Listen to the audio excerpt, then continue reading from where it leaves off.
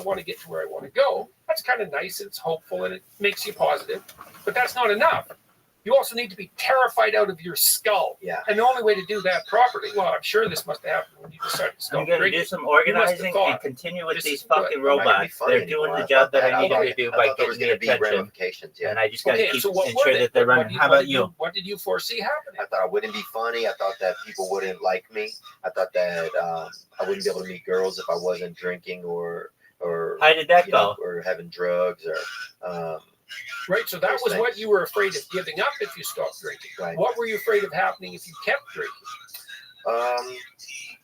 I was afraid of not achieving my dreams. I was afraid of, ending up a drug addict. Yeah, of dying in my sleep. Cool. Something, dying under the influence. Okay, so there, yeah, it's not like that doesn't happen to comedians. Right. It happens a lot. Yeah, it's one of our go-to. Well, right. Well, exactly. Well, it's not an occupational hazard because you're up late at night, you're around bars all the time. It is. It is.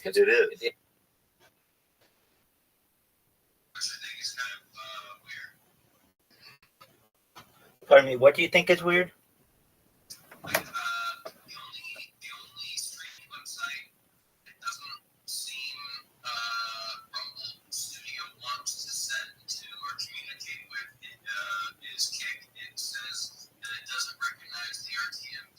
Oh, yeah. Hold on. Right. There's a way around this. The way around it is to go to, I think it's Streamlabs. And then that's no, nevertheless, listen. You take your Kick stream, put it into Streamlabs, and put Streamlabs into OBS.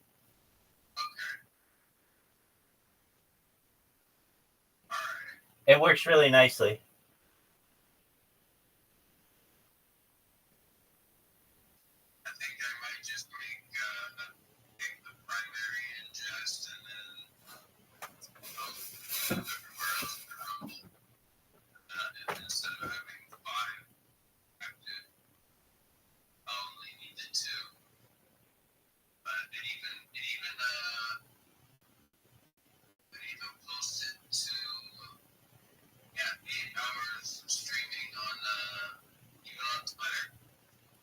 Oh, very good.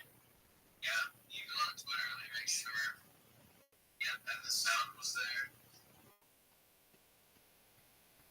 So yeah, my latest post just doesn't sleep and stuff. And there's actually a little you sleep in the corner too. Hell yeah. Hell yeah, that's what you want. That'll get you viewers. I gotta sneak in the rabbi and make sure that how bad do they want you off the internet. That's right. You know what I mean? That's right. I'm archived, baby. That's their kind of but we're rating them, man. We're rating them everywhere. That's right.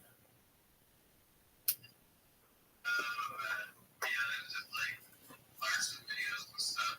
There's just a bunch of random shit videos playing and some good ones. And then I just left. So, yeah, that's all I did there.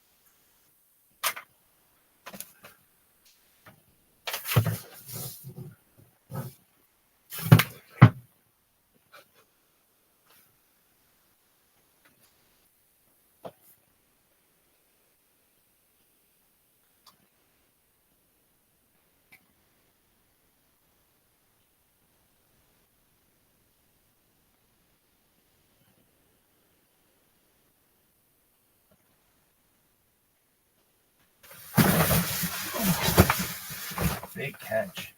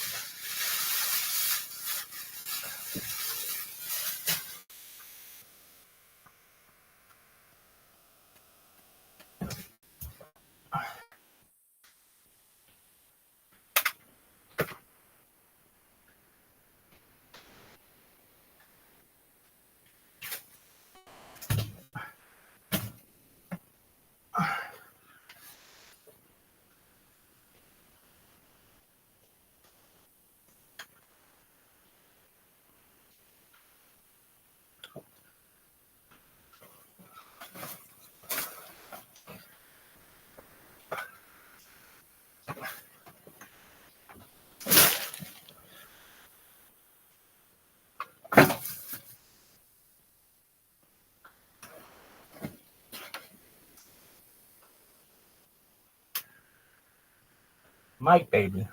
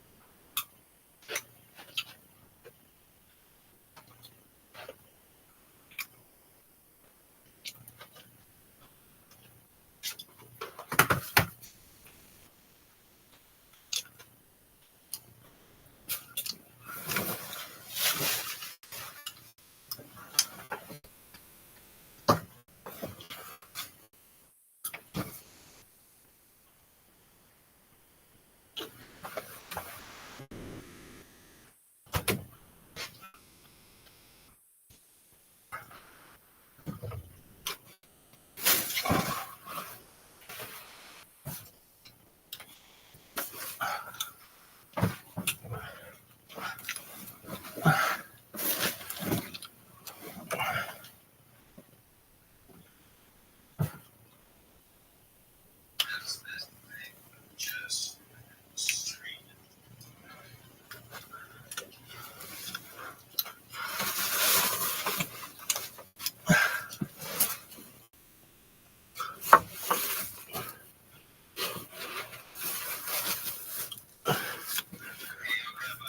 Yo, dog. Streaming to gig. Yeah, it's 10 hours, 11 hours. You've been streaming to Kick for 11 hours? I guess I never stopped. There you go.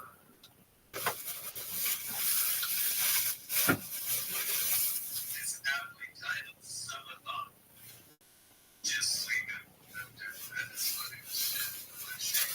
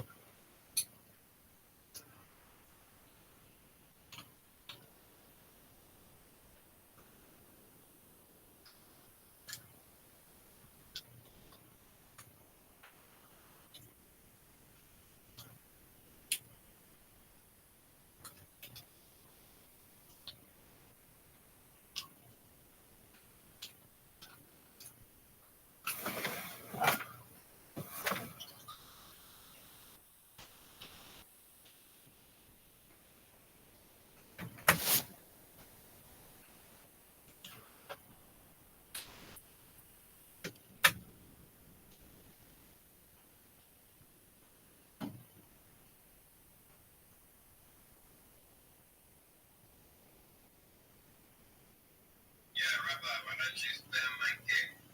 Go ahead.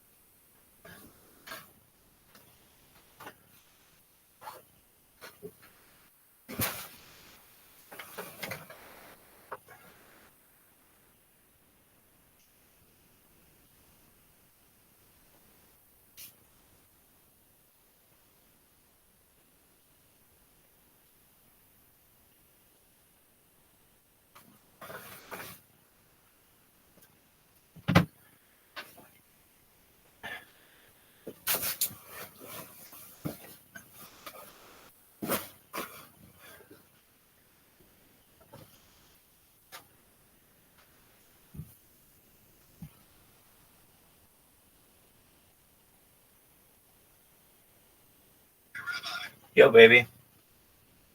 Do me a favor and check my stream for me on a couple platforms to make sure the sound is working. Sure, just one moment. Thank you. I really appreciate it. Because if I got it working, then I figured out Rumble Studio completely. There you go. What platforms do you need me to check? I was going to ask you if you could do, well, first of all, Rumble, and I'm casting a seed everywhere. So Rumble, Twitch, YouTube, Kick. Where do I search? Caspian Sea?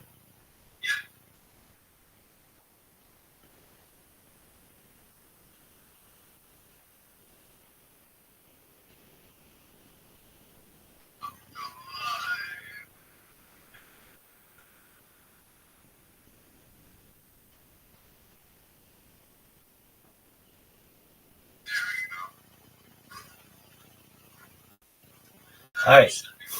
Caspian Sea, are you live on? Okay, now I see you're live on Twitch. Should be live on Twitch and Rumble and YouTube and Kick and D Live. One moment. I see myself. Cool. And Rumble. Yep, I hear you on And Twitch. YouTube.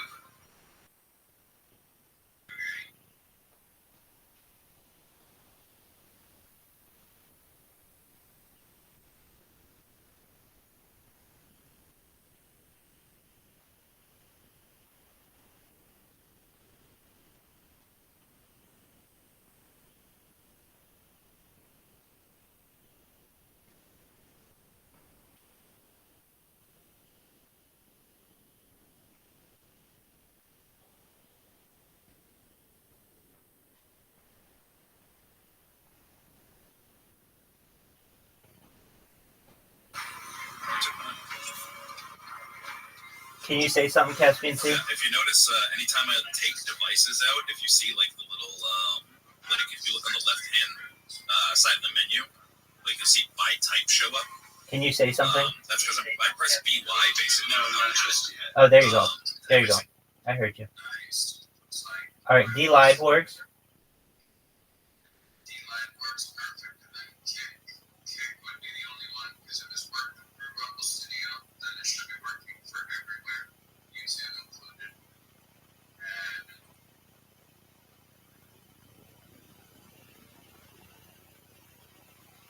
what's funny is that YouTube. What's funny is that Yep, it works really well. if it doesn't let me, that's totally fine. All right. Yeah, I have no control through the YouTube studio at all. But it would create a redundant stream, and it allows me to do the vertical stream. So that I could be streaming the phone juxtaposition. You know, the top down. Yep.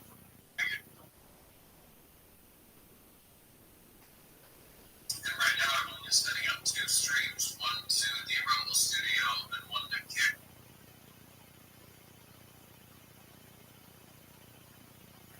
So that's pretty powerful. That's what I think too.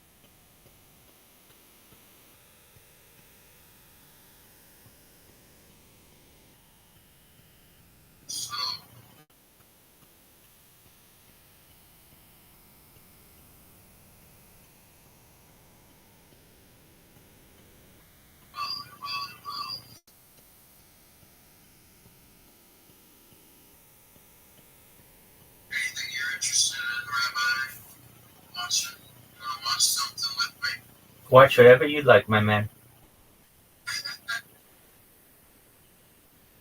You ever watch Mad at the Internet? Never seen it. What is it? It's a podcast run by Joe.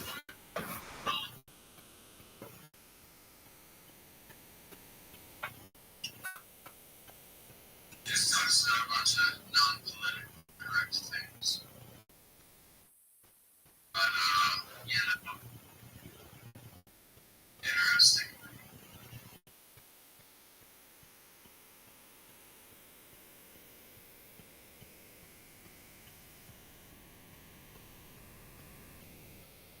I don't know anyone else would ever spread like that. That sounds like the way I want to. I like it. It's got hot takes on things. Go figure, lots of people do. I don't know. So I don't think you hear what's coming through my headphones. Yeah, I hear you. I'm just in another area. I mean, I don't think you hear what's coming through my headphones. That's all. I have to admit, I'm sickly obsessed with that new intro song, man. Internet against you know.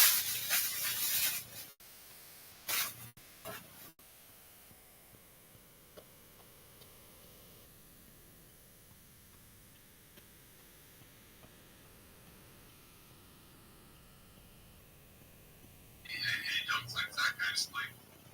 Anyone's watching my stream, hit me up. I'll give you my swag box link. Or go listen to the OG.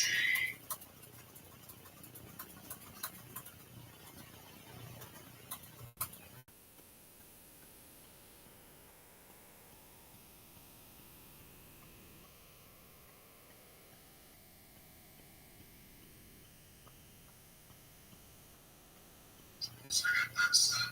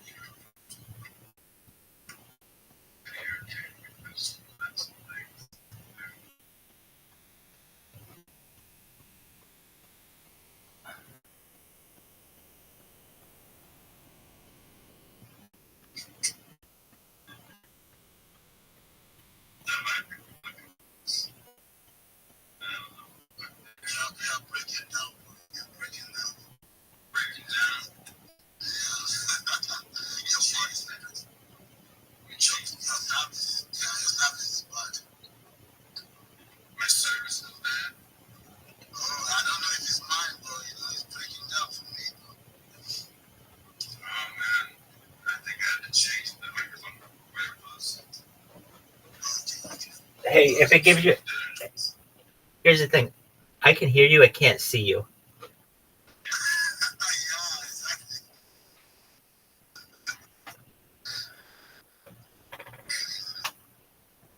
Landajet said, "Hey babe, I love you." What up, baby? How are you? Landajet, you're the man. Everyone fucking loves you. Everyone loves your stream. You're amazing, and I'm coming to you right now. Are you streaming? If you're streaming right now, I'm coming to you.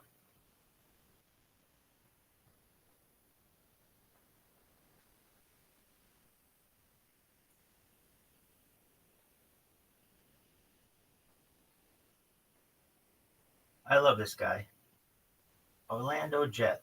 Your stream, you're amazing, and I'm coming to you right now. Coming to chat right now, guys. Damn, WRFI. Hell yeah, I'm right here, baby. I miss you.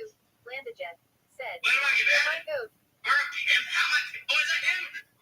Oh, that's him. Are you secret kicking cat? Yes, I am secret kick account. Oh, that is him. I am. He's secret kick cat. Hey, Rabbi, I miss you. I miss that big fucking dick. Oh, he's once a year as well. Great. Oh, Rabbi. Must add your YT pilot for Rabbi's 8. Hey, Rabbi, you want to get in Discord again? You want to Yes. for the boss? No, it's all good, Rabbi. Rabbi, you want to get on Discord again? I'm coming to the Discord now. You want to get in Discord again, Rabbi? Yes, I'll admit, let's do it. Join my server. Join my server, Rabbi. Let's get in the call, man. I'm coming, baby. Yeah, baby. Okay, it's just one moment. ORLANDO. This guy's Disgusting. Yeah.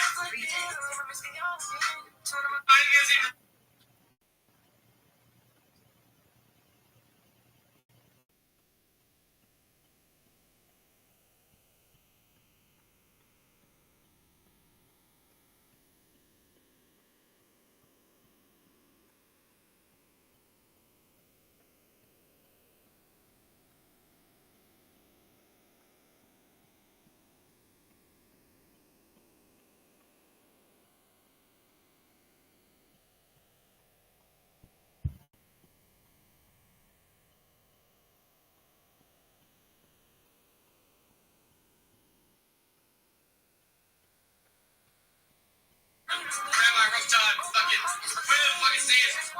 Yeah, bro. I got scared. I get scared, to be honest. Chat. Fuck. Alright. Oh, is he back? Oh, no, he's not. This is him. Oh, yeah, right. I'm good. I'm coming too. No, so I can type Rabbi. Oh, yeah, let me do it. Unbanned ban. Yeah. Wait, how do I get rid of it? I didn't do it. Wait, how do I do it? Wait.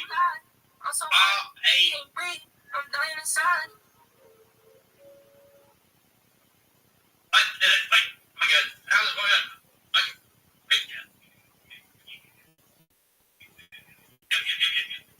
Yeah, praise the Lord. DMT, you cooked on that shit. Just banned term Rabbi from chat. Yeah. Wait, W song, crowd, W song. Yep. Now, did you agree to me out? Wait, look, it should work now, JB, try. Bro, I'm so excited to see, bro. I miss him. He has such a big dick. I can just tell. Just reported you for violence or harmful behavior. Shut up. Bullying Right. or harassment. What is this little link? You're in the Discord. Yeah, I'll put it. Yeah, I love it. Content. You're in. I can see your name there. Look. You're in the Discord already.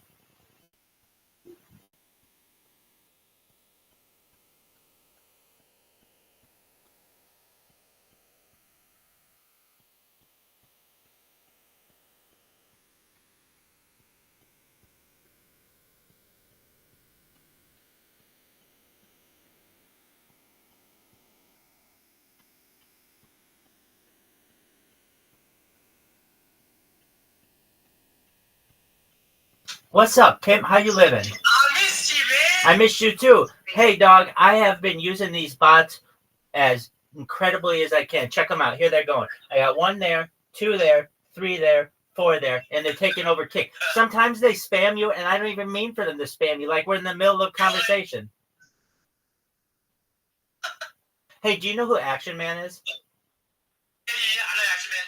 Dude, I spammed his entire tour, and like everyone who's ever heard of Action Man has heard of Rabbi Rothschild now because they were talking about me so much. And their trip from Florida to New Orleans to St. Louis to Chicago to Detroit to Philadelphia to New York, every single day they were talking about me. And here's what I did. Yeah, my friend JB said he saw you in Action Man's chat. He's spamming in his chat. Everywhere. I was everywhere in that thing. And here's how I did it. I set up a robot that would create an account and then spam 33 times or how many times I wanted it to, and then it would log out and create a new one. And I did that with 4 different devices. So whenever they tried to ban me on one of them, it was just a matter of time when one of the other 3 would get to where it needed to be. Oh, I drove those motherfuckers crazy. Yeah, you've been cooking, Rabbi. You've been cooking on your chat thingamajiggies. Hey, I'm doing what I can for world peace. I had like 8 of yours today.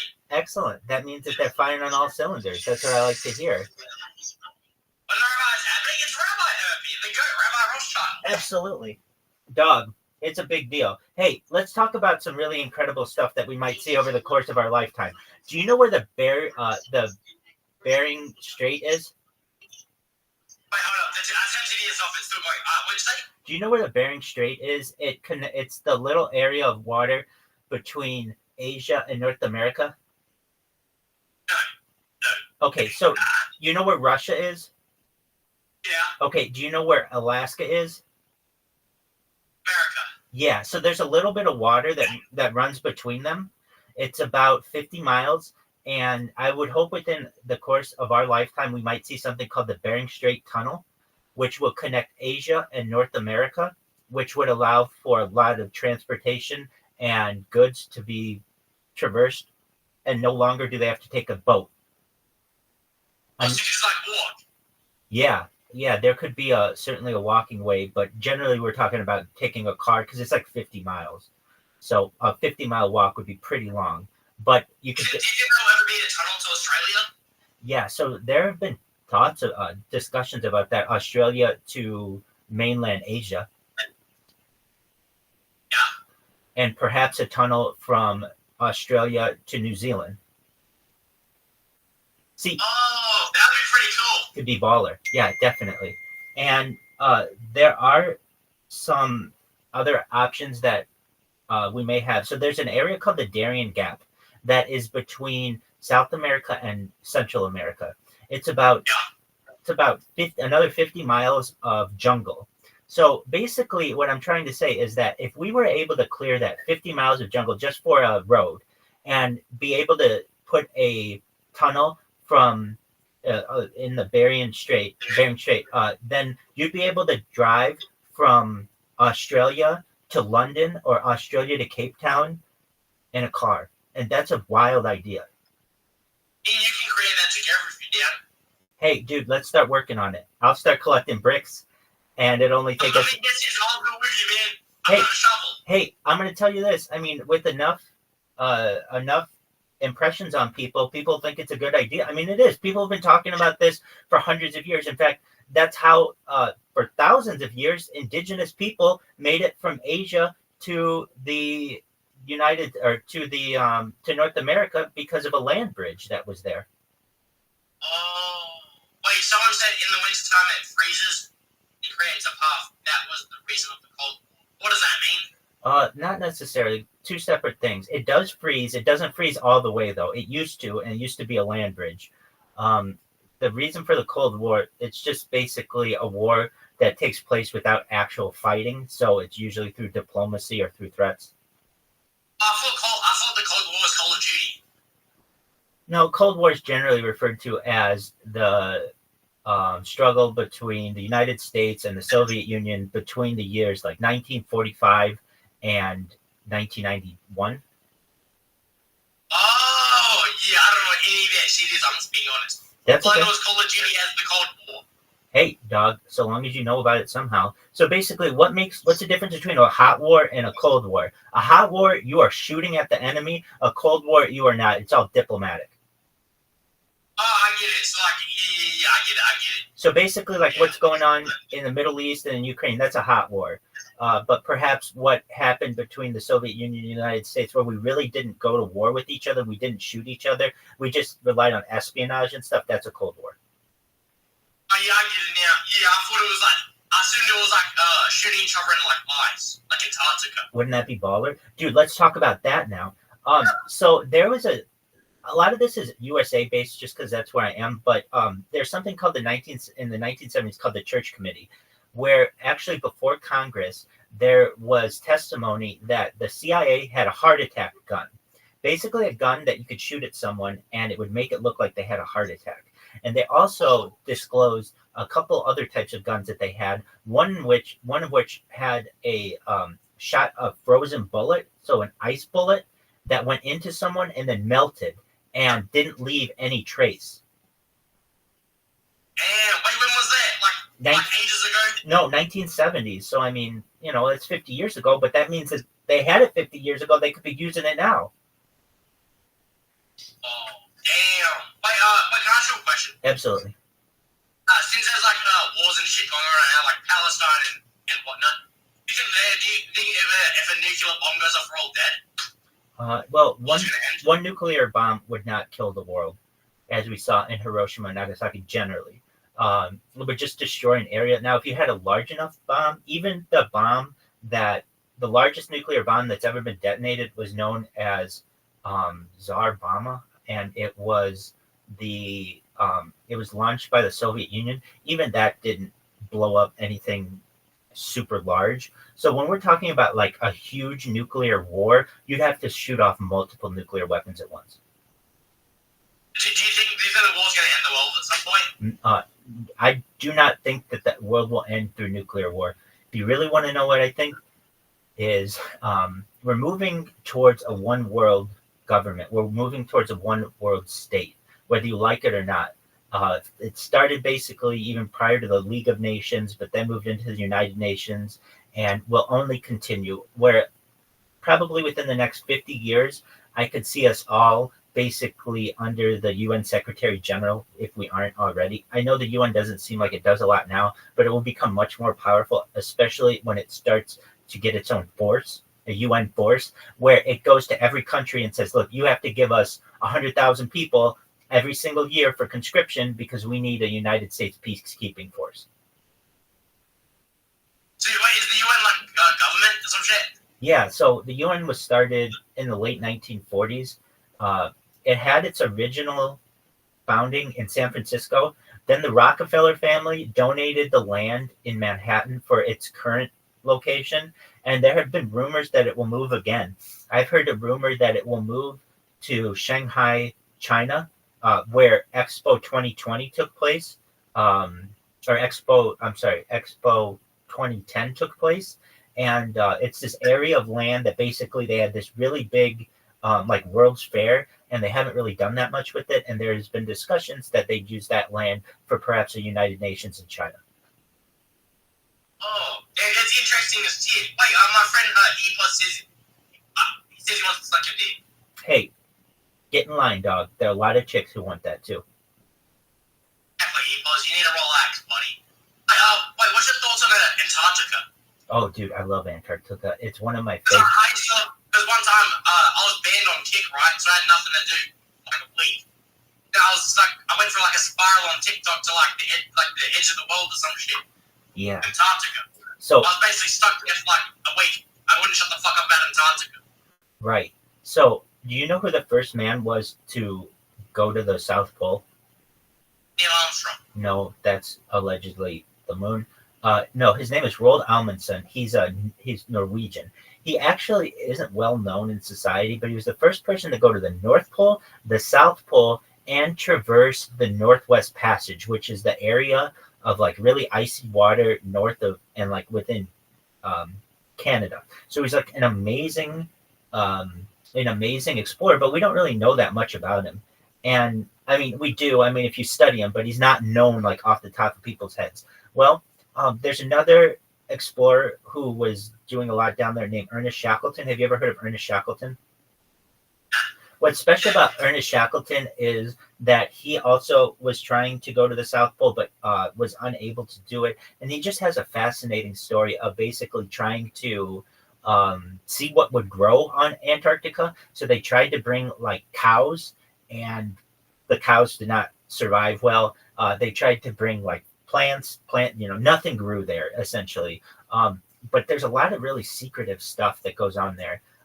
So if you know, basically it's not owned by anyone technically, that it is just they're like territorial agreements, and it's like cut up like a pie if you've ever seen it. And what's really interesting to me too, the United States, which is such a huge, like power, and China, which is also a huge power, they don't have any control over Antarctica. It is all based on basically Norway, United Kingdom. I think Australia has some. I think New Zealand has some. I think that Argentina has some, and Chile perhaps. And so, what else is really interesting about it? Okay, there's a story. I don't know how true it is, but there's an Admiral Byrd. I don't know if you've ever heard of Admiral Byrd, but he was doing a flight over Antarctica. Now this is I think I saw a video of that. okay. So this is the story. I don't know if it's true or not, but if you believe in like the supernatural and all that stuff, perhaps it's true. Not even the supernatural or paranormal, just like aliens, really. So he was flying over the South Pole, and all of his navigational instruments started spinning and going crazy, and he didn't know what to do. And all of a sudden, he emerged from the very cold area of Antarctica to like a lush green area of Antarctica that he didn't think existed. And his plane just was like guided to the ground and landed. And apparently, I don't know if this is true. This is just a story that I know, that there was some kind of alien contact that he made down there. And then he took off, went back, and didn't write about it publicly, but he talked about it privately, what he saw. Now, is this true or not? I don't know. There's all kinds of interesting things down there. If you're familiar with what the Nazis were doing down there, if you're familiar with Antarctica being the largest area to find meteorites in the world, I mean, it's another weird thing. It's the coldest place, but it's also the driest place. People think that it's really snowy there, but it's not. It's basically a desert. Didn't it used to be like a desert or some shit, and then it went to ice? Right, and so it's covered under a mile of ice, at least, sometimes at like 3 or 4 miles. Some other weird things that are there. There's like a pyramid that's there that just like is like a perfect pyramid. I don't know how it got there. What do you think they are there? Personally, what do you think they are there in Antarctica? Well, Obviously, you're not allowed to explore the whole thing, are you? There's going to be something there. yeah, I mean, there's something definitely secretive there. There have been discussions that is perhaps at the very bottom, there's some type of portal, some type of hole in the earth, that the earth isn't necessarily spherical, that it might be toroid. If you know what a toroid is, it's more like a donut.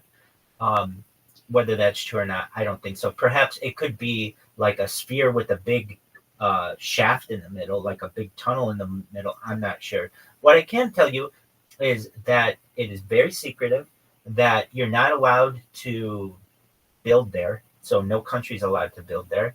And essentially, there's a lot still to explore about Antarctica. Now, if we talk about Greenland and the North Pole, which is fascinating to me, for a long time I thought, okay, the South Pole had like you could be on land and put your flag down and you're at the bottom of the South Pole. That's right. I thought the same for the North Pole. It's not true about the North Pole. The North Pole is over water. So it's like broken up ice and stuff. So there's not like a solid spot where you can say, oh, this is where the North Pole is and it's not moving, because it does move. I just think that's fascinating too, that the South Pole has a solid area where the pole is, but the North Pole does not. It's water. Oh. So like, do you ever see in cartoons and stuff where they show the North Pole and it has like a barber pole?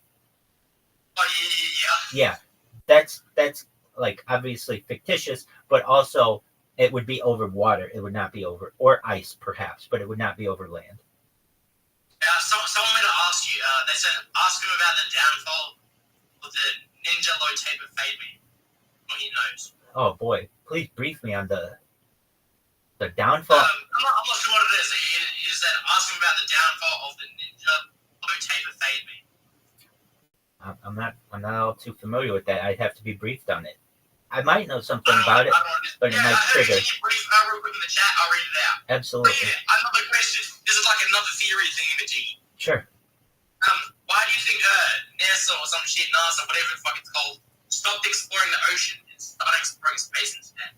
Great question. So, kind of a funny thing that people do when they talk about NASA is they say it's like the National Aeronautics Space Administration or something like that. But what it really stands for is never a straight answer. What does that mean? You can never get good answers out of NASA. It's always very secretive. So, to my knowledge, NASA was always something that was to be exploring space.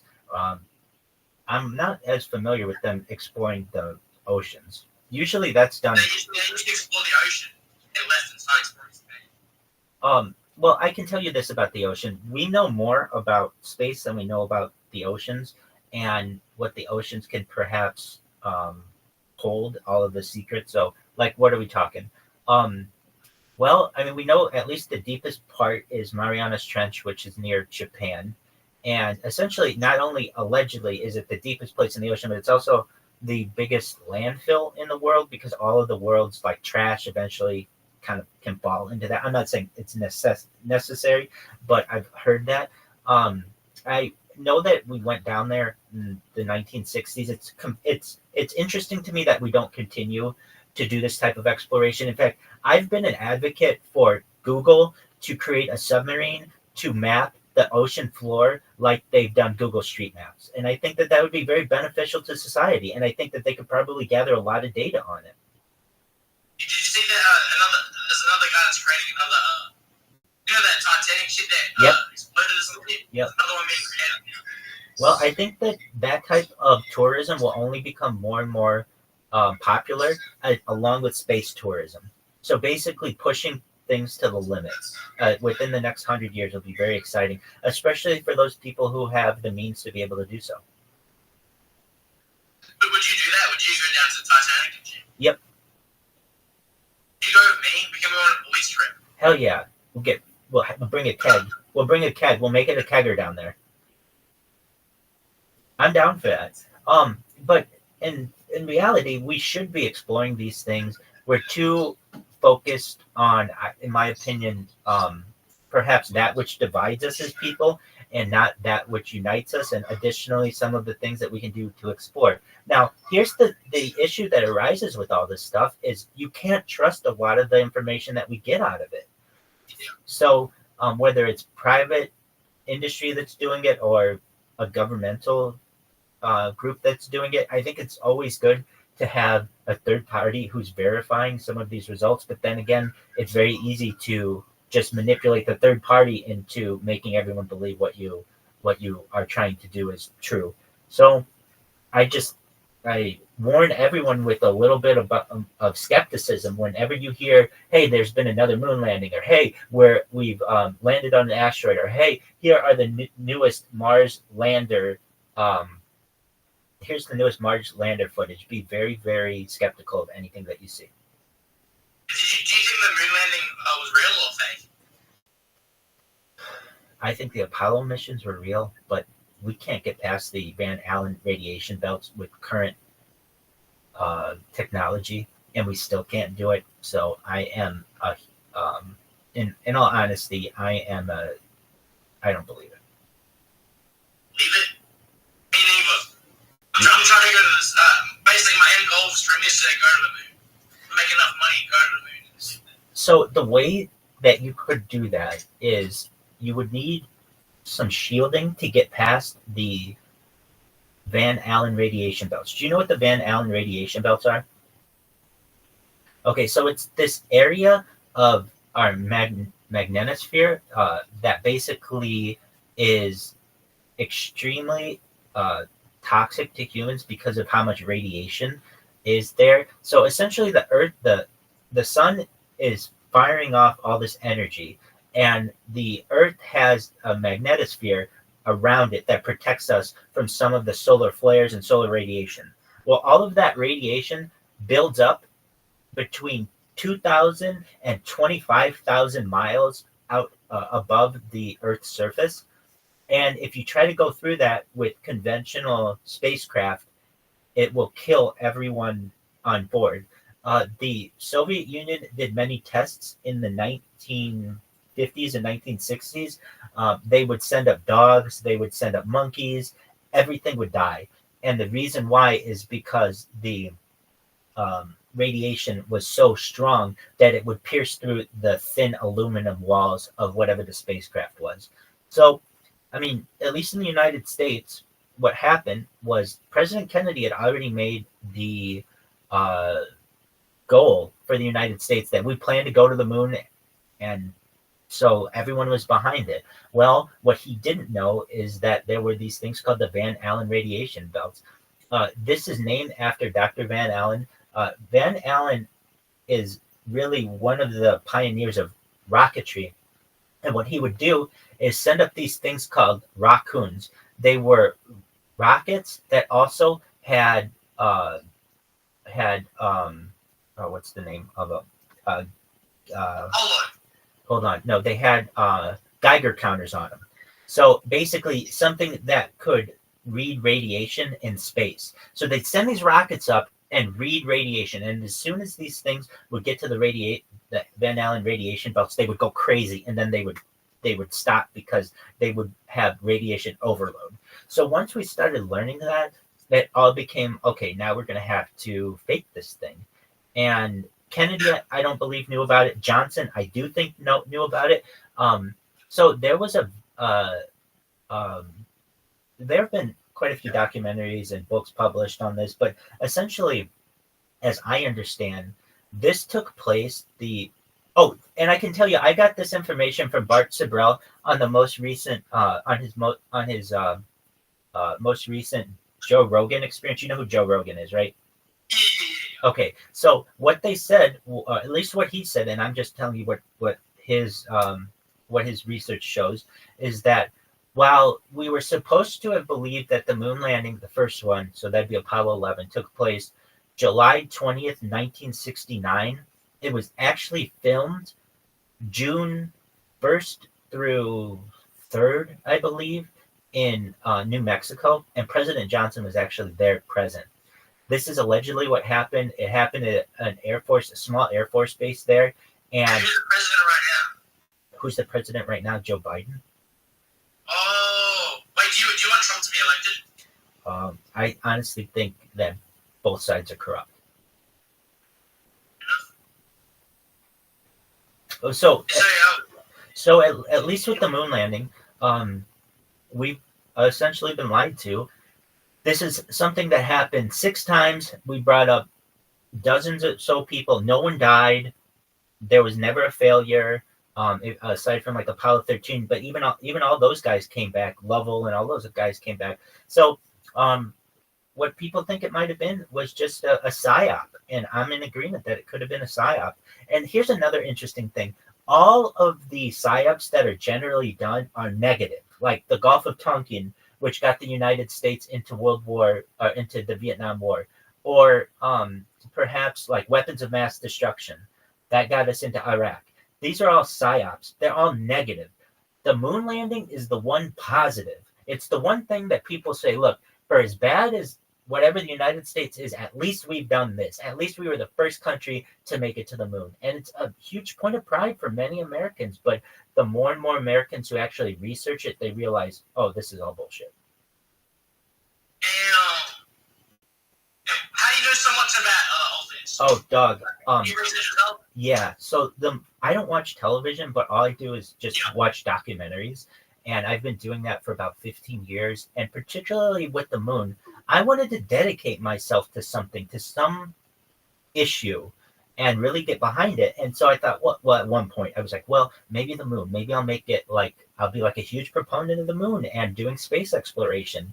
And the more and more I looked into it, the more and more I realized it was a hoax. And then everyone with whom I would have conversations, they didn't believe me until I would show them the footage, and they're like, oh, that looks fake as fuck.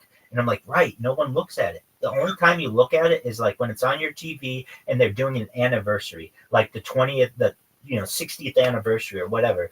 But they never show it close up because people would say, especially today with the type of cameras that we have, a lot of people who are amateur photographers would just be like, this doesn't make sense. If you want to know the easiest way, I think, to perhaps debunk these things, it's the shadows. Generally, when you have the sun shadows don't intersect. They'll all be parallel to each other, but there are some perpendicular shadows of the moon footage. Additionally, I mean, actually, this is the big one to me. Okay, the moon is one sixth the size of the Earth. Okay, so that means when you're on the moon, you should jump 6 times higher because there's you have 1/6 the gravity. Does that make sense?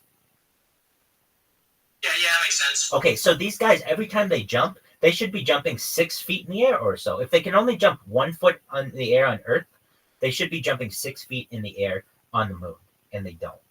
They only jump 1 foot in the air. And what?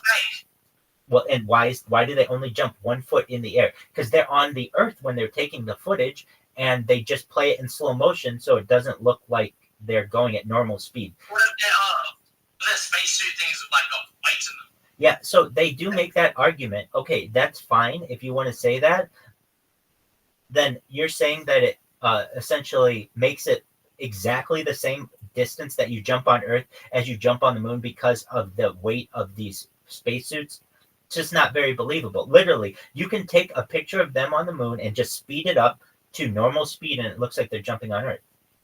I mean, you would expect them to get like at least 2 feet in the air or 3 feet in the air or 4 feet in the air if their spacesuits were so heavy, but it wasn't that much of an issue. I mean, there are all kinds of other questions that emerge. Why are there no pictures of Neil Armstrong on the moon? It's a great question. There are no pictures of Neil Armstrong on the moon. The first man on the moon, there are no pictures. There's video of him. But another question because he didn't want to be a part of it. Basically, when he knew that he was going to be the face of this thing, he was given a choice. You be the face and you keep your mouth shut and you just go along with everything we say, or we're going to kill you, just like we killed Gus Grissom. The first person who was supposed to be on the moon was not Neil Armstrong. It was a man named Gus Grissom. And Gus Grissom saw that this entire Apollo program was absolutely a hoax, and to the point where he even hung a lemon, and there's a picture of this, a lemon on the Apollo, what do I want to say? The Apollo contraption. What's the word I'm looking for? The Apollo spacecraft. But not. It was actually a special part of it. The re-entry vehicle is really what I'm trying to say. So he hung a lemon on it, and if you know anything about lemons and vehicles, it is a sign that it is a bad vehicle. So they say when you buy a bad car, it's a lemon. Well, in the same way, he was making. He took a real lemon, like a real lemon that you get off a tree, and he said, "Look, just like when you buy a car and it's a lemon, this Apollo spacecraft is a lemon as well." And they ended up killing him with 2 other people, and that was an Apollo 1 fire. And essentially, what they did was, if you ask his wife, now she's a widow or whatever, but this was her story. She said that Gus came home the day before he died, and he said the CIA was all over the spacecraft today, and we didn't understand why. I don't know why, but I'm worried about it. And they went in the next day, and they found that the door that normally opened outward opened inward, and also that the normal oxygen levels that they would have were spiked, and they started a spark within the capsule and killed the 3 guys. And basically, anybody who was associated with the Apollo program knew that you better toe the line, or you're going to perhaps find yourself on the wrong end of history, and you're going to die. So there have been people who gave their life for this. And so one of my favorite documentaries on this subject is by Bart Sibrel. It's called Astronauts Gone Wild. What does Bart Sibrel do? He goes to every person who was ever said they were on the moon. So that's Neil Armstrong, that's Buzz Aldrin, that's Michael Collins. It's all of them. He goes up to them with a Bible and says to them, will you swear on the Bible that you've been to the moon? And some of them do, and some of them don't. One of them punches him in the face. Buzz Aldrin punches this guy in the face. It's fascinating. But basically, he's able to confront these guys, and when they're confronted, they get so nervous, and they can't answer the questions that he's asking them. Another thing that was really, I mean, this took the cake for me, honestly. It's in his documentary. It's called A Funny Thing Happened on the Way to the Moon. And what happened was this Bart Zabrell was sent a piece of footage that he wasn't supposed to get from NASA. And it shows the Apollo astronauts faking the moon landing. And like, how does it show them faking the moon landing? They're supposed to be within they're supposed to be halfway to the moon in the footage they were sent, but you can see they're in low Earth orbit. Basically, the whole hoax was this: we're gonna shoot all of the moon footage in a studio on a military base, an Air Force base, but we're gonna trick the public, and when we put the astronauts in space, we're just going to make sure they're in low Earth orbit. They're below the Van Allen radiation belts. So they're going to be floating in space, and they're going to throw stuff to each other, and it's going to look like they're actually in near the moon, which is fine. They're just in low Earth orbit with low gravity. So they're spinning around and doing all the things that you can do. There's a big difference, though, from being in no gravity and being on the moon, if you understand that. So basically, they took the footage of... Why would they fake it, though? They were unable to go to the moon. The Van Allen radiation belts will kill any human that goes through them. They would need the amount of lead shielding, not aluminum shielding, they would need was about 2 feet. And in order to get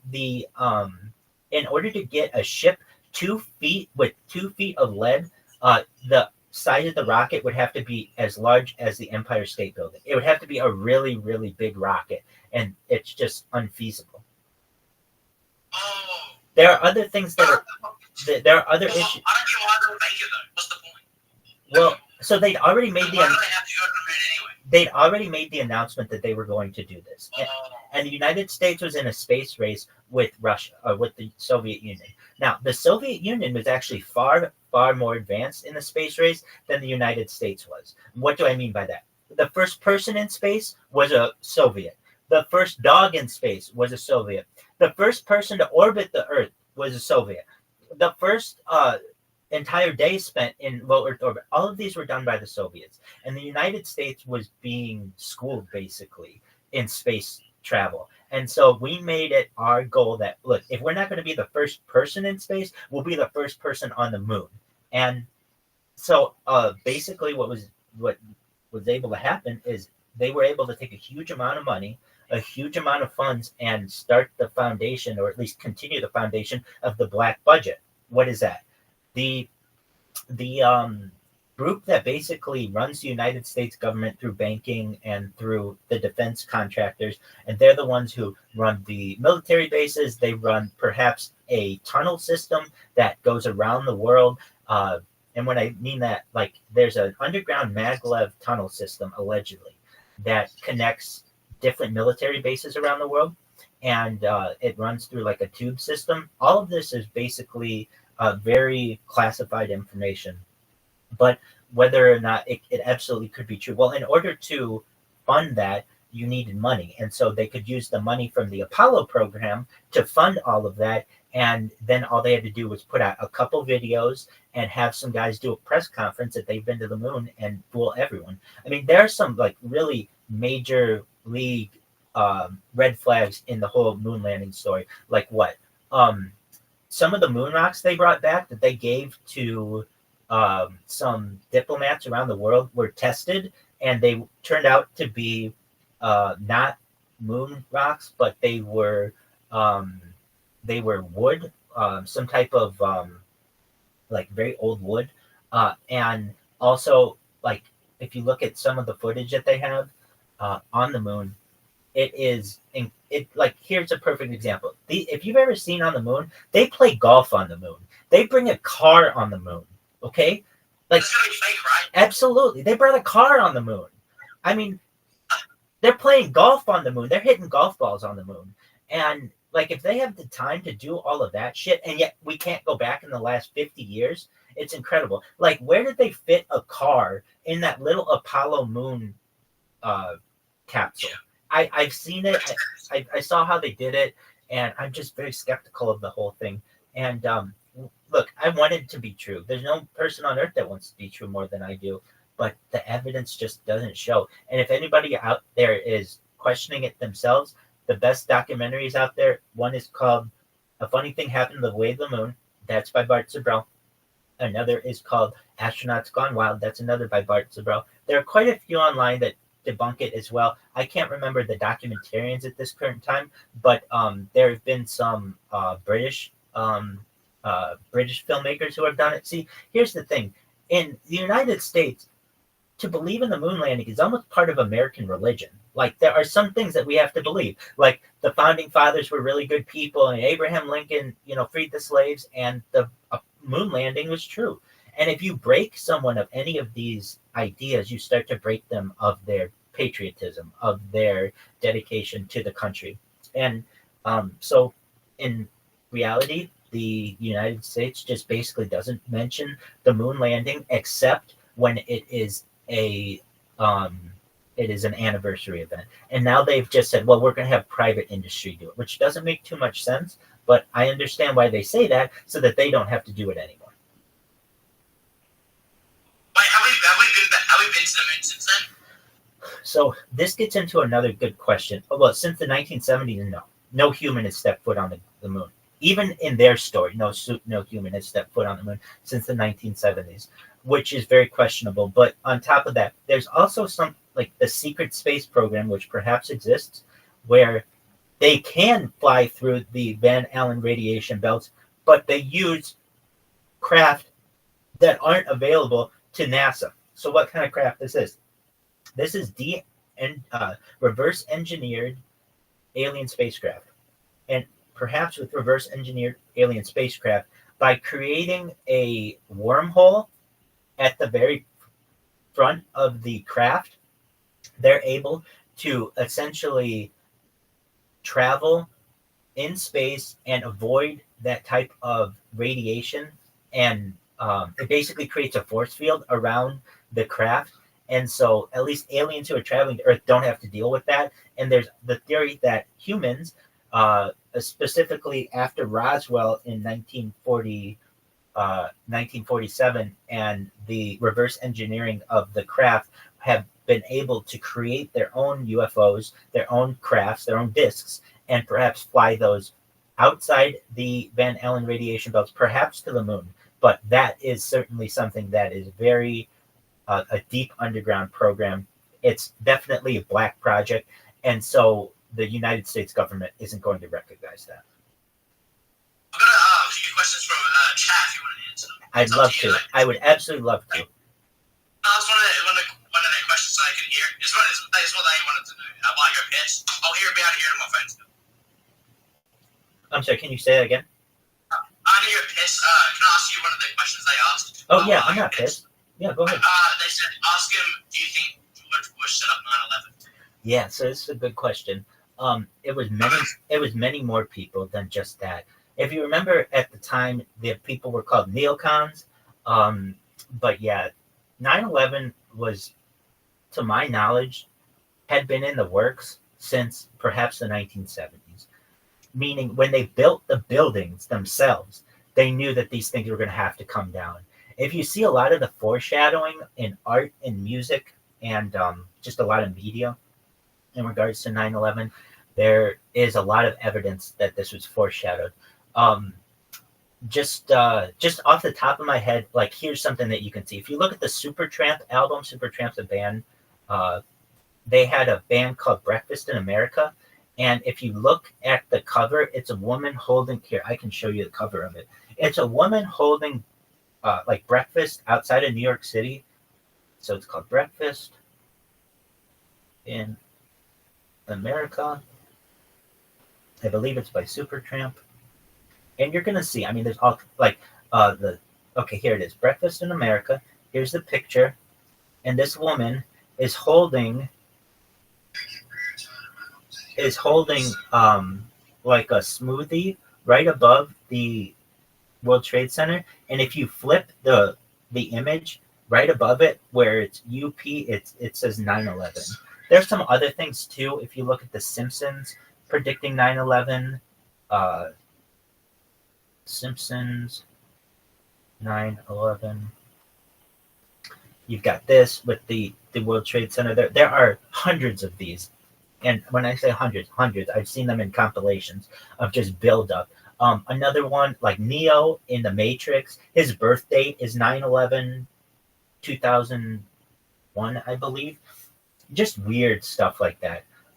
So in answer to your question, do I think George Bush was behind it? He wasn't the mind behind it. In fact, there's quite a few different people. I was just going through some evidence of foreshadowing of 9/11. Like, I don't know if you've ever seen. Have you ever seen The Simpsons with the 9/11? I was watching the stream on my phone while I was pissing. Oh, okay, perfect. Okay, so there's a lot of stuff like that. And to be honest with you, I really think that those buildings were built with the intention to bring them down. And if you know anything about them, the way that they built them, they were built with asbestos, and they would have had to either been retrofitted, which would have been more than to rebuild them. So it was basically a win-win for the people who controlled. And like, look, if you go into all of the people who made out like bandits in it, Larry Silverstein had a insurance policy on the building that he had on the buildings that he had changed so that terrorist attacks would account if something were to happen, his insurance would cover him for terrorist attacks, and he did that 3 months before the terrorist attacks occurred. It's incredible. On 9/10, Donald Rumsfeld, who was the Secretary of Defense, stated that the United States was missing over $2 trillion, $2 trillion with a T, which was like a huge amount of money back then. It's still a lot of money. And then all of a sudden 9/11 happened and everybody forgot about it. Yeah, so in answer to your question, Did it, or is it a lie? do I think who did it?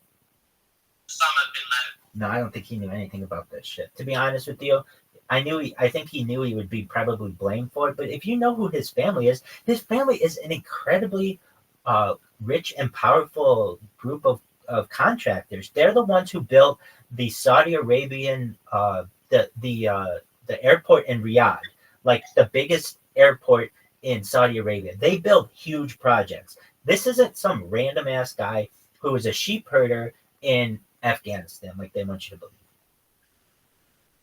Someone said, I don't know what this is myself, but they said ask if he knows about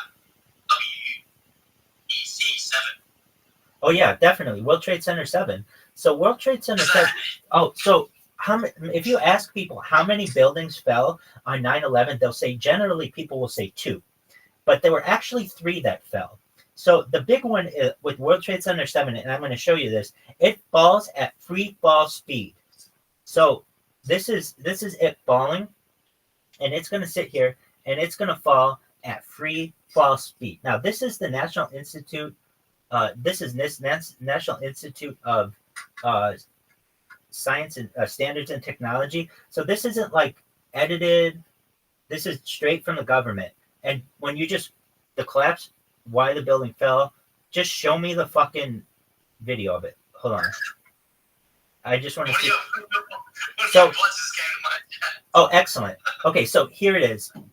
You're gonna just see it fall at free fall speed, and the fact that it falls at free fall speed goes against any type of physics that we have. At least in the pancaking effect, you see it fall right there.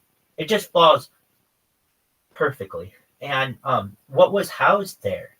The CIA, the New York and New Jersey, like central headquarters of the Port Authority. The FBI was located there. All of the central, this was like the central hub where they could do everything. And then they just had all their little minions leave, and then they pulled they pulled it. Look, I'm gonna show you right now. Larry Silverstein, the guy who owned that fucking building, says we pulled it, and What happened? That building blow up? it collapsed on its own, like it just collapsed at free fall speed, and From what? A bomb? they say that it had to do with a fire that took place in one of the pardon me, in one of the lower floors. Okay, so here we are. We've got World Trade Center Building 7, and shout out to the person who asked about this in the questions, because you got to be pretty. You're the man, JB. So here we go. This is Larry Silverstein, the man who owned the insurance, and he owned the buildings. This is his exact interview, and what he says is when they saw all the damage that happened with World Trade Center 7, they said pull it. And what pull it means in the construction trade is that, or the demolitions trade, is that you're going to pull the fuse and you're going to blow up the building. And in order to do so, you would have had to take days beforehand and have wired up this building with all kinds of bombs, and that you wouldn't have had time to do that because of everything that was going on at 9/11. So here we go. This is Larry Silverstein.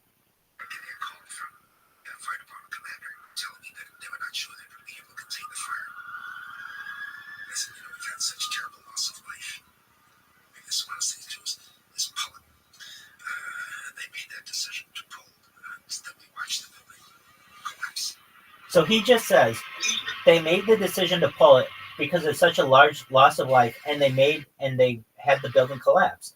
Now, in order to do that, you would have had to have the bombs already in the building and already associated. So the building was closed before it happened. Who says? That's my chat. I was just reading it. Right, exactly. So let's read who was in World Trade Center 7. I can tell you the CIA, I believe the FBI. Here we go. So this is even from CBS News. Report: CIA lost office in World Trade Center. A secret office operated by the CIA was destroyed in the terrorist attacks in the World Trade Center. Is the World Trade Center where 9/11 happened, like the same place? Yes. Oh. Exactly. Now, if you want the best footage of 9/11 being just an absolute hoax, it's this. The BBC announced that World Trade Center 7 had fallen 20 minutes before it actually fell. Now, what do you mean? I'll show you. Falls. It's known also as the Solomon Brothers building, and it is referred to that in this, and I'm going to see if I can find it, because it's like, almost 20 years or over 20 years old. But there's a woman who is being interviewed, and she says that the Solomon Brothers building just fell when it's standing up behind her in the background, and it doesn't fall. Here it is. I found this woman. Okay, just one moment. And a lot of people don't know this.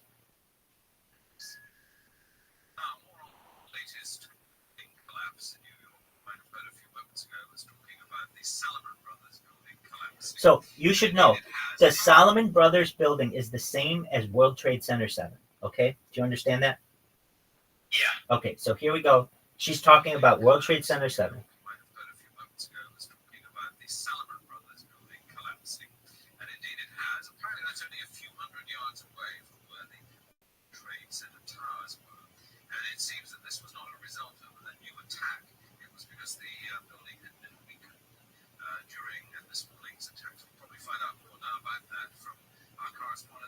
Stanley. Jane, what can you tell us about the Solomon Brothers building and its collapse?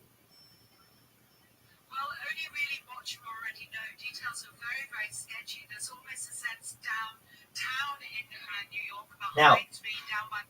What you don't know is she's talking about this building being collapsed when it's still standing behind her. Oh. Wait, it's behind her? It's absolutely behind her. It's still standing behind her. In fact, you can see it right behind her head. So she's talking about. She's saying that it already collapsed, and it doesn't collapse for another 20 minutes. So basically, all of the media got a fucking script, and they're just reading from a script, and the script was just off a little bit on the BBC. So Do their job. But this isn't the first if you there's a really good documentary called Google Spider Goats, and like it sounds like a crazy documentary, and it is. If the reason why it's called Google Spider Goats is because the documentary was really smart. It wanted you to Google the term spider goat, and when you did, what you would find out is that there's synthetic biology on the rise for spider goats. And what is that? It's a goat that when you milk it, it gives off spider web, and so they can produce spider silk. Okay, so within this documentary, there is a part on 9/11 where they actually show they circle it, and I'm trying to see if I can find that for you. If I can't, yeah, it's here. If I can't, that's okay. But you got to look it up on your own. Her name is Jane Stanley. She worked for the BBC, and okay, so I might be able to find it for you. Just one moment. Jane Stanley is her name, and like it's really sad because, I'm glad people still care about this, but your average American doesn't care anymore. They used to, but it's like it happened so long ago. A lot of people are gone, or they just don't care. Anyway, this was a fascinating documentary, and as I go to look, it's funny. The one video that I need from the Google is deleted. So that's okay. We saw, just look for yourself, 9/11, Jane Stanley, BBC. You'll be able to see World Trade Center 7 in the background. So I do know something about World Trade Center 7. Yeah, I'm showing the chat right now.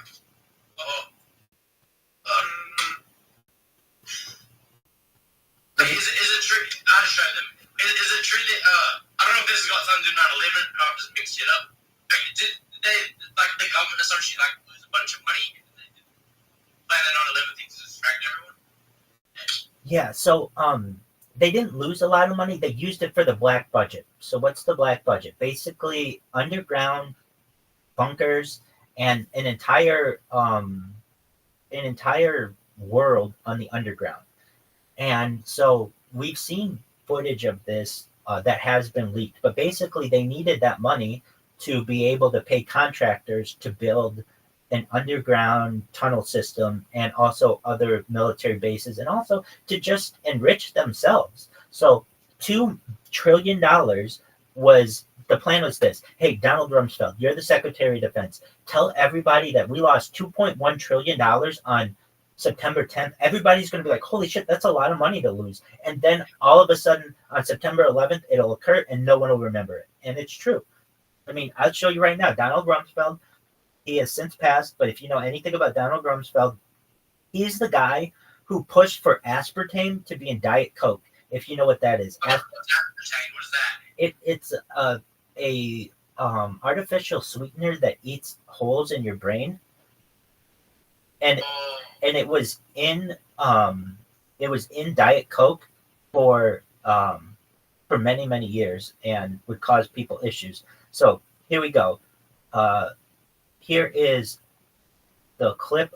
Okay, so it's $2.3 trillion are missing, and this is available on C-SPAN. If you know what C-SPAN is. Our financial systems are decades old. According to some estimates, we can now track $2.3 trillion in transactions. So he's saying we can't track $2.3 trillion. He says this the day before 9/11, and then everybody forgets about it. You think it was just a big plan to distract everyone? Yeah, I think 9/11 was the start of World War III. Has World War III happened? What is that? World War III is currently happening. Oh, wait, World War III is happening? Yeah. Now? So at least as this has been described, by for the last like 200 years. So I'm gonna go to let's see here. What's this motherfucker's name? I think it's Aleister Crowley. Do you know who Aleister Crowley is?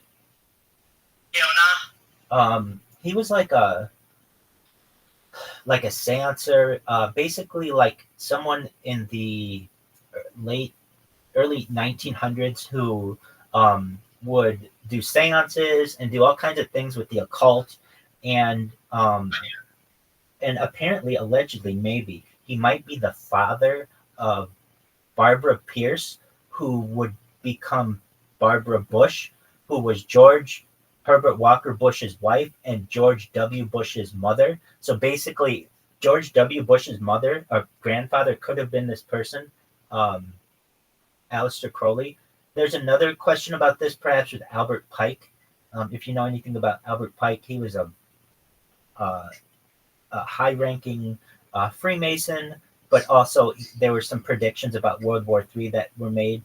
And just one moment, if I can find him, Alistair. So the way that it was going to be told, at least in advance, was they said World War I would be between the European powers. World War II would be between European powers and Asian powers, and World War III would be against European powers against and American. China versus Taiwan, Russia versus Ukraine, Asia versus All that, absolutely, all that, and really, if you want to know when it started, the way that they like to describe it is 9/11. In fact, the CIA had a, this is alleged, but their nickname for 9/11 was something like the big day or something like that, and that the two towers were candles on a birthday cake. That's how they would reference these things, almost like it was a party that they were having. And there are some questions to this as well. A lot of people said, like, oh, we started the new millennium on January 1st, 2000. But if you know, since there wasn't technically a year zero, the new millennium would have started in 2001. And thus, and a high day for, I believe, Satanism, but it's just an occultic day, is 9/11. There are all kinds of connections to that date being a really special date. So basically, the first big occultic holiday of the new millennium was 9/11. Oh, I get it now. Dang that. I have another question. This one's a little bit weird. Go for it. What's your thoughts on Bohemian Grove? Yeah, dog. You think that's like an I love this shit. Oh, it's definitely real. I've known people to go. So I'm a Freemason in the state of California, and you're a Freemason? that's correct. A I Freemason. have a Freemason ring. I didn't know it was a Freemason ring. My dad made me. I bought it when I was 16. My dad made me take it off. I didn't know what it was. There you go. So what is a Freemason? Well, it's a good question. Basically, a Freemason is a member of the oldest fraternity in the world, and it goes back to 1717, but perhaps even further back than that, to the creation of the pyramids and things. Okay, so what is it? It's an all-male fraternity that doesn't like being called a secret society. It's a society with secrets. So I can tell you that at least as a member, I would know people who go up to Bohemian Grove or know of that situation. And I've also seen the documentaries on it. So I'm somewhat familiar with it. And essentially... Is it true that Freemasons drink baby blood? Not at any level that I've been at. So I'm not saying that that's not true, though. Let me say this. The higher and higher you go, the more and more corrupt that it gets. And so, at least, I'm still a younger person and I have a lot of time to be able to move up. And that's basically how you do it, because they have to trust you and all kinds of other things. Well, anyway, at least with Bohemian Grove, it is one of a handful of all male groups that meet, and this is just in the state of California, but they're all over the United States and all over the world. These are like gentlemen's clubs. And so every year in like June and July, between June and July, the most prominent individuals in American society, men only, meet in off of the Russian River, about an hour outside of San Francisco, at the Bohemian Grove. And if you know anything about it, it's basically alleged that many plots had been created there. And even though their phrase is something like weaving spiders need not attend, or something like that. It's something like that. Let me get the exact phrase for you. But What's adrenochrome? Oh, adrenochrome, we all produce it, and we'll talk about it.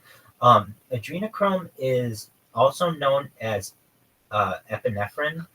It's adrenaline, okay? And the way that it's being referenced, I'm pretty sure in your chat, is this. At the very top of society, there's the allegation that the elite take children and scare them, particularly. And I can tell you what kind of kids are the best for this, because I've read it. It's terrible.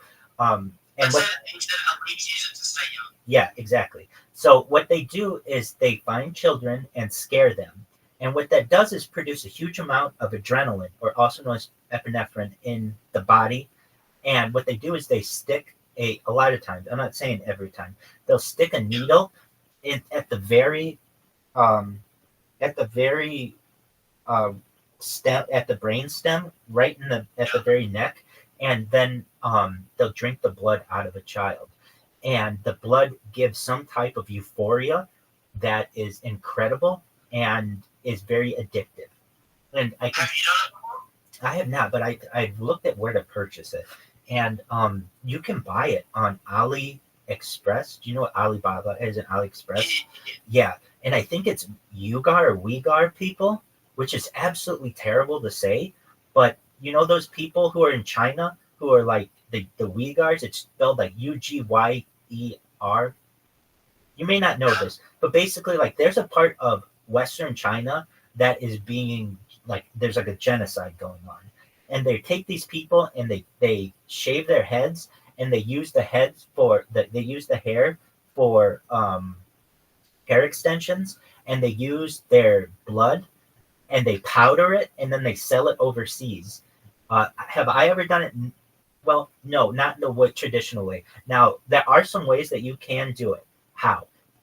If you ever know of anyone who gets like a rush, an adrenaline rush, doing, jumping out of a plane or whatever, that's the kind of feeling that you get, apparently, because you have adrenaline in your body.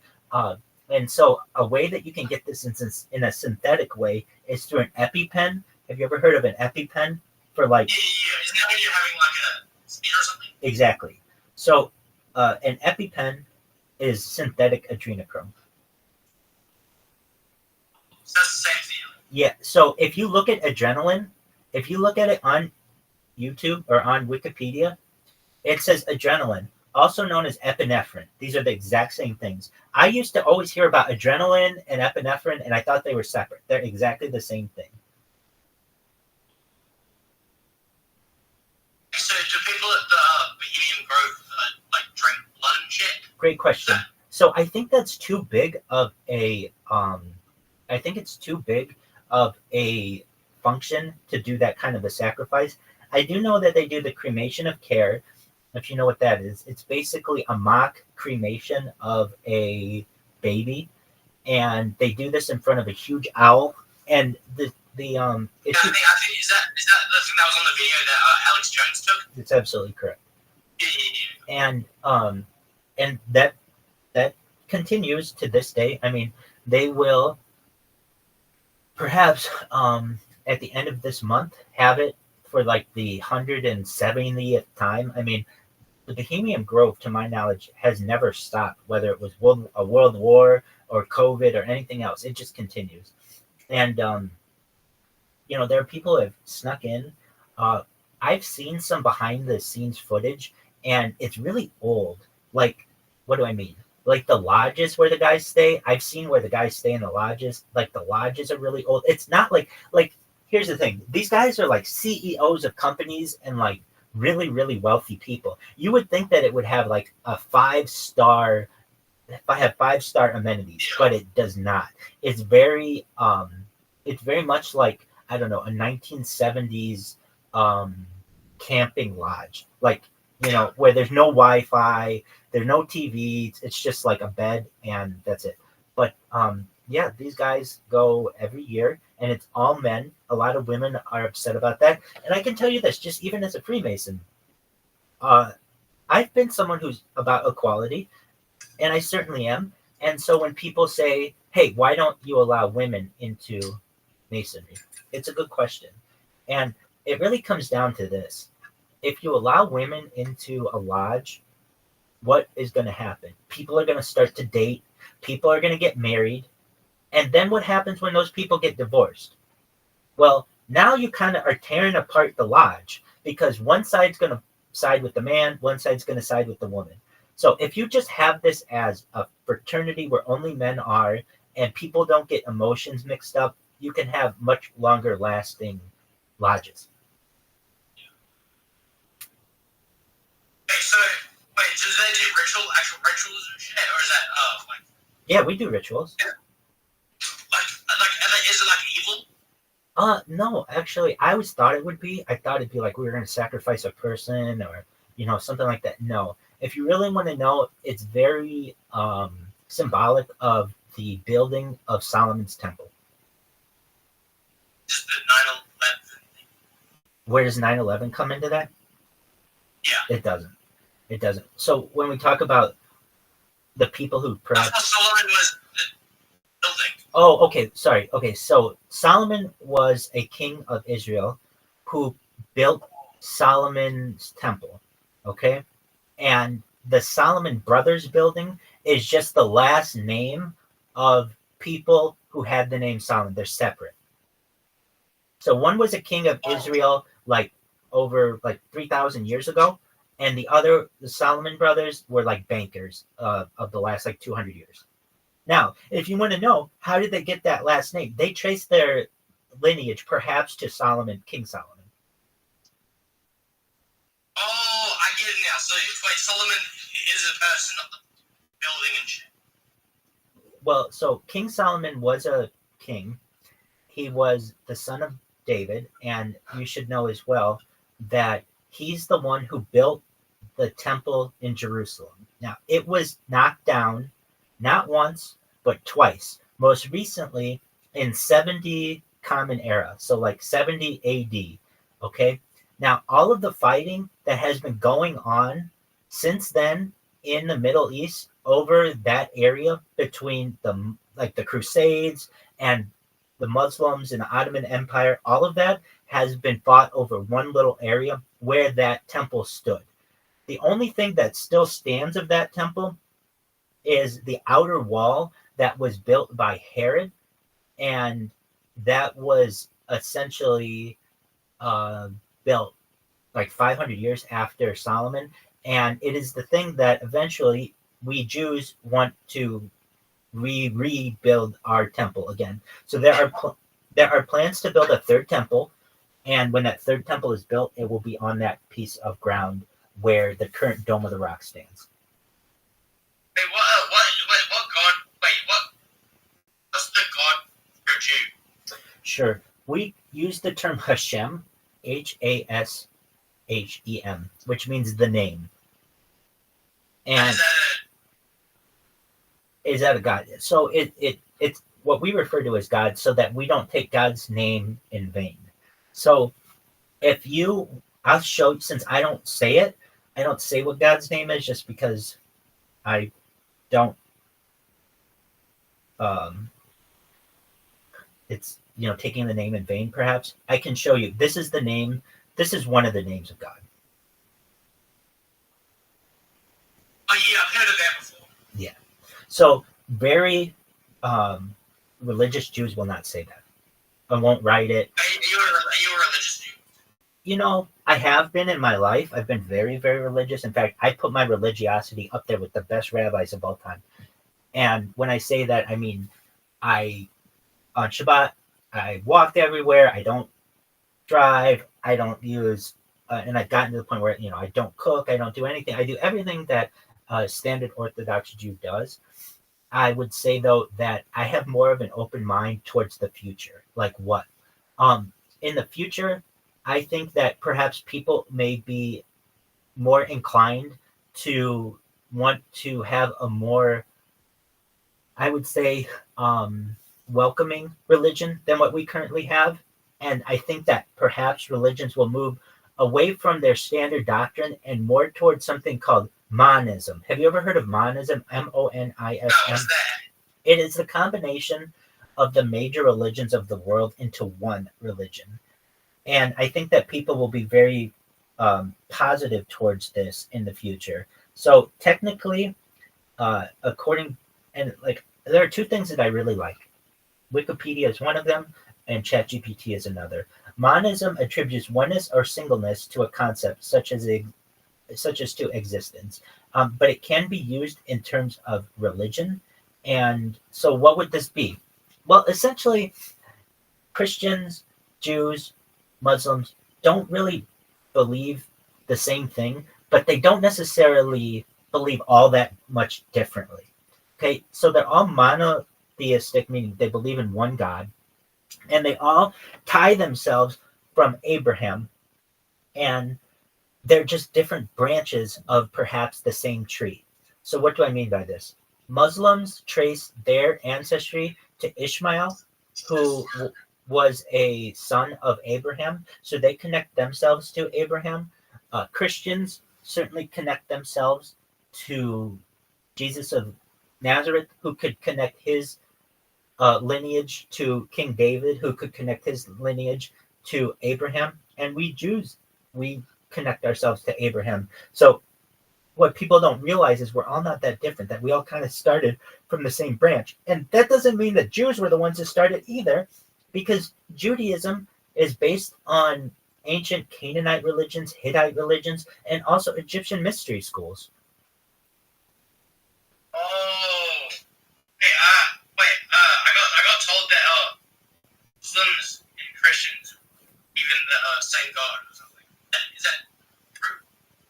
Well, I can tell you that, to my knowledge, Muslims believe in Allah, and that's God. And if you ask Christians, it really depends on what they believe, because some Christians see Jesus of Nazareth as the same as, like the Holy Spirit, as the same as the Father, God the Father. So all three things don't necessarily equate to Allah, but at the end of the day, Christians consider themselves monotheistic, that they believe in one God, even though that God can get split into three. However, and Islam believes in one God, and Judaism believes in one God. So there are arguments to be made that we all worship the same God, but there are arguments to be made that due to our doctrinal differences that we believe in three separate gods. No, Christian, but my family was. I believe in God. Hey, I don't get it. My son said I'm not Christian, but my family was, and I believe in God. Okay, a lot of people do believe in God. And let me tell you this. Of any person out there who's like, dude, I'm secular or I'm atheist or agnostic, let's talk about these terms for a second. What is atheist? Atheist means you don't believe in any God. Agnostic means you don't know whether there's a God or not. And I, even as a rabbi, and I've spoken with priests and imams in other religions, when you really press anyone on the subject, none of us know. None of us know anything for certain if there's a God. Wait, so am I an atheist? I don't believe in it. I believe there is a God, but I don't know what. So that would probably be more of a somewhat of Like, a... I believe there's something, but I don't know what it is. Yeah, but let's talk about that. Do you really believe in... Do you really know that there's something? Because you don't. No, you don't. You don't know anything in this world, truthfully, right? Let's think about it. You think that you have like a mustache, right? Okay, and everyone who sees you may think you have a mustache. However, that doesn't necessarily mean that you do. And what do we mean by that? You could be living in a dream. You could be living in a matrix. You could just have an irrational thought that you have a mustache. In the same way, when we look at the color blue or the color red, to one person it looks red, but to a colorblind person it may not. And so everything is just through your own vision. Everything is subjective. Everything on earth is someone's opinion on something. So when you say, or anyone says, yes, I think there's a God, or no, I think that there isn't a God, well, a better way to perhaps put that is, I don't know if there's a God, because you can't know anything. You can't truthfully know anything. Yeah. Now, That's just belief. exactly. And that isn't my theory. This is from Socrates. This has been debated for 3,000 years. And at the end of the day, when someone can say, look, I don't think that there's any proof that there's a God, so I'm an atheist. Okay, but if you really press that person enough, you can probably get them to say that they're agnostic, that they don't know. But they don't know anything. But if they do know anything, it's that there isn't a God. That's how most atheists refer to it. Agnostic. So atheist means you don't believe in God. Agnostic means that you don't know. And then generally, someone who is a deist believes in some type of God. And we can go into, we have monotheist people, which are generally Jews, Christians, Muslims. And then we have polytheistic people. A lot of people who are perhaps within Hindu religion believe in polytheism, and some others. And so what I'm saying, and I really think will happen, is that there will be a merger of all of these religions, and it's known as monism. Okay, so am I considered an atheist? What are your beliefs again? I believe there's a God. No. I just don't know what God is. It's like, No, then you would be considered most likely a deist. what? A deist, someone who believes in a God. Yeah, I just don't know what God. I believe there's something up here. Exactly. Now, He's cooking right now. Now, there are other people who, so the word deist refers to someone who believes in God, but I want you also to know that there's like a sect of people who consider themselves deists as well, and they have like a regulated doctrine. That's not what you are. You're just someone who thinks that there's a God, but you don't know which one. Yeah. So There's too many. Like, exactly. So that could even make you somewhat of an agnostic, that you just don't know which one is the right God. So you don't know. And that's okay. If I believe in one and it's the wrong one, I go to hell. Well, so no one says that for sure. I mean, with certainty. And not necessarily. Anyone who, you're allowed to believe whatever you like, obviously. And if you believe in the wrong religion, that doesn't mean that you can't repent or that you can't change your opinion. It's never too late. Yeah, I get it. Can I ask you a question? Do you know some guy is a kick streamer? His name's Kev TV. I probably do, because I probably Fat, got an afro.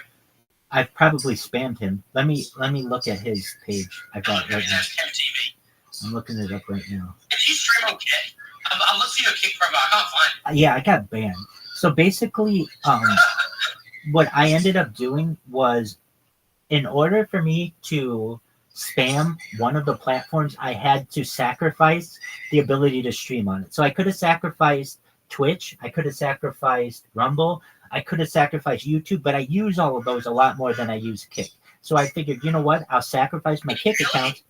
Oh yeah, I use Rumble Studio to live stream on 33 different platforms. I use YouTube as like my huge server backup for all of my footage. And I use, if I was going to do any of them, I was going to do Twitch. But the thing is, when you sign up for a new account with Twitch, sometimes you have to do CAPTCHAs. With Rumble or with Kick, you don't, which allows me to basically automate everything. In answer to your question about Kev TV, I have his stream here, and when I look at it, it doesn't. I know he streams, but it doesn't show that he has. That's the wrong one. Wait, show me again. No, that's not right. There's two V's. It's KEVV TV. Just one moment. Okay. He's a big fan of you, he says. Oh, Kev TV rules. So I'm looking up Kev TV. Okay. This little yeah, I think I actually do know him because his Are you German? well no I know his little Oh, yeah. his little icon. So I have seen that. Well, you tell Kev TV. Okay, so if I see a picture of him, I'll probably know him. Oh yeah, I know this guy. I've seen his face. Have you been in the chat before? I'm sure my bots have. Have I personally to talk with him? No. I will in the future though. Do you want to meet him? He's in chat right now. He's a big fan of you. He may as well come meet you. Absolutely. Kev, do you want to meet Rabbi? Go, Rabbi. Wait, so you can't stream or kick anymore? No, whenever I create an account, they terminate it. You gonna trust Twitter streaming? That just came out recently. Oh, I've been streaming on Twitter for a long time. So I'm currently streaming on 7 different Twitter accounts. Is it much different from Kick? Do you think it's better than Kick streaming on Twitter? Great question. This is also weird shit, but a lot of the KCIP people from Kick to go to Twitter. Yeah, I don't know about that. Unless you have a really big audience, I think Kick is probably your best place because it's so hard to find anyone on Twitter. You have to know their username basically because Twitter doesn't have like a video area where you can go and just search new people. It doesn't work that way. You basically have to find their handle and then watch them. Yeah, because a lot of the Kick people out from the program was leaving to Twitter. Well, I can tell you this. X or Twitter is probably the future of not only streaming but payments and quite a few different features, but it's just taking a long time for them to roll this stuff out. And also they roll it out in a way that kind of makes their user base mad. For instance, they in I think February started allowing people to do video Twitter spaces, which is really cool. First day I was able to do it, I was doing it. It's amazing, great. But you can only do it on an iOS device. Hey, how do you find live streams on Twitter? I don't know where it is. Exactly, that's what I'm saying. There's no really good way to find it. So what you have to do is find the person's username and then you can go to them. But you have to know that they're streaming beforehand. That's stupid. It's totally. It's totally stupid. And like there's like a week I searched for like an hour to find live stream. I couldn't find you. Oh yeah, you definitely. Oh, you couldn't find mine? I couldn't find anything. Yeah, I don't know where to find live streams. Exactly, you can't. You have like if you wanna see what one looks like, I've got one going right now. Just one moment, I'll show you what it looks like. Hey, what's your Twitter? Well, here's the thing. I made 2,100 Twitter accounts, and that's more Twitter accounts than anybody has. And so I've been banned on Twitter, but I still have a bunch of accounts. They're just not associated with me. So just one moment. Do you have like a main Twitter account? I do. So I'm associated with a cryptocurrency. I know. It's Harry Potter, Obama, Sonic 10 Inu. That's why I've got all this Harry Potter stuff and or all of this Sonic stuff.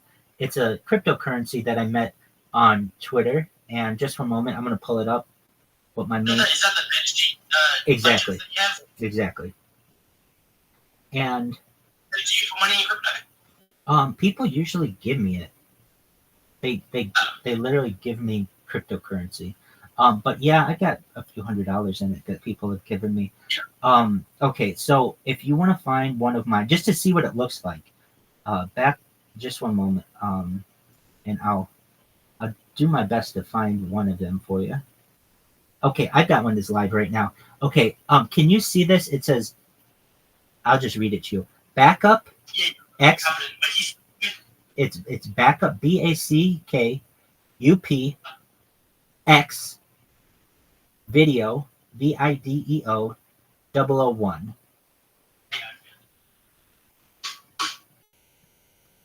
How do I see Yeah, so Oh, that's how I see it now. if you, Oh, if you scroll down, but as you see, it's like really hard to find anyone who has any video on Twitter. you have to be verified? No, I can't type unless I'm verified. you can't type. Oh, maybe you have to be verified to be able to chat, which is another issue, huge issue.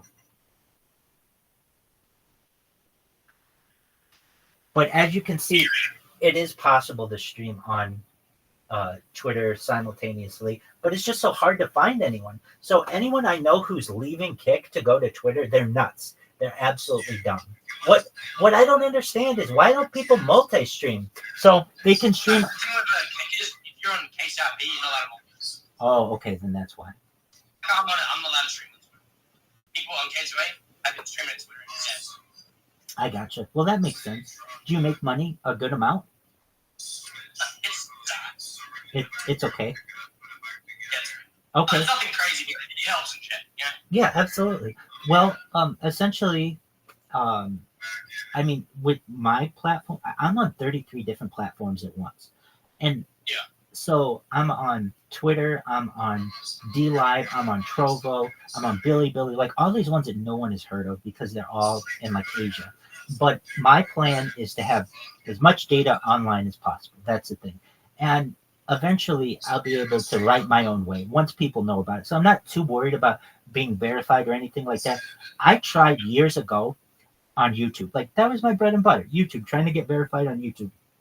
And I could not get monetized. And it was because my stream, it doesn't have a niche. It's literally just live stream like for 24 hours, all day, every day for years. And at least when it comes to advertisers, that's not, super attractive to them. What do they want? They want somebody who goes out and, does unboxings of toys and things like that. And that's cool too. What they don't recognize is, and what will happen, AI will be able to look at all of my videos and be able to condense them into just the best 3 minutes every single day and be able to put out really great content without me having to do any of the editing. And so I'm just waiting on that. And we're not too far from that. In fact, there are already websites out there. If I give it a 12-hour video of myself, it will use AI and condense it to only when I'm speaking and only the highlights. So if somebody doesn't have time to watch me for a whole day but wants to know what I did, they can just watch a highlight reel. That'd be good. I agree. I absolutely agree. But in terms of people moving to Kick, I'm going to tell you this. Kick is where it's going to be for a while. People are pissed off at YouTube. They're pissed off at Twitch. Kick gives people the most amount of freedom, and it has the absolute best customer service. I mean, I can tell you that if I got banned yesterday. Why? Night. Basically, I was ordering an Uber to go to an IRL stream. The dick came up on a meal. They banned me. But then 3 minutes later, I emailed them straight away. They banned me. Isn't that something? It's really unfortunate that happens. I mean, like, what can you do to control it? But they banned me instantly. I emailed them and said, hey, we've listened to them. Well, that's good, but I mean, how many times are you going to be able to do that? And then also, what if that person was underage? Exactly. But it was like an advert. Yeah. Absolutely. So, I tried to use Monkey app, and I got I just realized that like if Monkey app allows people who are under 18 on there, and those people who are under 18 show nudity, you can get in a lot of trouble for that. So I didn't want to have anything associated with that. But they're cool apps. I used to use Omegle all the time, and I know the new one, but yeah, I just keep hearing the same complaints. It's just like 90% naked dicks.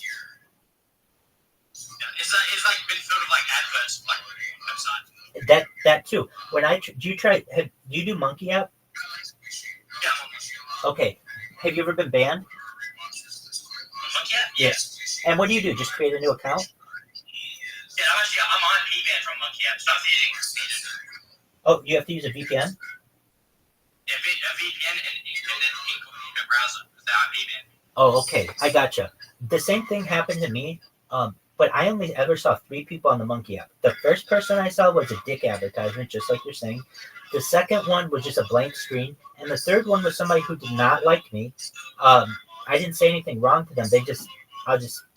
they're from the Middle East, and I can understand why they wouldn't like me. And they just were smoking a cigarette, and they reported me. It's like I didn't do anything wrong, but all of a sudden I lost my account, and I just thought, wow, if it's that easy that one person who doesn't like you can report you, I don't know how good of a fucking platform this is. Yeah, monkey out shit. I got banned for being underage when I'm 19. Wow. They say I'm not make any sense. And they ban me when I pay for it as well, because I pay for the premium. No way. Like, Do you get your money back? Do it again. Make another account, buy it again. Wait. Every time I pay for it, they basically ban me and I'll do it again. Horseshit. And you've told them that you're 19. And my account is 19. It's So they ridiculous. ban me for being underage. And so I think that's just someone who sees you, who reports you for looking younger than you are. I look 36. You could. 19. Hey, one man's 36 is another man's 19. You never know. What I can tell you though, if somebody sees you and they think you're underage and they report you, there's not a lot you can do. Take my money and do it again. Exactly. Twitter did the same shit to me. So what I would do, I had this really good idea on Twitter. So for like a year I was on Twitter and I did Twitter Spaces and I got people to know who I was, et cetera, but it wasn't creating enough momentum for me. So what I would do is I would manually create Twitter accounts. I created 2,100 Twitter accounts. And I mean, this is with the fucking CAPTCHAs and all that other bullshit. And what I would do is I would just follow people on Twitter. And I created a robot that would just follow people with my avatar or my profile picture. And it wouldn't spam them. It wouldn't send them a message. It would just follow them. But I would follow them with hundreds of accounts a day.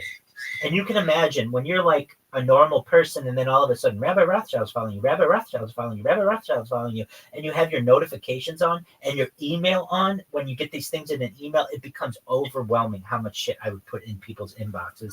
And they would then start tweeting about me. Who the hell is this Rabbi Rothschild? This is absolutely ridiculous. Elon Musk, can't you do something about this? So after like 6 months of me terrorizing basically their platform by just following people, eventually they just banned all my accounts, 2,100 of them. But that wasn't that big of a deal to me. I could still create more. It was just I felt that, you know what, a text based platform is probably not going to be as ideal for me personally as a video one, and that's why I moved to Kick. Well, yeah, but I'm fine with that. And here's why. A couple funny things. Kick is like they did with you. They banned you and then they let you back. So I can already tell, like they're kind of the new kids on the block. And if they see that they have a good opportunity, they're going to let you back on. So whenever they ban me, it says your account has been temporarily suspended, yada, yada, yada. And I'm fine with that. Whatever. Because I just create another account and there's not too much they can do with it. I mean, if they IP ban me, which they did long ago, I just use VPNs, and there's not too much they can do. I've even heard them in conversations with other people on the platform. In fact, I don't know if you know who Isaac Nax is. He's from Australia. Yeah, he's a Kick streamer. He's from Australia. His name's Isaac Nax, and he complains about me all the time. And I've even heard him in a conversation. He had a live stream with a member of Kick's admin team. And the admin team said, yeah, we're aware of this person, of this problem, of the spamming. And there's not a lot we can do because they just keep creating a new account every time we ban them. And when we IP ban them, they just use a VPN. And we're basically powerless to this. And once I heard that, I was like, oh, it's on like Donkey Kong. I am going to just sit here with 4 fucking robots going 24 hours a day. And eventually, here's what ends up happening. I annoy the shit out of people, and then they become my friends because they're like, you know, they're bored in their chat. And then finally they'll be like, okay, who is this Rabbi Rothschild? Dude, quit spamming me. I'm like, oh, thank you so much for coming. Apologies for my bots. I understand. I do it for world peace. Let's talk about future technology. Let's talk about saving the world. And they're like, oh, you're not an asshole. You just have a bunch of bots that are self-promoting. And I understand that. And like, I've had handful of people who are like, hey, you want to join my Discord? You want to do all these other things to get, you know, to know you better, et cetera, et cetera. And those are all really, you know, excellent opportunities to network and to discuss the project and all kinds of other things. So I know that if the worst thing I'm doing is spamming your chat, I can easily become your friend if you just give me a chance to explain why I do it. Yeah, see, I saw you put your phone number in my chat, so I called. Exactly. There you go. Same time. Perfect. Absolutely. Well, any other questions that you have for me, my man? That's it, man. I asked all the questions chat wanted. Thanks for coming to this one. I appreciate it, Rabbi. Absolutely. Orlando Jet, would you mind if, and it's fine if you don't want me to, but you have some Discord, you have like, you have some, in your Discord, just you have your general VC, but you've got some other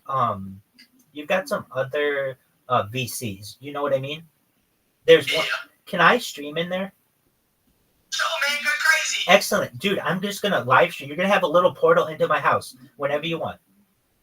Damn, yeah, you can go crazy, bro. Excellent. I can give you some roles in the Discord if you want to.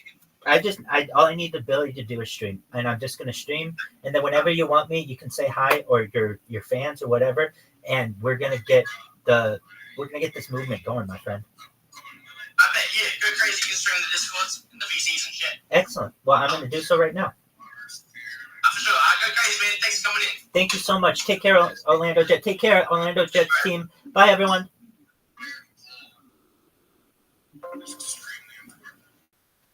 Hey, GB, how are you, baby?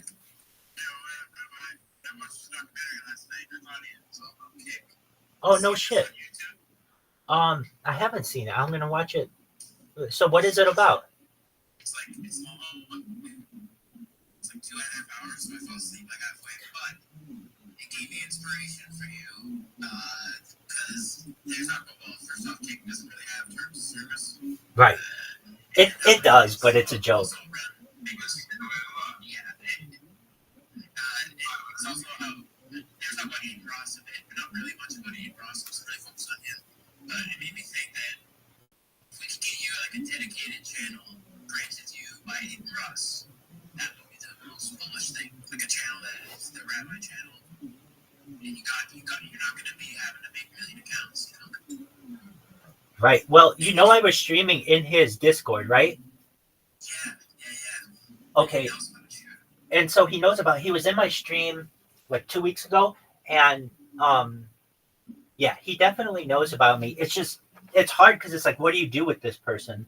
And I recognize that. Just one moment. It's super dark in here. I'm going to get a light. I'll be right back.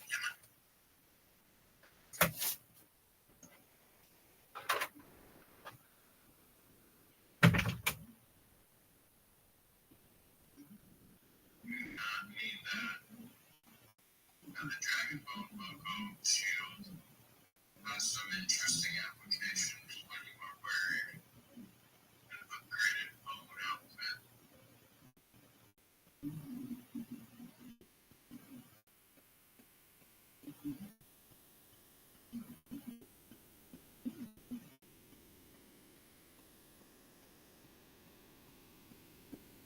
It's so fast, so good to get. Where's my chat aggregator? Really, truly hope I'm not getting any strikes.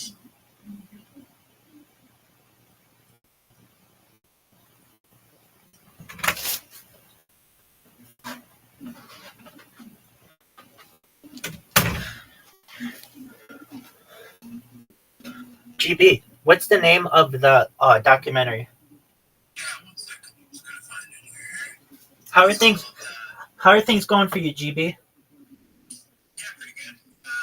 Busy, just walking around making money, and pretty good. My friend and I broke up, and it's for the best. So I'm not too jazzed about it. So that'd be interesting single for the summer. Hell yeah, dog. Hot boy summer.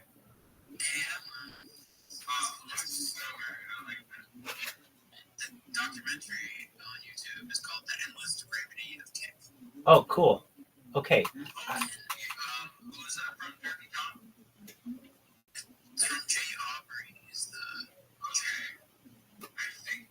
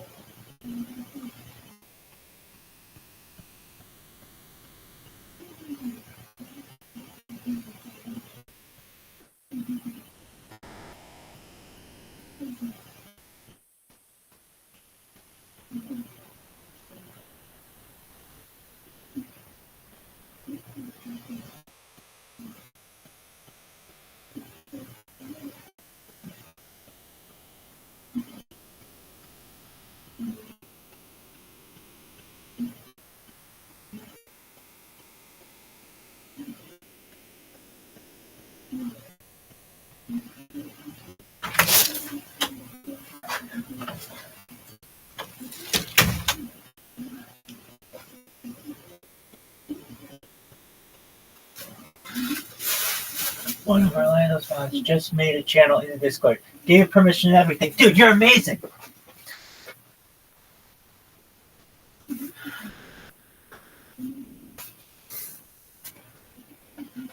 Dude, I'm gonna light this shit up.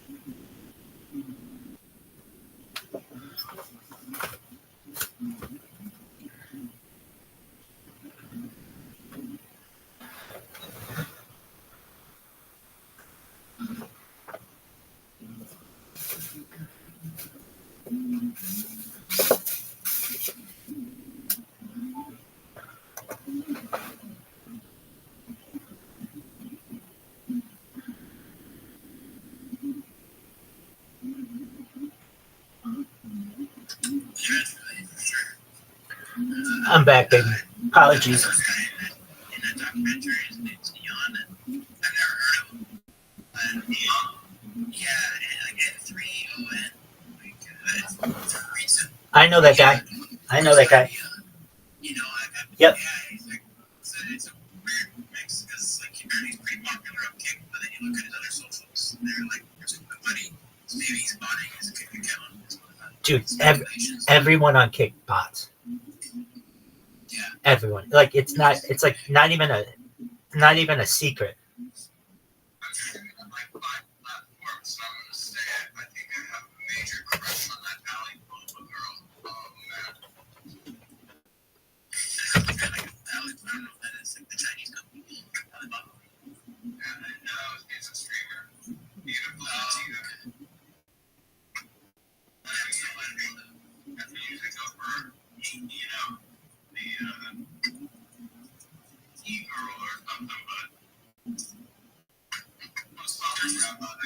He trolled her one day, and I heard music, man.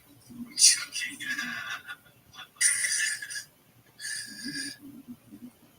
And this is a lot of kicks out there. I got it on live streaming. Yeah, man. I mean, it's a good racket, you know what I mean? Man, I mean, hell, does it work for guys like you or me? I don't even know what you look like. Does it work for you as well to do something nasty online with someone there? So it's like, it's got nothing to do even really with being a cute chick, to be honest. You know? They just, they have alternative means of demographics to push them. You know? It's interesting. Yeah. It's not out of it used to be some dreams. Like who your role models would be. Oh yeah. When we were growing up, right? Yeah.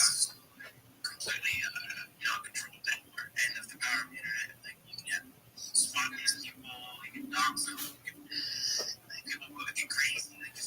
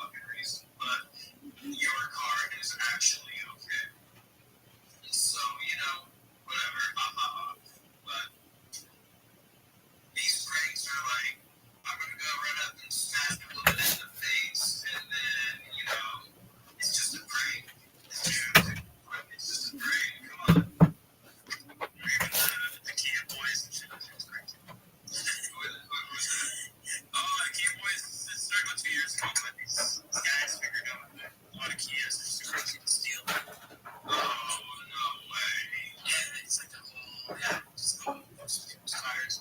And they show you how to do it, and like it's a whole entertainment. Like, they just drive recklessly, crash the car. There's a whole line of them. And they've been doing this for the last couple of years, and it's a whole trend. And people look up to the review of the images. Like, makes no sense. Yeah, it's a weird, for sure, but I like it. It's like the hero I noticed with the neon. Like, he's like the most unlikable guy. He's like the internet's punching back. He's a neon guy, but like, not much with DSP, no Dark Side Bill or anything. It's just because he's hanging out in the circles of like e-culture, like all these streamers and shit, and he'll let him like beat him up or use him and whatever just for the views. And you can tell he's heavily addicted to the chat, and like he's always looking at the chat, and like it's influencing his every decision. He's really tied to it. He's like 11 or something, like not streaming, but YouTube. So his whole mind has been built around this. Say he's like 22 or something now, 23, I guess. You know, his whole persona has been built on the internet. It's quite a phenomenon. It's very fucking interesting. I mean, honestly, it's very interesting because, I mean, I'm 38. I think streaming is fascinating beyond measure. Really. You know, I like streaming. I'm doing it right now. You know, I like to figure out the technology of it. I've always like TV, radio, broadcast technology. So, you know what I mean? The concept of the OBS, you know, is amazing. You know, so I like to kind of make a rebel TV station that's yeah. I mean, I have a podcast that I get. I said this is a selection place to show that, you know, I may have gone to hard knocks, but I've done production, I think, so, you know what I mean? It's a lot of we got at the moment. What I got at the moment is, where the world did the Robbie go. Man, that one looks sick.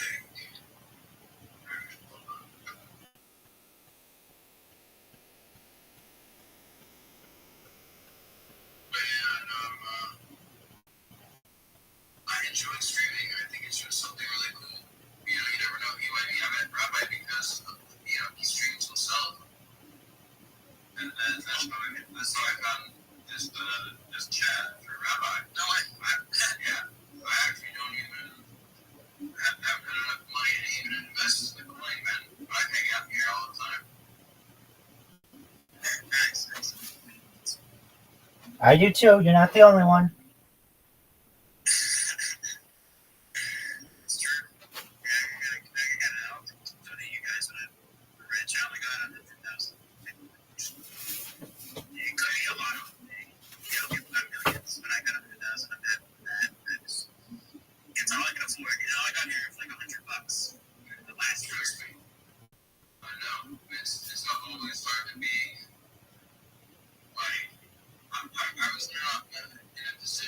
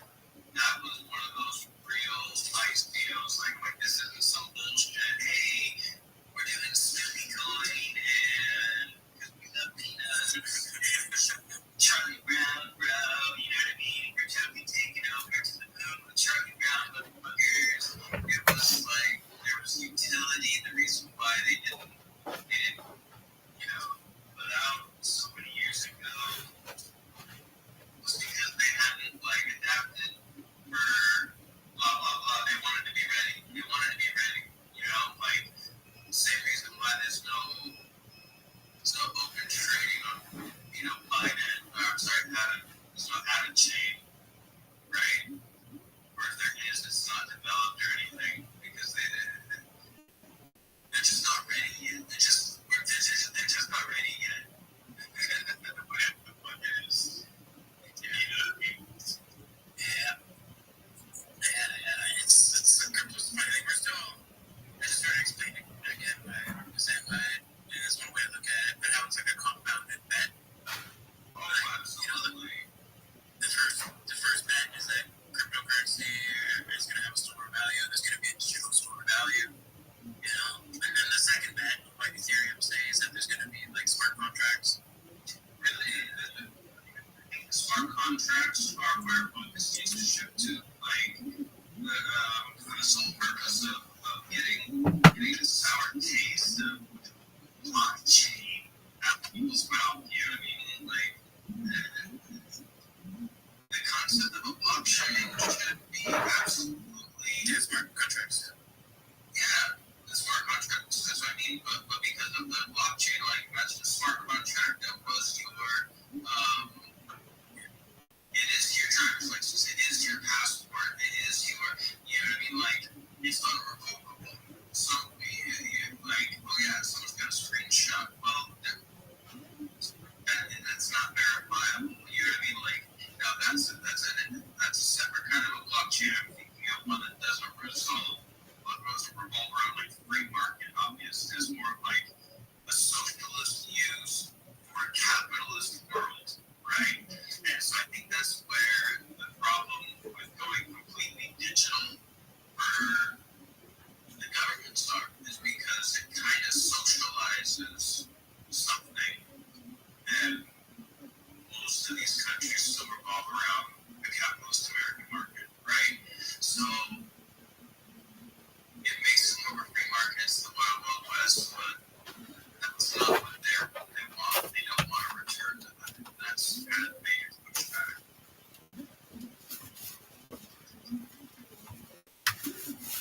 Unless I'm completely away on that. Sorry.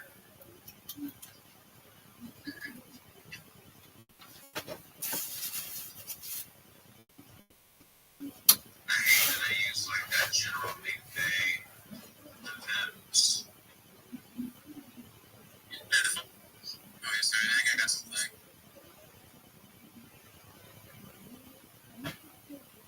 Oh, you just broke up, guys. Sorry. Yeah, I just realized it was like, I'm breaking up there.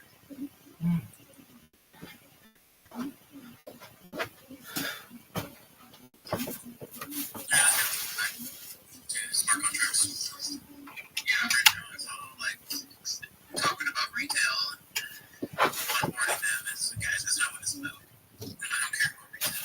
I care about like if we're gonna become like a revolution financially, like we gotta do it with people. It's not gonna be retail buying effects. Yeah.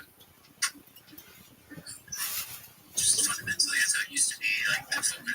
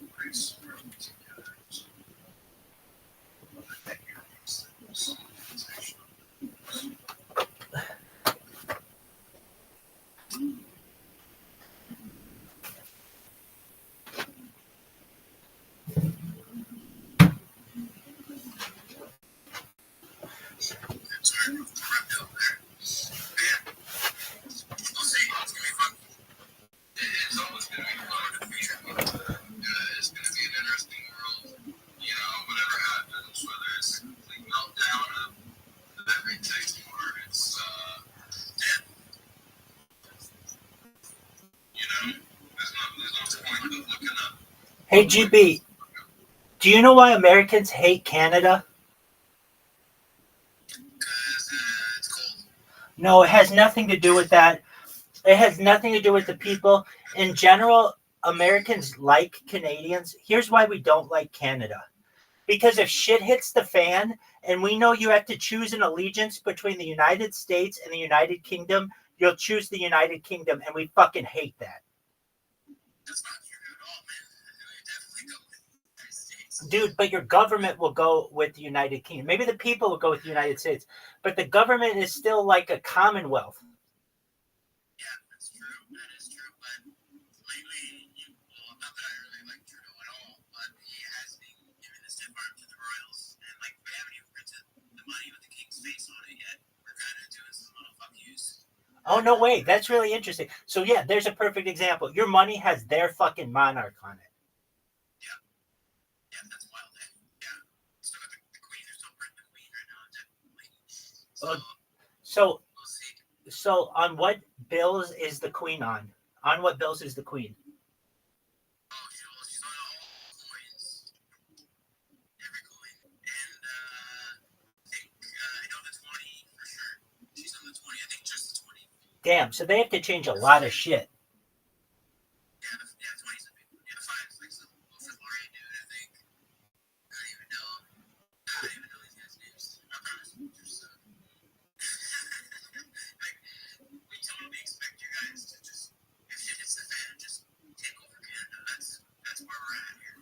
So just so you understand, we're just expecting you guys to just take over Canada. I used to think that we would, but not anymore. This country is weak.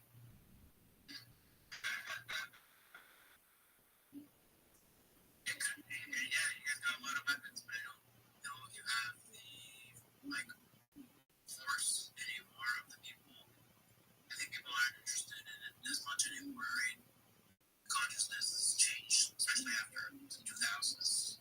Everything there, the whole Disney Storm, even 92, and all that, like just all that, it's like really didn't help the U.S. image. And then we're framing all the present tense of force through that.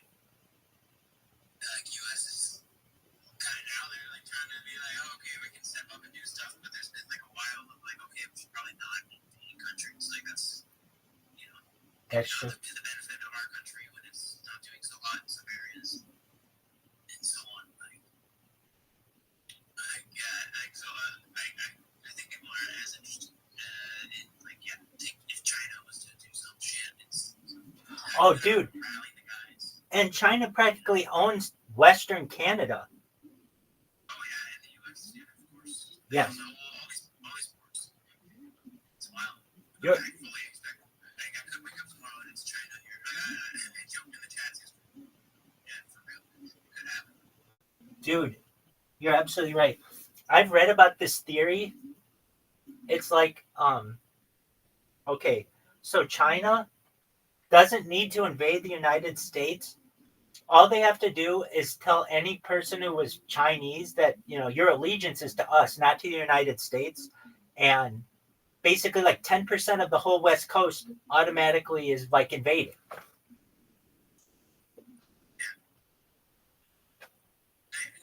And it's entirely possible, and they've found like Chinese police training centers in Canada and so on. Like it's Dog, you're 100% right on that. I even forgot about that. Did you say Chinese police stations in Canada? Exactly. They have them in New York City too. It's like, what in the fuck, dude?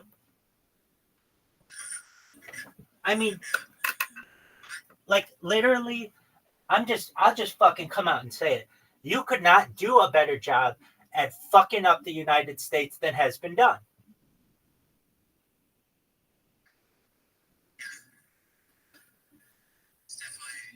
it's definitely been intentional from many different directions. I'm in agreement with you on that one, Nobody dog. can even tell what's going on anymore. We're just in a fog of war, essentially, right? Especially after Corona, that was hypnotic. The fog of war was real. Nobody knows what's going on. And, yeah, it's interesting. I'm feeling it. Like, I don't actually believe we're going to go into World War III, but I'm feeling the vibes of like when it's like Korea.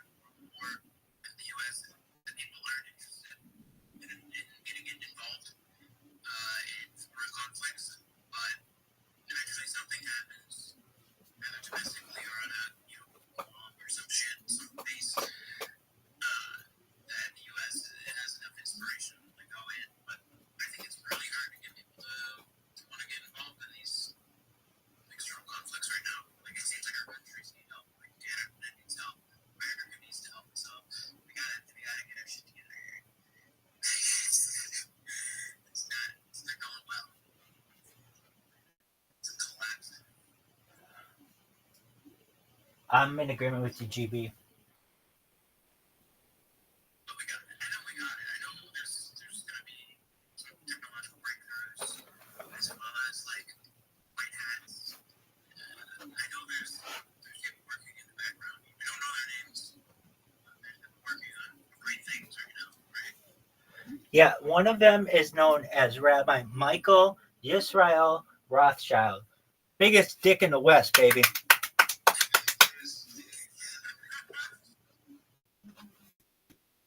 Dog. My man Caspian C, did you watch me in that interview just now? Excellent. Like, I was just talking about whatever. Anyway, my man, he's from Australia, the guy who interviewed me, and he let me stream in his Discord. So now I'm live in this guy's Discord, which is really cool. Like, that's what I plan on doing. All of these influencers, I get to know them, and I ask them, can I stream in your Discord? And they're like, yeah. And then all of their fans start to know who I am because I'm the person in their Discord.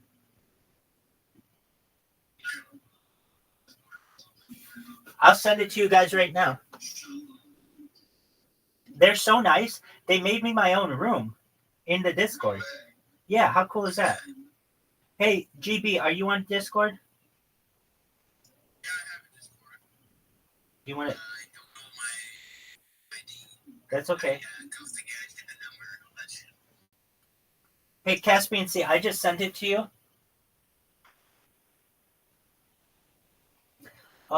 Okay, so GB, how would I find you on Discord? I think you type in GBIs and like Gbiz.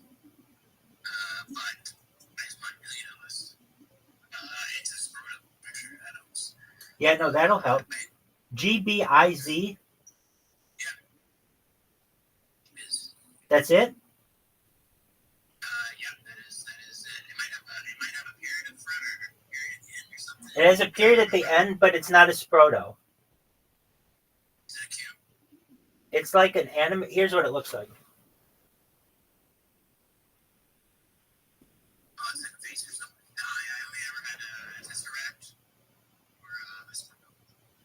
But I can, I'll send it to you when I'm on my computer. That's okay.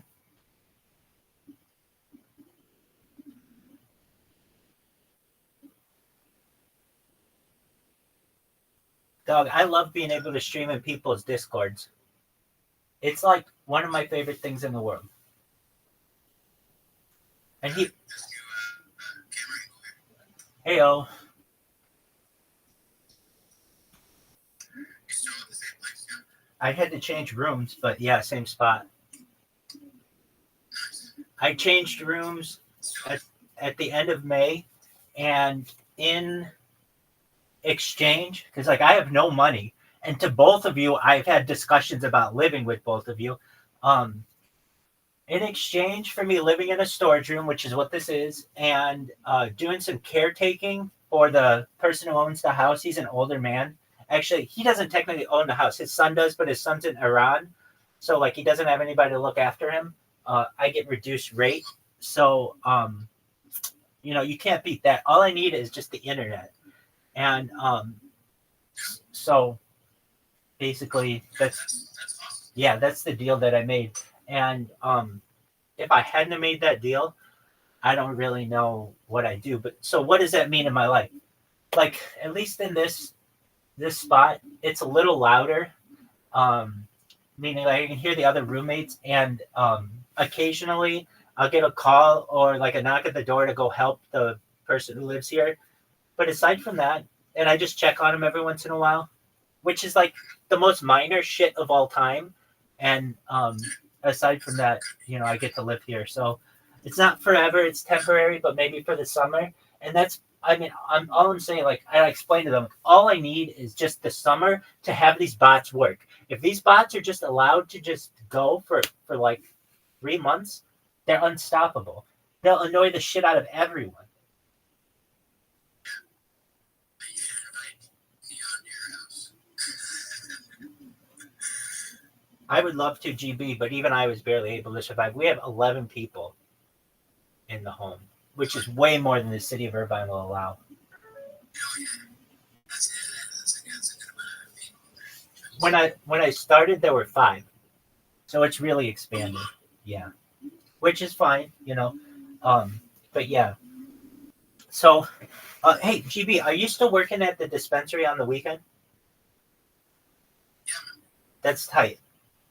That's really tight. Government weed. Is it good? I'll be honest, like I was smoking for a long time. It's not as good as the old school weed. But if you pay for the good, like I mean, you can pay for premium stuff. It's pretty alright. You'll get stoned. So, like, you say for government weed, what does that mean? Right. So you got a bunch of regulations from producers, and the producers have to like ship all their stuff to like a centralized place, like a big warehouse where the government stamps it all as good. Oh, dog. So it's a huge pain in the ass. Yeah, well, yeah. So separate system and all that shit. That didn't Right. essentially. So, Because everybody was able to find weed before, but so what you're saying to me is, let's say Caspian Sea and I are living in Canada, and Caspian Sea has weed that he's growing. He can't just give that to me. no, actually, yeah, no. Like, no. I mean, like, he probably would, but under the law, no, it has to be sent to some government organization. Technically, a cop could be like, hey, where'd you get that weed from? And you have to say, oh, I grew it myself. And they could reply with, okay, like, do you have the seed packet? You're supposed to keep the packet. The government approved seeds they bought them to pay your taxes on. Dude, that is dog shit. Yeah, it's totally technically illegal to just have too much and give some to your friends Right. for free. And you carry it around like they can harass you about it. It's crazy. But from where I am, they don't really bother people. But I heard some dickhead cop was around in the area bothered a guy about the native smokes because you can buy your cigarettes on the native reserve. They're like $6 a pack, not even less, because it's like 10 packs for $5 a pack. And the other ones is $20 a pack. Holy Right, shit. gas station. It's $20 for a pack of $20 Canadian. $20 for a pack of cigarettes, and it's 1/4 the amount on a reserve. Damn. Because they're not paying the taxes and shit. And he tried to call up this old guy. He's like, hey, I see you got some. Where'd you get those? And you're paying taxes. It's a big problem.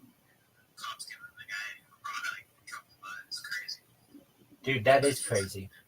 That's wild shit. Right with the natives are.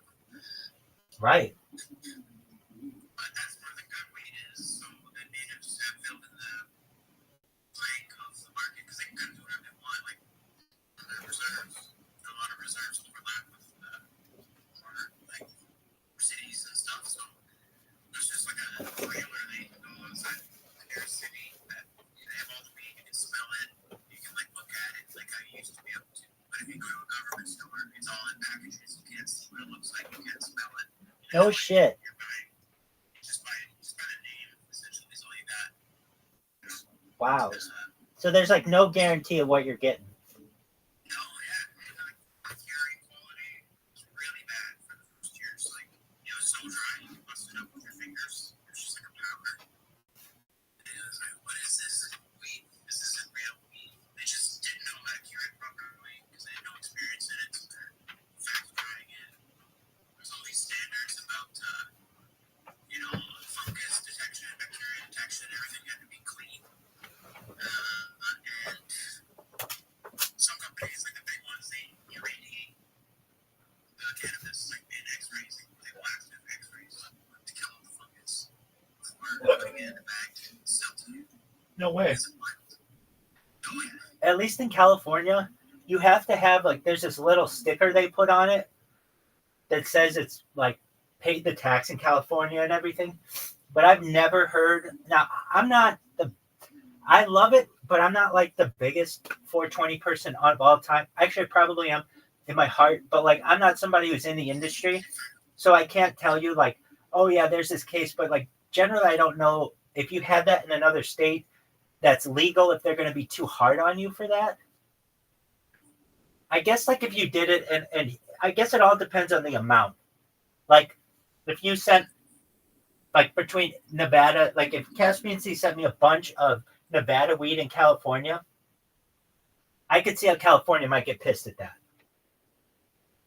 Yeah, state tax, but like beer and so on, there's like usually a limit, right? Yeah, so like you said, maybe there's like a limit that they would go.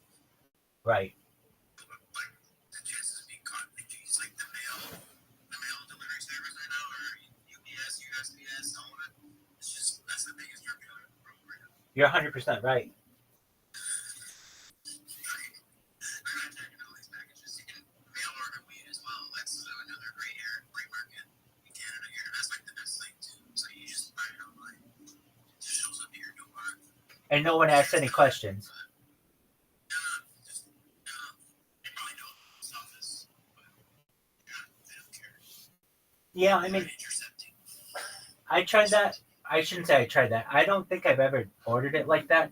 But I used to know somebody who shipped cocaine, and what they told me was, whatever you do, if you ship cocaine, he told me ship it FedEx.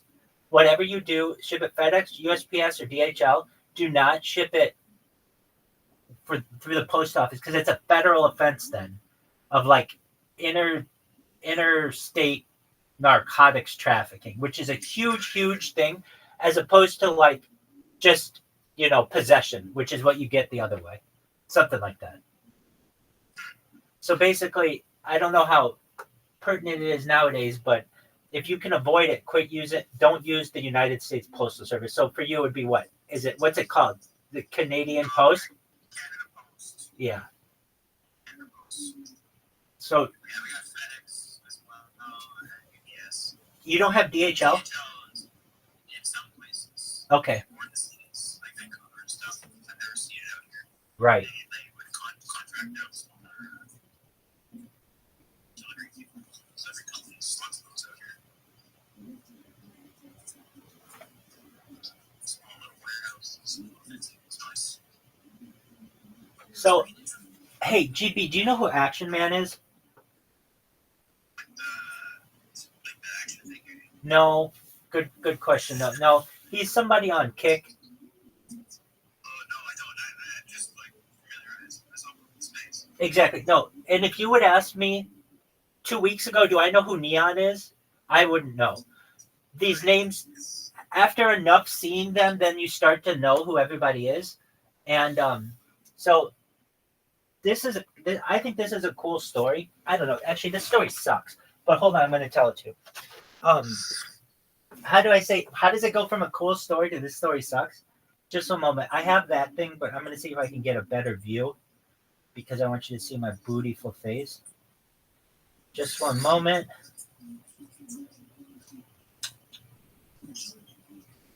All right, there you go. Hold on. There you go. Okay, so here's my story. There's this guy, Action Man, who's like a big time streamer on Kick. And I would say he's like a top 5 streamer on Kick. The top 5 streamers on Kick are like Vitali. You know who that is? He like finds like sexual predators. Pedophiles. Exactly. Aiden Ross. Some of it probably real. Aiden Ross, who I don't really fucking know what he does, but he's just big. There's this guy, Jack Kai. Which Kai is, Sinat, I'm sure that. black guy, the dreadlocks. Yeah, I've seen that guy. Do you know who Amaranth is? She's a redheaded girl. Yeah, from you mostly. Like, That's I know right. about her across most from culture and shit. That's right. I know who she is. Exactly. And then and I would say Action Man is probably in there too. So here's why he's so big is he buys a lot of bots. Oh, there's another big one. Ice Poseidon's really big too. Oh yeah.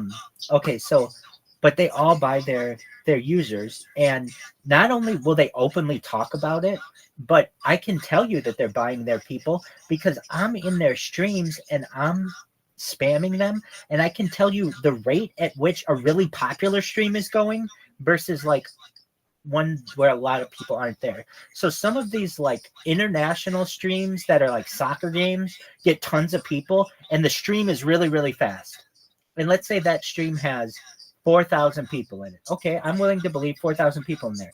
But then I'll go in somebody else's stream that says they have 4,000 people, and like I'm able to post and then post again and then post again and post again, and it's like all mine in a row, meaning their chat is dead, which is just a dead giveaway. That okay. So there's this guy, his name I think is Aaron Travis. He's based out of, he's from Chicago, but he's living in Florida, and he rented this RV, like a really nice RV, and he was doing a cross-country trip basically, and he was going to do outreach to all these poor people in like poor neighborhoods and stuff. So he goes from Florida to like New Orleans to St. Louis to Chicago to Detroit to Philadelphia to New York City. And like each night he'll spend like, or each city he'll spend like a day or two in, and his outreach is like he'll go to McDonald's and just like buy a whole bunch of hamburgers and give them away, which some people may say like, hey, you're taking advantage of people because, you know, you just want content. Whatever, if that's moral or not, whatever. He's helping people, so there's some good to it.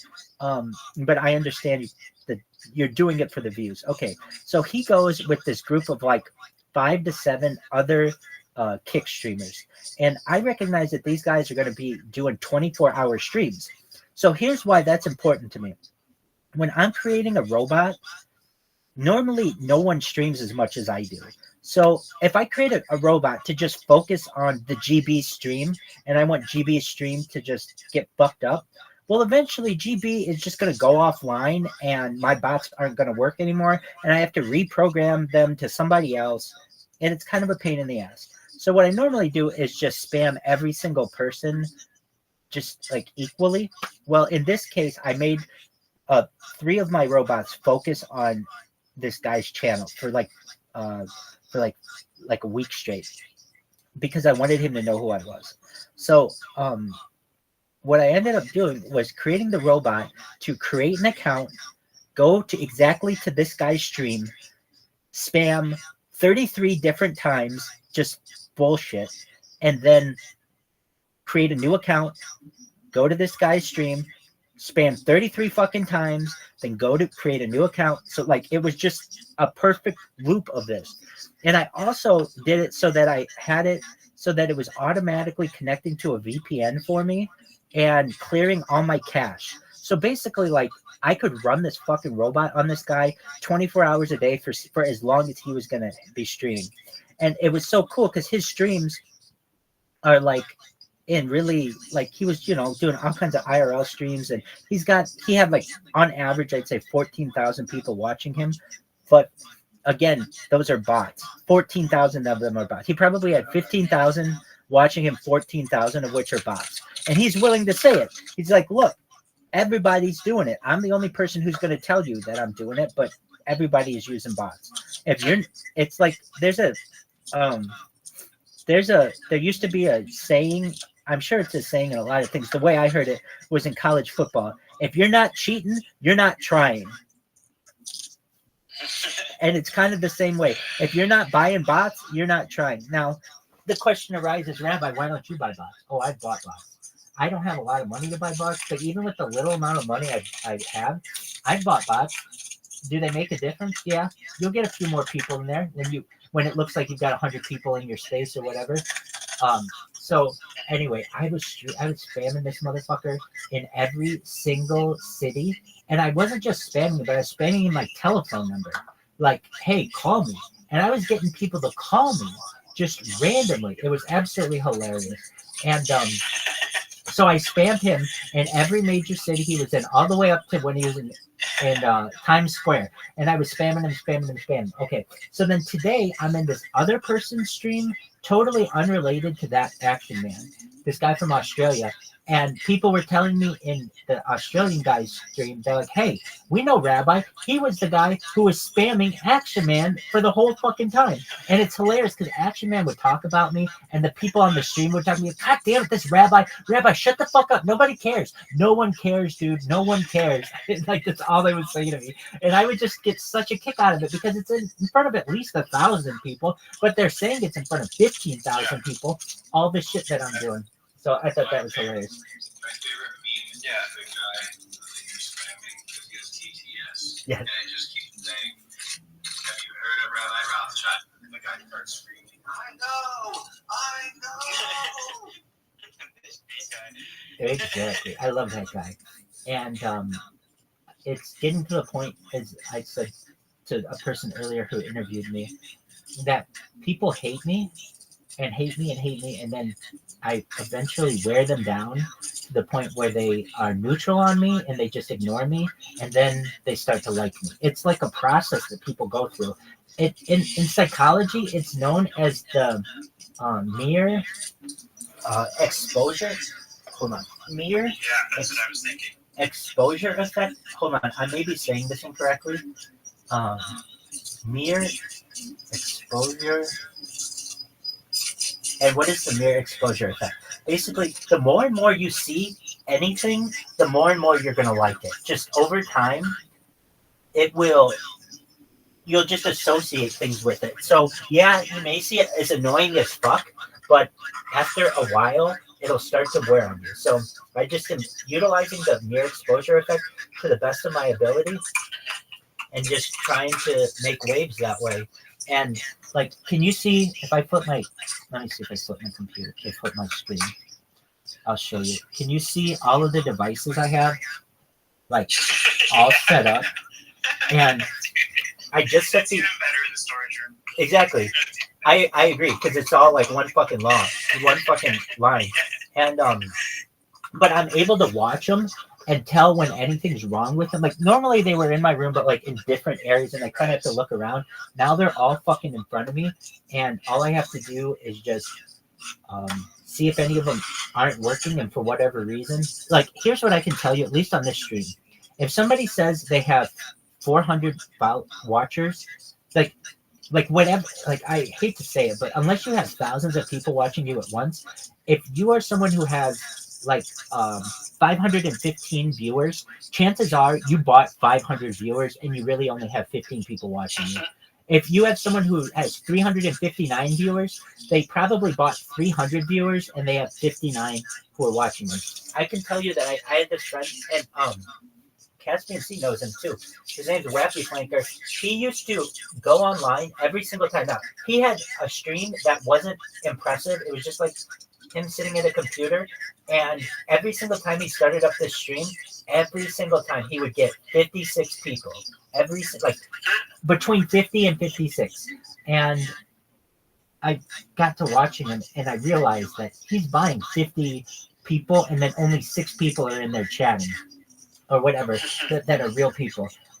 So just to give you a heads up, like, I'm looking at one person right now. They've got 2,557 viewers. I bet you 2,000 of their viewers are bots and 557 of them are real, which is cool. That's a lot of people. 557 is great, but just know any of these big streamers, they are all botting. And like that Amaranth, who I thought, the redheaded big-titted chick, I thought she would have like a bunch of what do they call these guys nowadays? They're like simps. Yeah, exactly. I thought she would have like a ton of simps, in like thousands of them. But no, I recognize, like, I could spam this bitch's chat. She only has one simp in there, basically, who's being a moderator, and it's pretty easy to get around to that motherfucker. And so I was listening to. Did you hear about that one guy? Sorry. You okay?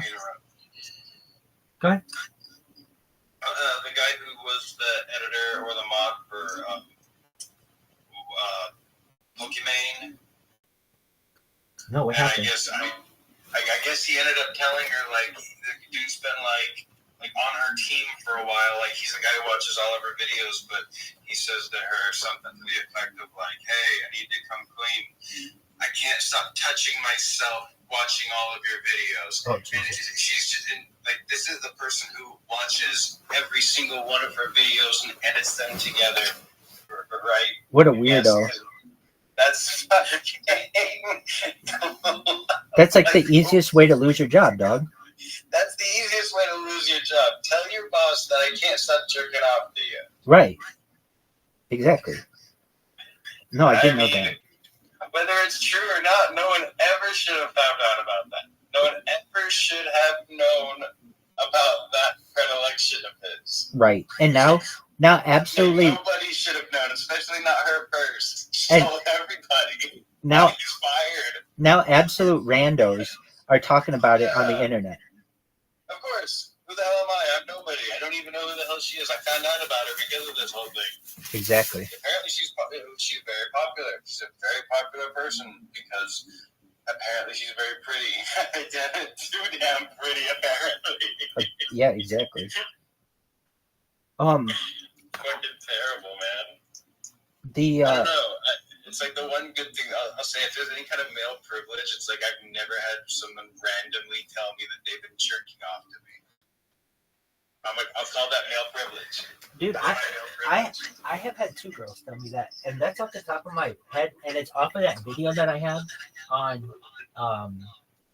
Instagram. I've had girls tell me that they've gone back to it. I'm like, you've gone back to it? They're like, yeah, it's actually pretty hot. I'm like, okay. They're like, you're just randomly in your room with no one there, and it's just like this little. They're just like, there's something about it. I don't know. I made the mistake this week. I worked with a gay guy. I made the mistake. I was just like filling out my schedule or whatever. And I'm left-handed, so I was like, oh, I should ask Steven if he's left-handed or right-handed. And then right away he's like, oh, sometimes I do like this, and other times I do like this, like jerking hand motion, and then he does double hands. Like, oh my god, fuck Steven. Damn, Steven. So is Steven right-handed or left-handed? Yeah, so you never got your answer, is what you're saying. Exactly. Never got my answer. He just showed me like jerking off dicks. Dog, the most viral I've ever gone, or the most viral thing I have is a TikTok video I have with 150,000 views. I used to go into people's TikToks when they would like live stream their TikTok. I used to like to go into news anchors' TikToks. So like in the United States, when you're usually on the news, you're like reading the teleprompter and then it goes to commercial break. And normally that would be a break for these people. But now in the age of social media, their bosses tell them, you need to now go on your social media and like live stream yourself in between the break and take questions from the audience. So all of these like super hot fucking anchors will be doing that every single day. Anyway, this one bitch comes on and she's like, hey, I'm going to do an Ask Me Anything for like the next 3 minutes while we're in commercial break. So people asking her like, what's your favorite pizza? And what's your favorite movie? And I asked her, do you use your left hand or your right hand to wipe? And she goes, my right. Oh, I thought you said right. And I laughed so fucking hard when she said this that just my reaction got 150,000 views on TikTok. 2 or 3 of them are me reacting or me watching. I won't lie, because it was the funniest fucking thing. Oh, that's amazing. I'm glad you've seen that one. Yeah, I have it saved actually too. Oh, that's phenomenal. It's a funny fucking video. Well, Just dying laughing. exactly. One day you're gonna see the other view of it when you see her saying it, and you'll see what I'm seeing, and it'll be like we'll get the other part of the missing piece. Do you remember in Aladdin they have that scarab thing where it's like a beetle that they have to put the other part with, and then it like creates like I don't know if you've ever seen Aladdin the movie, but there's like a little beetle, and they have to put it together with its other side. It's a scarab, and then it fucking like flies all over the desert. Anyway, something like that. Yeah, the missing. Yeah, when you do full bad videos, it's nice to have like the 2 things to bounce off each other. I agree. Actually, I bounced myself. Speaking of. You take care, my man. Catherine C, are you going to join that Discord? Take care, GB. Oh, did you send me the Discord? Yes, I did. I should have. Right, let me double check. Oh, looks like I don't have the main TG open at the moment. So, oh, Hey, I'll be right back. I just gotta say some prayers. copy that, sir.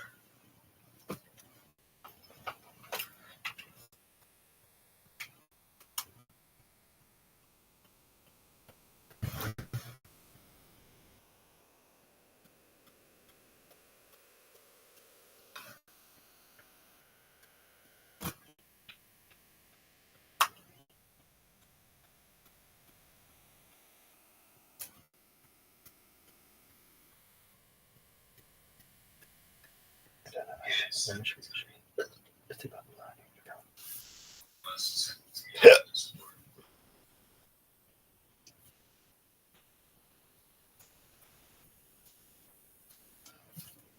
Yeah, we did. Hey, how about that?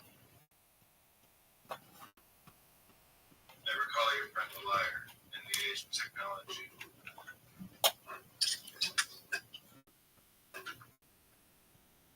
It just might not be.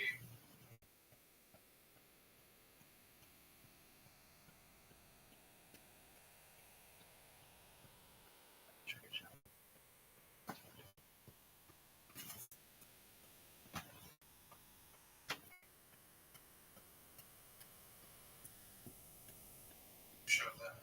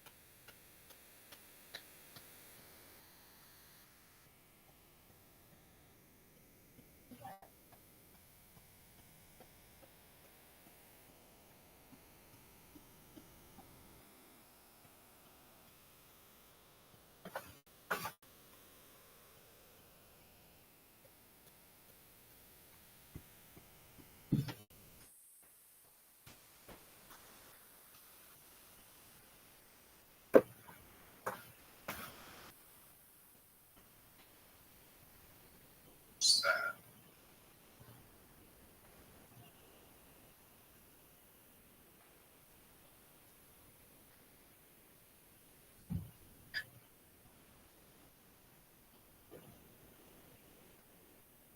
Yes, let's avoid that. Right. So then you have something to run the hell away from. Right. and So now you have run something towards and something to run away from. And I'll say this too, if there's any young men or women out there who are listening to Jordan feeling like, well, I don't know if I start doing something different, like my friends are going to act a certain. Yeah, they are. They are. Yeah, that's But you're right. you're going to start creating conversations. You're going to become the intrigue because you're going to be bringing something new to the table. You're also going to find out who your friends are. Yeah. Because if you're starting to put your life together and you have friends Joe Rogan podcast. Check it out. That Joe Rogan experience. Train by day, Joe Rogan podcast by night. The Joe Rogan Experience. Train by day, Joe Rogan podcast by night. All day. Yeah, so the thing is about that photo of the moon that they do with the phones, they found out that that's kind of bullshit. No, let me show you some of I mine. know, I took it too, but what it is it's AI. And so what someone did on this is AI? yeah, what someone did online, one of them clever kids, they took a very blurry photo of the moon and they put it on a screen across the room. Okay. And then they zoomed in on it as if it's the moon, and the camera showed detailed craters. Oh, well, that's not what I'm talking. I'm talking about like this, you know. Oh, okay. Yeah, That's a real picture. yeah. So that you just use the 100x zoom. Yeah. You didn't use the moon No. photo thing. Yeah, no. There's a moon just shot. standing outside. There's a moonshot aspect to that. That's a little. I gotta check it. I didn't know about that one. Yeah, if you zoom in on it, Yeah, you this zoom is in just on the me. moon. Okay, I don't think that's real. See, that's what I'm talking about. I think that's AI. The AI recreates it. Yeah. Really? Yeah. Wow. Yeah.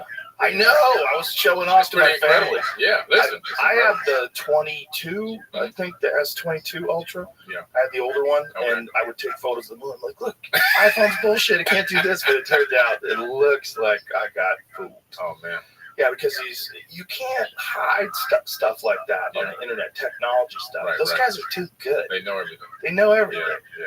But we were just talking about the difference. I'm just really thinking about switching to Android. I'm just tired of being tracked. Yeah. And it's just like this resistance. Everybody's like, don't do that. Like, oh my God, it's like a mind virus. Like everybody's like culturally locked into having a blue bubble. But when you tell them you're going to switch from Apple, then Agent Smith shows up from the Matrix and that inhabits their body, and they try to tell you to stop doing it. Don't do it. Like try to convince you not to leave. It's like if you were a Catholic and you said, I'm going to become a Baptist. Right. People would go, don't do it. Right. Don't do it. Like, what are you talking about? Yeah. It's not that much different. I know. It's crazy. It's weird. Yeah. People get weird with everything. They get weird with their beliefs. They get weird with what they subscribe, what group they attach themselves to. So true. It's so strange. And I think this is a good way to segue into like what you do, and because these subjects, so many of these subjects, so many people have like an instantaneous reaction. Yeah. That instantaneous reaction is, oh, hogwash. Yeah. If this was true, I would already know about it. It would be taught in universities. Yeah. It would all be. But then you find out, like, no one is really just kind of trying to piece stuff together, specifically talking about these ancient tablets, which are, to me, some of the most interesting things about ancient history, particularly what came out of ancient Sumer. Yeah. Ancient Sumer, when you look at their tablets and, like, what are they saying? And why would they dedicate so much time to talking about this stuff? Exactly. Why do they have pictures of giant, enormous people-looking things with like a humanoid with a tail sitting on their lap? Like, what is this? Just fiction? Like, why would they detail this? And how do they have a representation of the solar system with the correct amount of planets and relatively the correct order and size? You know, it's not exact, but it's an artistic version of the real thing. Yeah. And how the hell, 6,000, 5,000 years ago, do they know that? Yeah. And what explanations do we have? Like, what's the conventional explanations when people tried to dismiss what they knew in ancient Sumer? Well, the conventional explanation is always going to the term mythology. They throw mythology around, left and right to cover up the fact that they have no clue or idea. So they turn it into mythology so they can kind of say it's all fantasy and fairy tales, and this is how they express themselves or how they understood the universe. It's all mythology. It's all fake. But in reality, it's not all fake. These people left behind such detailed records and information. It's a time capsule of information on stone tablets for us today to be able to decipher, break down, and understand. And that's what we're here to do now. When you look at these ancient languages like cuneiform, can you read that? Do you know how to read it? Yeah, a small amount of it, yeah. Studying it from books that I have bought right off of Amazon. Oh. Yeah, so basically you take a stick. It looks like a stick with a kind of a curved end, right? Almost sharpened. It's called a stylus. And then it's like a stylus for an iPad. Exactly, very similar, right? And then you take a piece of wet clay, and right before it's too wet or too dry, right in the middle stage, you then start wedging, making these incredible lines into the clay, and then from that you get this cuneiform text. So this text literally, some of the letters actually relate to complete ideas. But it's incredible work, and it takes a long time to do. And then you have to let this thing dry, and then it becomes stone. So, if people were supposed to be trying to worry about how they're going to get their next meal, shelter for the night, and all these kind of things, who has time to sit down and write these incredible works of art like the Epic of Gilgamesh, for example? Yeah. I think they really were writing down, and also they were transcribing information that was given to them by these quote-unquote gods with the lowercase g. So when you're reading things like the Epic of Gilgamesh, the Epic of Gilgamesh, for people who don't know, is one of the oldest versions of a lot of the stories that you hear in the Bible. Very, very similar to them. There always seems to be a great flood. There's a few heroes. There's angry gods. There's a bunch of stuff going on. And Zecharia Sitchin's work was like the most controversial on the Sumerian text, right? Yes. Because there's a whole website called sitchiniswrong.com. Like, people go crazy about him. Yeah. But when he starts talking about it, when you read some of the things that they wrote, and when you see like some of the images that they created, images that look like the double helix of DNA, and there's a bunch of like that now we represent the caduceus, which represents pharmacies and drugs. Like that's the old version of an image of the double helix of DNA, or at least it looks super similar to that. Oh, it definitely is, because it's referenced even in the Egyptian Book of the Dead and other ancient texts. So there's no coincidences here. Now, Zecharia Sitchin, I don't particularly go by his work, not because it's controversial. I believe he was one of the greatest researchers of all time. And the reason why is because he laid out so much information for us to begin to scratch our head and ask questions. But what I figured out was that by going through the UCLA CDLI online cuneiform digital library, say that fast 10 times, I was able to take stone tablets and decipher them myself. So anyone can go online to the UCLA CDLI online cuneiform digital library and read these stone tablets for themselves. You don't need Zecharia Sitchin. You don't need anyone else. And as I began to break these tablets down, do they have them transcribed, or are you reading the actual tablet? They transcribe them. They actually transcribe them into English for you. Is there controversy as far as, like, are there different versions of the transcription? Like, do some people think it's interpreted differently? Is like some debate about that? Only where it comes to where some of the text is missing. There could be pieces chipped off of tablets. You see that corner missing from that tablet right there in Epic of Gilgamesh. Just look how wild is that? Yeah. Just how wild is that exists? Yeah. And that it's so hard for people to put in their brain 5,000 years of time, and that there's these people that have this very bizarre language. Mm-hmm. Like, when you look at that language, we don't even know what it sounds like, right? Right. No, and the language popped up out of nowhere. You're talking about a civilization that appeared out of nothing. It looks like computer code. It does. Doesn't it? Yes, it does. Just imagine, like, a human being deciding that they were going to write down in these very bizarre, and they all agreed that all these things mean a certain thing. So they had to somehow or another have a Rosetta Stone or something where they're documenting it so that people can learn it and teach it. And then we're looking at it 5,000 years later. Yeah. It's so amazing. It is. And what's incredible is this text was translated in the 1800s, long before Zecharia Sitchin was born. So there are some rumors that, he was the only one that could decipher these tablets. Well, no. George Smith, who worked as an Assyriologist and wrote many books and deciphered these Sumerian tablets in the 1800s. So we're talking about texts that have been deciphered for a few hundred years, nothing that was just deciphered recently. So what are the first decipherings? Like, what year was the first deciphering? It was in 1800. I think around 1850. George Smith. He actually worked at the I believe it was Cambridge.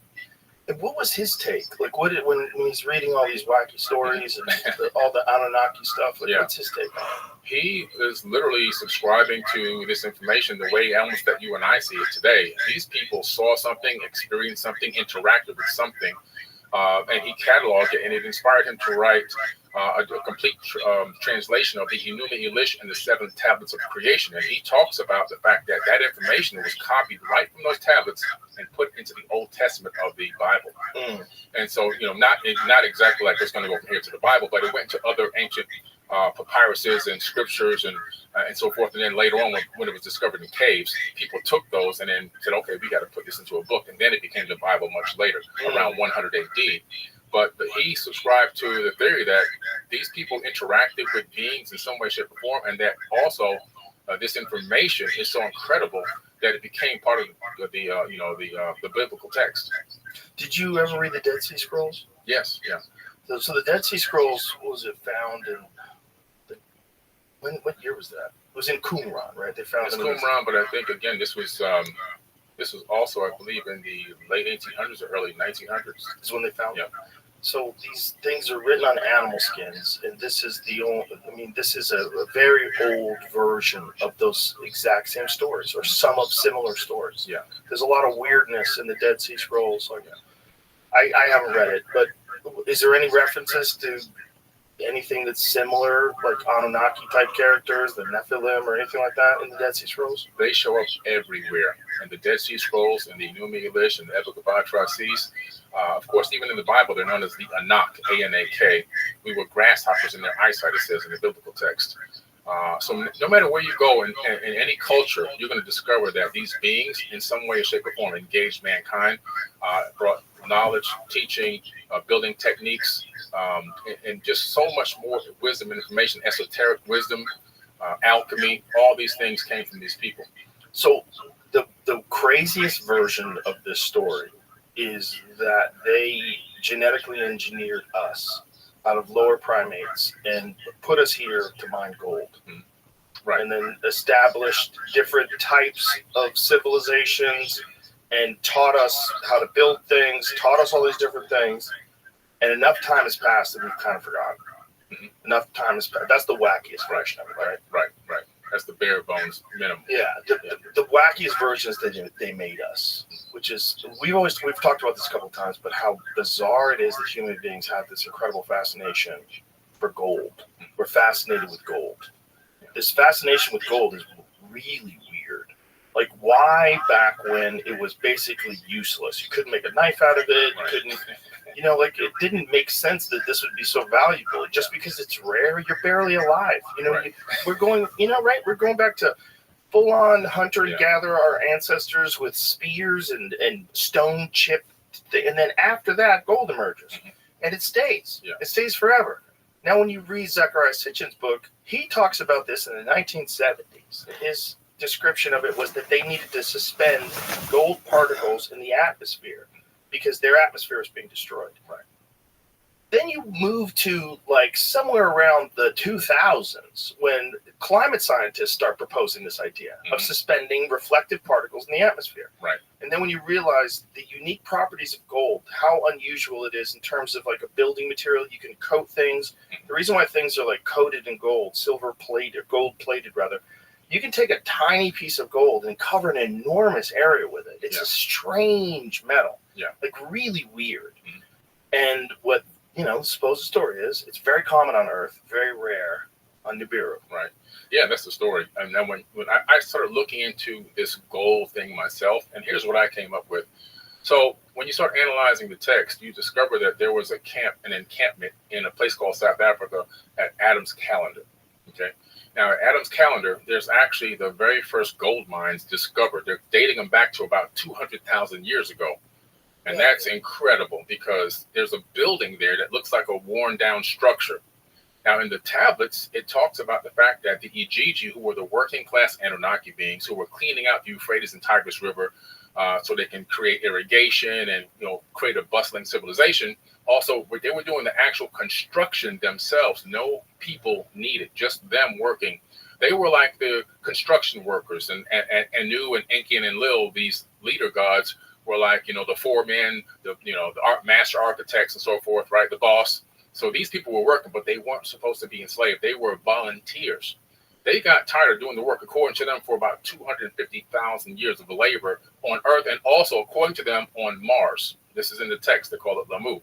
And so they decided to go to war against Enki and Lil and Anu because their demands had not been met. So they went to meet them in the Epic of Atrahasis. They go to Adam's calendar. They go to that same structure that was discovered where that gold mine is located. I was like, holy crap, there is some link here to gold. Specifically, exactly, I don't know. But I know if you're an advanced civilization, you need gold.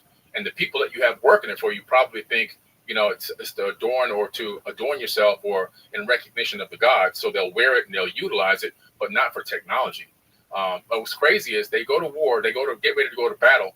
And then Enki says, I have an idea that will stop this war. There's an existing being on this planet, existing, not something that doesn't exist, existing. We can add our essence to it, but a slain god. So they're talking about taking the DNA or genetics from one of themselves and mixing it with the DNA of the hominid that was here. It's not specified whether it was, you know, an ape man or anything, but they don't specify in the tablets, but to create a worker being. And they began to do this genetic modification, probably disconnecting some of our DNA, making genetic modification to us to get us to take orders from them. They inserted something called a worship gene, which was just discovered recently, that human beings have a gene inside of them that can be turned on and turned off. It can be turned off in a laboratory setting. It can also be turned off with a magnetic field around your head. And when it's off, you don't want to worship anything outside of yourself. You look inside. And when it's on, you look to get something from the outside. So this is incredible. And so they made us worship a gene yes. inside of us Yeah. to make us worship them. Right. How genius. That's incredible, because then you're not a slave anymore. You're doing this for the honor of the gods. And for people who think all this talk is really crazy, I want to put into perspective that we talked about this the other day, that during which war was it where the Soviet Union was experimenting? It was scientists in the Soviet Union, correct? They're experimenting with creating a chimpanzee human being hybrid that they would probably send to war. Yeah. So instead of having regular people, we would make this monster, Yeah. this freak, ape man, and send him to war and have him crush the enemies. Yeah. So just how crazy is that? They knew how strong chimps are. I got an idea. Let's turn a chimp human, and that way, if he dies, who gives a fuck? Right. We made him. Get him to go to work for us. Yeah. And now, if you're a supremely enlightened being, wouldn't you think of human beings with all of our folly and all of our chaos and all of our war and bullshit and the internet and disinformation and misinformation? Wouldn't you think of us kind of the same way we would think about that chimp hybrid thing? If I was I was the president of Russia, I want my cousins to go to war, No. or I want to send this freak that I made in a lab. Yeah, and what's interesting, I'm glad you said made in the lab. They had talked briefly in that text about fashioning people. In other words, almost How did like they say it? They said the word fashioning, fashioning a being. What was can you remember the actual quote? I have to look it up, the actual quote. But they describe it as fashion. Fashion, because they said even the lamb hadn't been fashioned yet, so they had fashioned lambs. So they fashioned, and it's also in the Epic of Gilgamesh. They fashioned the friend that Gilgamesh went on the journey with. He wasn't born from a woman's womb. They created him. They created him an artificial being to go on this journey in the Epic of Gilgamesh. So they use that phrase several times in the tablets. But they said, no, wait. It was almost like that's not a good idea, because in some ways it seems as if they had known that the idea of making these too many artificially created people wouldn't be a good idea. Now, they didn't go deeper than that, but you can see where we are today with AI and everything else, and these robots that are coming. Maybe they knew something about that, but they decided to take a biological being and genetically modify and program that to do the work, and that's exactly what they did. Well, if they really knew what we would be capable of and that we would be illogical, overpopulation would be a gigantic issue. Mm-hmm. And in many parts, it's not really that big of an issue here except for in cities, but in many parts of the world, it's the whole country. The whole country is New York City, which is just fucking bonkers, and you got to wonder, that's actually not true. It's not even that bad, even in China. China has a lot of open space, but when you're in those cities, they are massive, and they are filled with people. And that is probably what you'd imagine a higher being would do if it was like us, like kind of illogical and kind of a little bit reckless and has a little bit too much technology for the average person that didn't develop the technology. But all of a sudden you got some 85 IQ dope who has access to all the things that all these geniuses have created. you can figure. We talked to Michio Kaku. He built a nuclear reactor in his house. Right. When he was a kid. I heard about that. That was crazy. That's crazy. Yeah, I know. That's so crazy. But there's a lot of different stuff that you can do and have access to technology that is beyond anything you would ever be able to invent with your own mind. Mm-hmm. But because we share things across the board, where you would imagine that if you were an enlightened being from another planet that's a million years more advanced than us, you'd go, I see where this one's going. You know, like you have that cousin who's an alcoholic and then he wins the lottery, like, oh shit, Derek just won the lottery. Yeah. This is gonna be crazy. Yeah. Derek's got $200 million. Right. It's gonna be fucking insane. It's crazy. And they knew they were going outside their own guidelines and their own laws, their parameters, because they made a statement in the text. They said the creator of all was going to punish them, or they would have to answer to the creator of all for what they did here. So, and that lets you know they weren't really gods. They knew themselves that they weren't the creator of the universe, but that they masqueraded as gods on this planet. Just like we did when different versions of human civilization would find primitive tribes, like the cargo tribe, cults. The cargo cult that you talked about in your documentary. That is so fascinating that during World War II, planes landed on these remote places, and these people built mock planes to show like what the thing was that came to visit them that they thought were like gods. Wow. Do you think that if the Anunnaki are real and if Nibiru really exists and there's another planet with highly intelligent beings that are far more advanced than us, if that's the case, do you think there's more advanced and more, just like we are to chimpanzees, they are to us, and then another race is to them, and then it just keeps going on and on forever until you're God? Absolutely. I believe there's levels to the game, just like there's levels in terms of how we live on this planet. Yeah. You know, we have the first world, second world, third world, just here on Earth. Now magnify that one as a fractal, as a universe as a whole. You have civilizations that are 1 million, 2 million, maybe even 1 billion years ahead. And every universe every civilization progressing within the universe at a specific rate. So you can have beings that have already maybe even shed their corporeal bodies and only exist as beings of energetic light.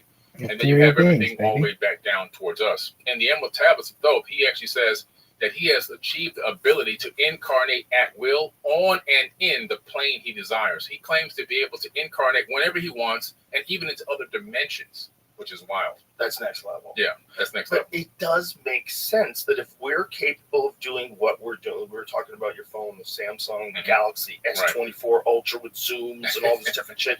That's magic to someone just 200 years ago.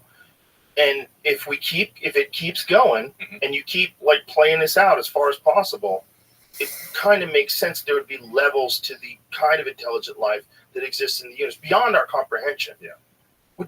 Have you talked to Terrence Howard? Do you know his theory about how planets are created? That it's just things ejecting from the sun over billions and billions of years, and that there's a Goldilocks zone where you can create life. Right. And that's where the people are. Yeah. And then as this Goldilocks zone gets you have to be super technologically proficient in order to control your environment to the extent that you no longer require the sun in order to keep you alive.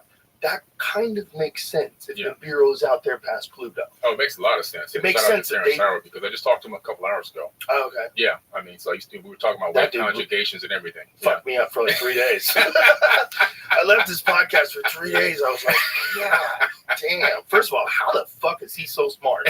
Like, how would you ever imagine that a dude who's an actor on a television show or in a movie is that smart? Like freaky smart. Right. But his theory about the creation of planets, I was like, oh, that makes sense. Oh, it makes a lot of sense. We watch stuff fly off the sun all the time. And that this matter over time would coalesce and become a planet. Yeah, it creates an accretion disk, and everything in space creates accretion disks. So once that What is that word? Accretion disk? Yeah, what does that accretion mean? disk. So once you have a certain amount of mass in space, it instantaneously, on its own, wants to create this circular, like the shape of our Milky Way galaxy, it wants to start circling and swerving around itself. And then as it does that, it begins to create friction. As that friction increases, the matter begins to collapse in towards each other, all right, based on its own energy. And then it forms a ball. And that then builds and attracts more mass until it builds into a moon or a planet or whatever. What do you do when you encounter flat Earth people? Oh man, I just try to be quiet. I just tell them, look, it's not my thing. You know, I remember Flat Earth Society offered me money years and years ago And I was like, no, I don't believe the Earth is flat. I'm not getting involved with this. And they really attacked me hard, death threats and everything else. They get very upset. Yeah. I do not understand. I just think it's people committing to an idea. It just doesn't make sense. Well, it's a religion now. They turned it into a religion. Anytime that people can attack you so brutally over that, I mean, I'm on live talking about quantum physics, and they're in the chat. The Earth is flat. The Earth is. I mean, so that's like, I mean, one guy. I'm fascinated by it because it's interesting. Yeah, because it's the ultimate conspiracy theory. Yeah. The ultimate conspiracy theory is that we are all on a set, and that the Earth is flat. It's a disc. There's a wall. The government's aware of it. They won't let you pass a certain distance. Yeah, there's ice walls. Yeah.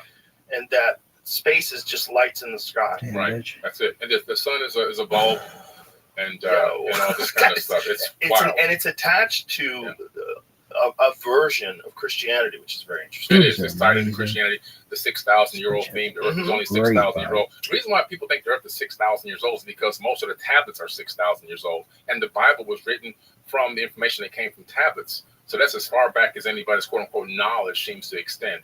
That's where the 6,000-year-old theory comes from. But they've taken that thing and turned it into a religion. I remember one guy DM'd me, and he was going off and telling me he was going to shoot me in the head and all this stuff. And I said, let me ask you a question. If there's no atmosphere, then what are you breathing right now?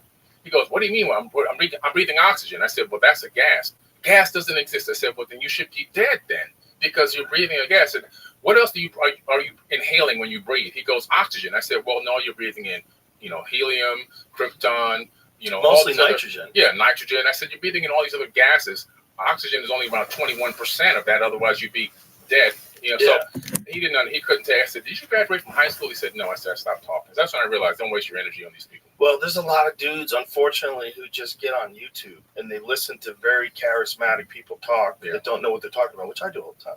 But they do it in a way where they pretend they know something is true that's not true. Yeah. And people get sucked into it. I know. And I just don't understand why you would think that Earth is the only one out of all these things that we've observed that's flat. Yeah. It just doesn't make any sense. And I think this is respectfully to all these people that believe that. I think it's a giant waste of time. It is. I think concentrating on the shape of the Earth, even if it was flat, who fucking cares? It means nothing. Look at what's going on out there. It would be kind of crazy if it was flat. That would kind of like bolster the idea that we're the shit. Right. And that we're just so much more powerful and advanced and special than everything else in the universe, because we're the only ones that exist on a flat plane. Right.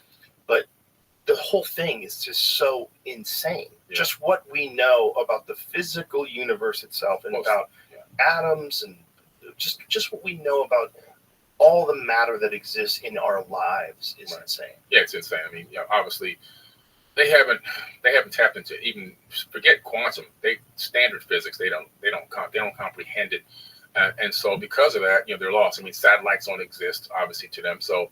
But that's a kooky one. I remember Hurricane satellites Maria. don't exist. That's a kooky one. Bro, you can watch them. It's crazy. Hurricane Maria comes and destroys the Caribbean, and I unfortunately had some loved ones that were involved in that. And I posted a picture of the hurricane because I was raising money for hurricane supplies, and they were commenting and attacking. That's a fake image. It doesn't exist. I'm like, let me ask you this: how much of that is bullshit? Like, how much of that is government, either entities from other foreign governments, where they jump into these subjects to make people seem really stupid. Yeah. And when people say something really stupid, if they have one of the things they like to do is put a foreign flag, like an American flag rather, in their little their profile. They always have that, And they're just saying that dumb as shit. Yeah. And I'm going, I don't know if this is a real person. I think it's not. I think it's one of those things that's designed to muddy up any discourse about anything. Yeah, it's a psyop. I'm telling you, I told people a long time ago this whole flat earth thing was a CIA psyop. I think it was drop it in there. If it wasn't a CIA psyop, it was someone from 4chan who just wanted to be silly and went so hard with explanations that a lot of gullible people without science degrees like me, they went along with it. And it's just one of those things where it's just, man, what a giant waste of time. It is. It's so much energy. And there's so much more we can learn, like these ancient texts. And people say, why are you always focused on the ancient past? Well, because the past is prologue. If we don't understand what happened back then, we're doomed to continue to repeat these cycles of time that we've been in for quite some time, for eons. Yeah, I mean, it's just direct evidence that civilizations don't last when they go kooky. Yes. And that things go sideways and there's natural disasters and wars that reshape landscapes. Like, look, it's all there and it's happening right now. Yep. And if we're not aware of it, it'll happen to us. and then we'll be a footnote of history. We'll be one of those things. There was this amazing country called America. They got crazy. They created all this art and culture, and they did amazing things. But they went fucking sideways. Yeah. They sold out the money. They got involved in wars, and then the next thing you know, the world is operating essentially like communist China. The whole world. Yeah. But that's possible too, kids. Yeah. All right, you got to fight for this. 'Cause Yeah. whatever this thing is that we have, this is like super fucking unique. But if you don't want to look at the past, if you're not fascinated by ancient structures, if you're not fascinated by what kind of technology and knowledge that they have 4,500 plus years ago to make the pyramids, Right. Who are these people? Exactly. What were they doing? Yeah. How did they do that? And what was that thing? Was that a power plant? Right. I mean, I know you know that Oh, yeah. theory. That is Absolutely. a crazy theory that sounds completely wackadoo. But then when you have it laid out to you, Christopher, what's his last name? Dunn. Christopher Dunn. I Christopher just had Dunn. him on my podcast a few weeks ago. I just had him a couple weeks ago, too. Yeah. I just had a brain fart. Yeah. His depiction of the mechanisms that would be involved in turning this giant structure into some sort of a power plant, you hear about it, you go, wait a minute, whoa. Yeah, it makes a lot of sense. And him and I have very similar theories on how the power generation occurred.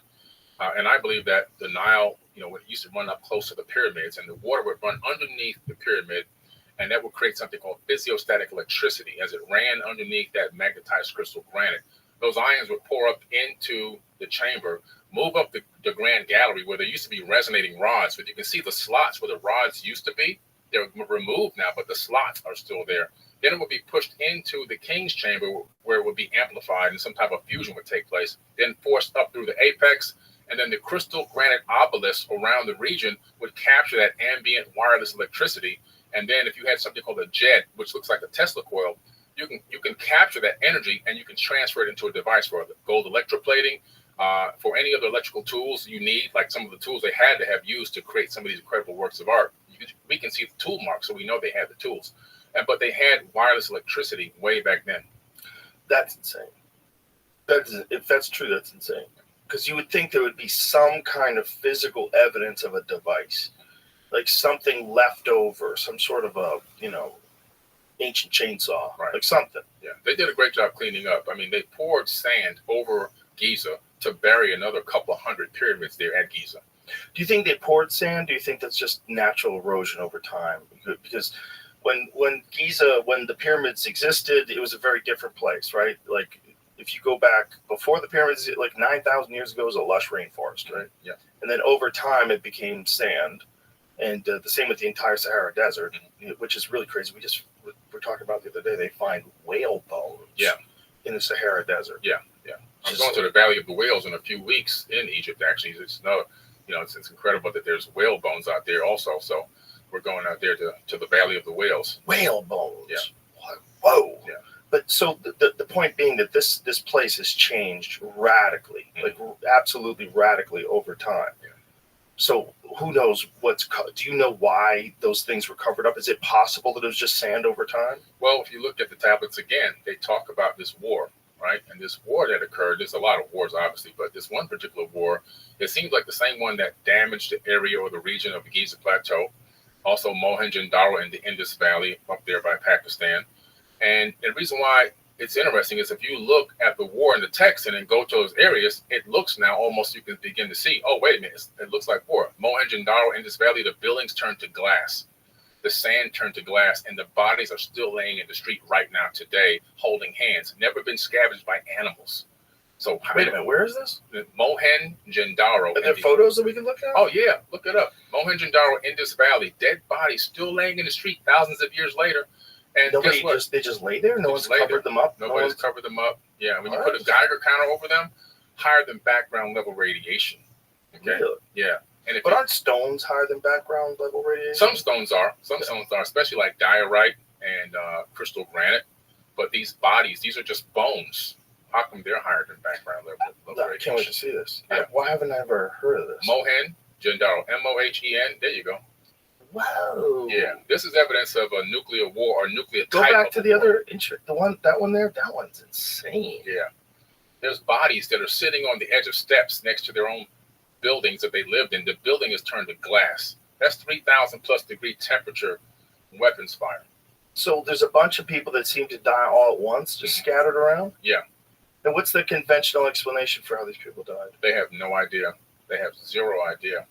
The only thing that was just a couple, Jamie. Go to the other, just the Mohenjo-Daro mythical massacre. So did they think it's a massacre? Is there any? Yeah, the guy's just laying there. Laying there. And that building, those stones are vitrified, which means 3,000 plus degree temperature. Oh shit!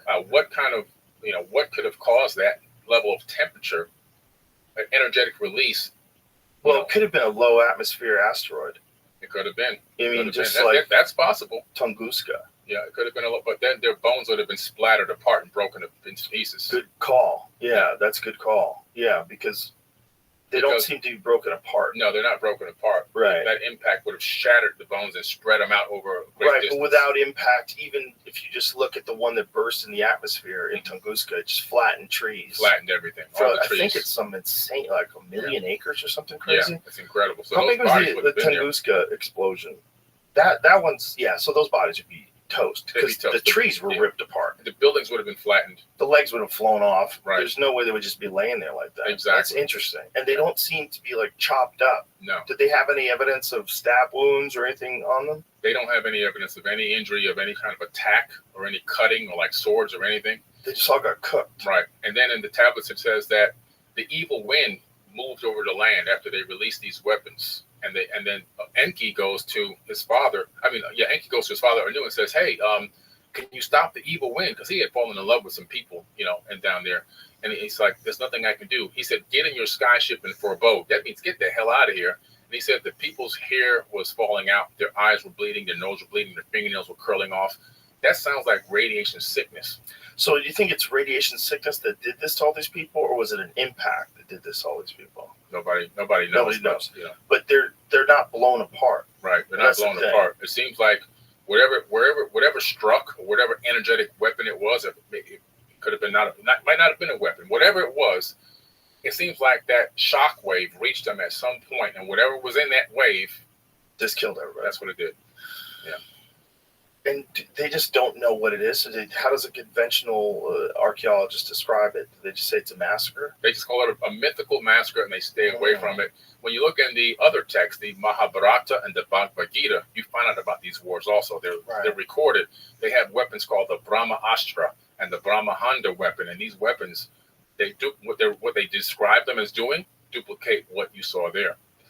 How do they describe them? They describe them as weapons that once released can't be revolted or can't be turned back, and that they will obliterate any area, any city. And they say that one of the weapons can destroy any man on 3 worlds. Crazy stuff. This is where Oppenheimer got his famous quote when he obviously tested the nuke, right? Now I have become death, destroyer of worlds. He got that from the Mahabharata. Yeah. What a great quote. Yeah. To say after you detonate the first nuclear bomb. Oh, man, crazy. What a great quote. Yeah. So the idea is that there were beings that were having wars on this planet. Mm-hmm. Do you believe they were having wars with people that were revolting, or were they having wars with other beings? They were fighting with each other. And evidence of these wars can be found in the book of Deuteronomy in the modern day Bible. These gods, and I do mean gods with an S, because everywhere in the Bible where it says God singular, it's actually a mistranslation. The actual, if you backwards look up the translation in Arabic and then down to Aramaic and everything else, you find out it's gods plural. They were fighting each other over resources and people and control of the planet.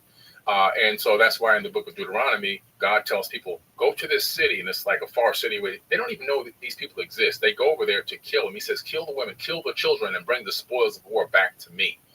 And you see these wars in the Mahabharata, the Bhagavad Gita, the Bible, the Sumerian tablets. And these wars are just nonstop, the Indian Vedas. And it's always about attacking another city, and even talk about Trojan horse methods to get behind the gates, and then to utilize that to attack and kill and bring back these spoils, which is pretty crazy stuff. It's like they were attacking each other. They had gone awry. They had gone rogue out here on this planet, and then began to fight over people and populations and resources. And we would hope that we would get past that. Mm-hmm. But there's no evidence that we have so far. So, like, why would we think that as AI gets implemented and technology escalates and all we're going to be able to do in the future in terms of being able to go visit other planets and duke it out on other planets? Right. Like, there was a whole story today about China just landed on the far side of the moon. Mm-hmm. So they landed a probe over there. Yeah, they did. This is, there's the China-America war on the moon. Like, Right. what if America claims a spot and China lands and plants a flag there, and they're like, hey, fuck you, that's ours. Now that's going to happen. Especially if there's like something on the moon they can mine that's very valuable. Oh, this stuff up there. I researched the Clementine mission years ago. NASA and the United States military sent a military, at that time, it was a top secret mission called Clementine. It was a low lunar orbiting satellite to go to the dark side of the moon. And when I saw the name Clementine, I knew right away, this thing ain't coming back. And as I began to dig deeper into the declassified documents, of course, it never came back. My darling Clementine, you were lost and gone forever. Wow. And I was right. And sure enough, it hit something on the dark side of the moon, which is really just the backside. It's not really dark there, but it hit something, but it sent back about 20 gigs of data. And these images are available to the general public. They've been declassified, and there are strange anomalies on those images. This is pre-Photoshop, pre-everything.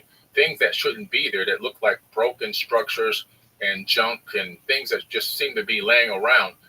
So I think it was a reconnaissance mission to gather intel and data, which is probably why China's gone to that far side of the moon as well, because they're probably going to. It's a race to see who can capture ancient technology and then reverse engineer it and then weaponize it.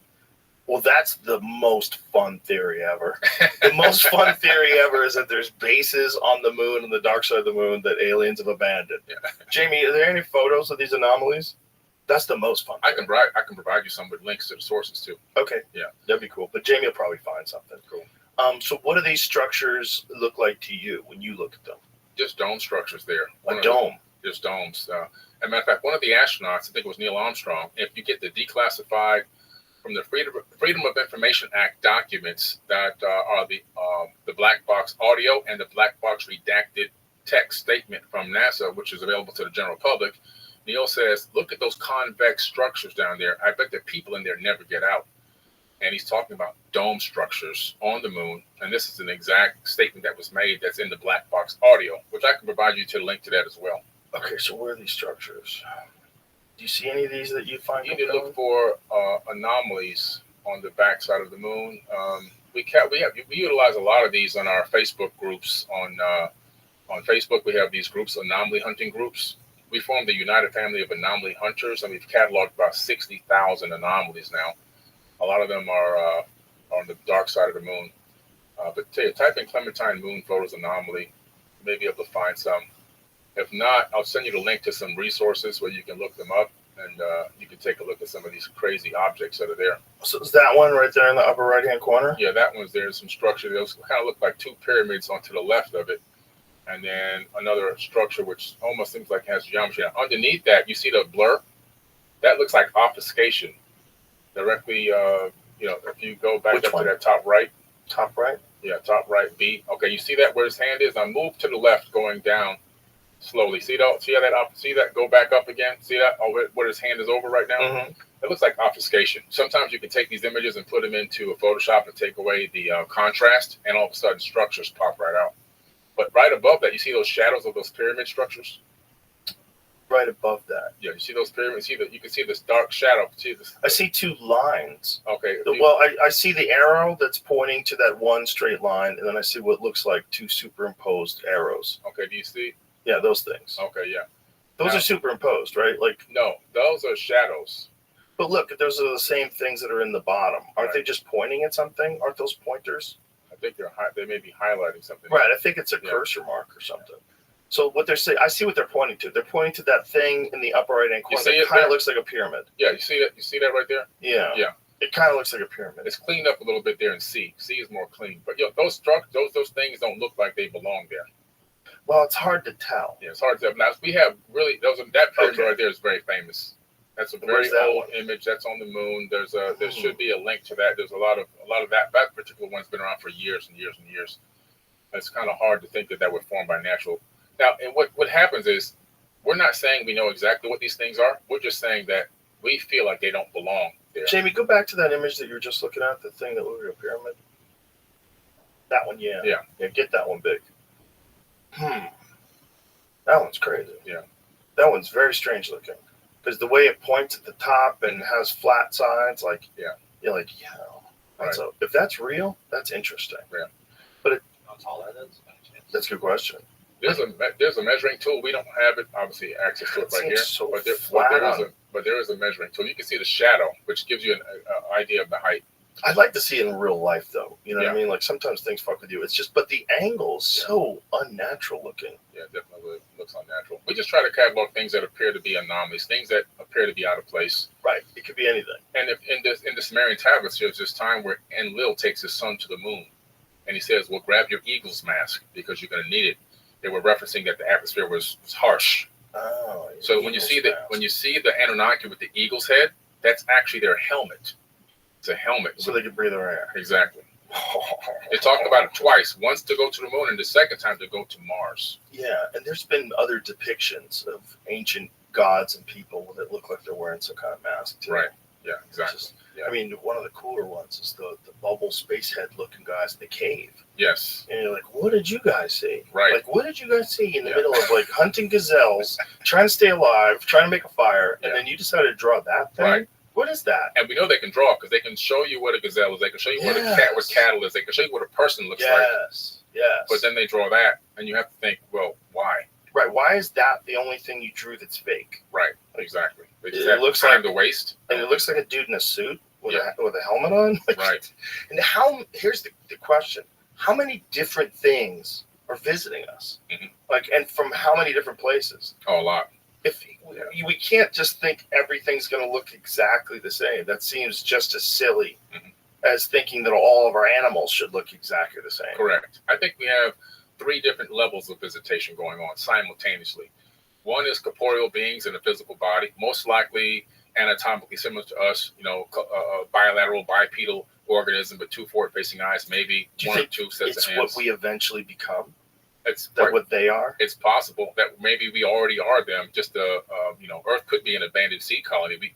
Every culture that I've talked to indigenously around the planet all say they were seeded on this planet by Pleiadians or other beings, star brothers in various different places. So like it's pretty interesting. Like the Dogons, the Nomo, the Hopi, and the Lakota tribe, the Star Brothers. The Aboriginal elders say that they were seeded here by Pleiadians. All of a sudden, why is everybody having the same story that we were brought here? We could be genetically, I don't believe we're even from Earth, to be quite honest with you. Our circadian rhythm doesn't even match Earth's rotation on its axis. We're slightly off. It's actually better tuned to Mars' orbit on its rotation on its own axis. What do you mean? How's that work? The circadian rhythm of a human body, the wake and sleep cycle, is actually more tuned to Mars' rotation on its own axis. A Mars day versus an Earth day, which is pretty weird that we aren't synced to our own planet after all these thousands, is maybe that the hundreds same of as our thousands of years.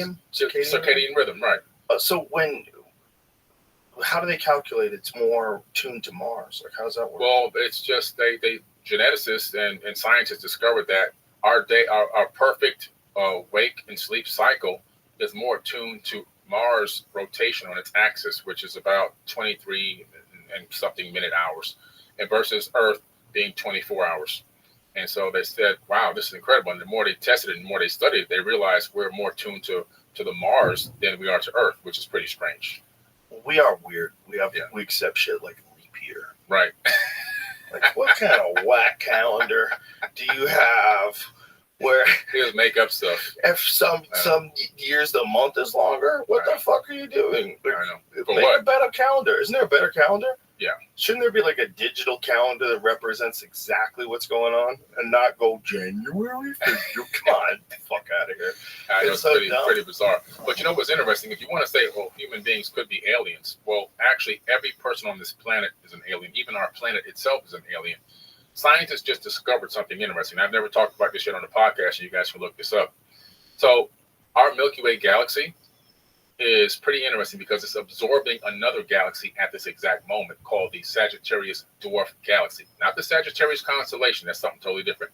We are absorbing the Sagittarius Dwarf Galaxy at this exact moment. People thought for all these decades, looking, or even hundreds of years, looking up in the night sky, seeing that swath of stars going across, that's the Milky Way.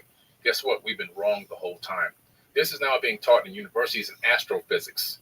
So what we're looking at, you're looking at the absorption or the the merging of the Sagittarius with the Milky Way galaxy. And the exact point where it merges and drops into the Milky Way is right where our solar system is located, which would explain the rogue planets that we know that are out there. There's millions of rogue planets that have no sun, that are just floating free around. There's planets and solar systems that are orbiting far beyond the orbit of Pluto in our inner Oort cloud, admitted by astronomers now, that there's other solar systems within this inner Oort cloud area orbiting our sun every 4,200 years. So all of a sudden, that's Corey Powell, the astronomer at Discovery magazine, by the way, who said that. So this is pretty interesting. We're talking about the fact that our solar system itself is an implant into the Milky Way, that we come from Sagittarius. We're not even part of the Milky Way galaxy. Cool. Okay. So when they're looking at our own solar system, they have an understanding that there's a thing called the Kuiper Belt that's out there, and there's so many objects in there that are small, and that's one of the reasons why they decided to declassify Pluto as a planet, because there's other objects real similar in size. Baki and all those other planets. But they think there's something large out there. They think there's something large out there that they haven't yet identified because of the way that gravity is responding. Like, what is the reason for it? Well, what happens is they discovered that in some way, millions of years ago, something moved through our solar system and captured its own weird orbit around our sun. And what's crazy is the evidence is in our solar system. So Saturn and Neptune switched locations because of a gravitational field. Uranus has flipped on its side and orbits its equator is orbiting north and south, not east and west. And they know that like it got hit, or something gravitationally just tugged at it so hard that it flipped sideways. It never stops. Never stopped. And it moved through our solar system way out beyond the orbit of Pluto, and this thing captured its own orbit. This is in the Enuma Elish, the 7 tablets of creation. This exact process that's been described now by astrophysicists and astronomers is in ancient text that we can read, and we can see, oh my God, this is exactly what this text is saying. It's talking about the creation of our solar system. It even talks about the creation of Earth in that text. It says that when Marduk, aka Nibiru, a moon of Nibiru, crashed into Tiamat, it broke into pieces and became the hammered bracelet. That's the asteroid belt. One giant chunk swung away, recoalesced with everything, water, land, and organic material needed for life, and became the Earth, tugging with it the moon. So it's pretty crazy that the creation of this planet itself, and it says that it pushed, the net force pushed Mercury closer to the sun and pushed Venus closer to the sun, and then we took the third spot in place around our orbit around our sun. And then, of course, we have Mars, which used to be a moon, a habitable moon of Tiamat, a planet that was 4 to 6 times larger than Earth, and it slung into this crazy orbit. That's why Mars has this weird orbit, and you have to rendezvous with it if you're NASA or anybody trying to rendezvous with Mars every 2 years when it's in apogee or perigee. You have to, with apogee or perigee, one of them is further away than the other. One is 80 million miles and the other one's closer. So if you rendezvous every 2 years, you can capture the orbit of Mars, and you can actually get there in 4 months. And then they looked at it and said, wow, they meaning astrophysicists, this looks like this Mars wasn't originally in this type of orbit. It must have been orbiting something else in our solar system, which it was. One side is charred black and the other side is smooth. So the side where Tiamat exploded, those chunks hit Mars on one side, created a very charged side, and the other side is the smoothest surface in the solar system, which is because of the global flood that created. And then Mars's axis on its equator is tilted 45 degrees on its axis, which means the mass shifted it down 45 degrees. They had a major global catastrophe there on Mars. And then after Mars, you have another little planet that survived called Ceres, Ceres, which is also a result of this Tiamat exploding. People don't even talk about Ceres. It has the most fresh water of any other planet in our solar system. More fresh water. Where's its location?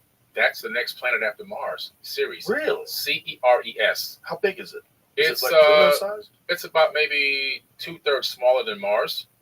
And guess what? It's a dwarf planet. So it follows an orbit between Mars and Jupiter near the middle of the asteroid belt with an orbital period. Click on that, Jay. When they flew by it, you heard about this before? I didn't know there was another planet out there. Listen, when they flew by it a few years ago, the lights were on. They sent the probe out there. What? The lights were on. And so they tried to say it was ice particles glistening in the sunlight. So when they got to the dark side, guess what? The lights were on the dark side. So they couldn't use the ice particle explanation anymore. So they just said, we don't know what it is. What? Sirius' small size means that even at its brightest, it's too dim to be seen by the naked eye, except under extremely dark skies. Its apparent magnitude ranges from 6.7 to 9.3, peaking in opposition when it's closest to Earth. Once every 15 to 16 months in, how do you say that word? Synodic? I don't know where you're at now. 16th month synodic period.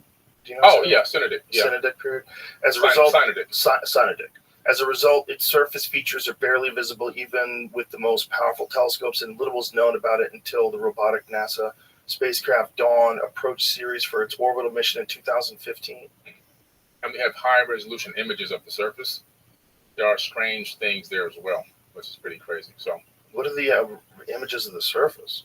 You have to go to nasa.gov and go to the Dawn images, and you can download, or sometimes the European Space Agency has them as well, ES. And then you can grab those images. It's pretty crazy. Some things just don't look right there. But there's a lot. What doesn't look right? Well, if you look at Mohenjo-Daro or areas of Egypt, or even Iraq, where it used to be Sumeria, structures that used to be there that are now worn down and weathered, they have similar looks there. Similar things that they look similar there. Not saying that they are. I'm just saying that they look strange. Some things look strange. We have a lot of strange things on Earth that aren't natural. That's true. We sure do. We even have octagons and straight lines on Earth that are natural as well. That was one of the craziest ones that Terrence brought up, was the octagon on Saturn. Yeah. Was it Saturn?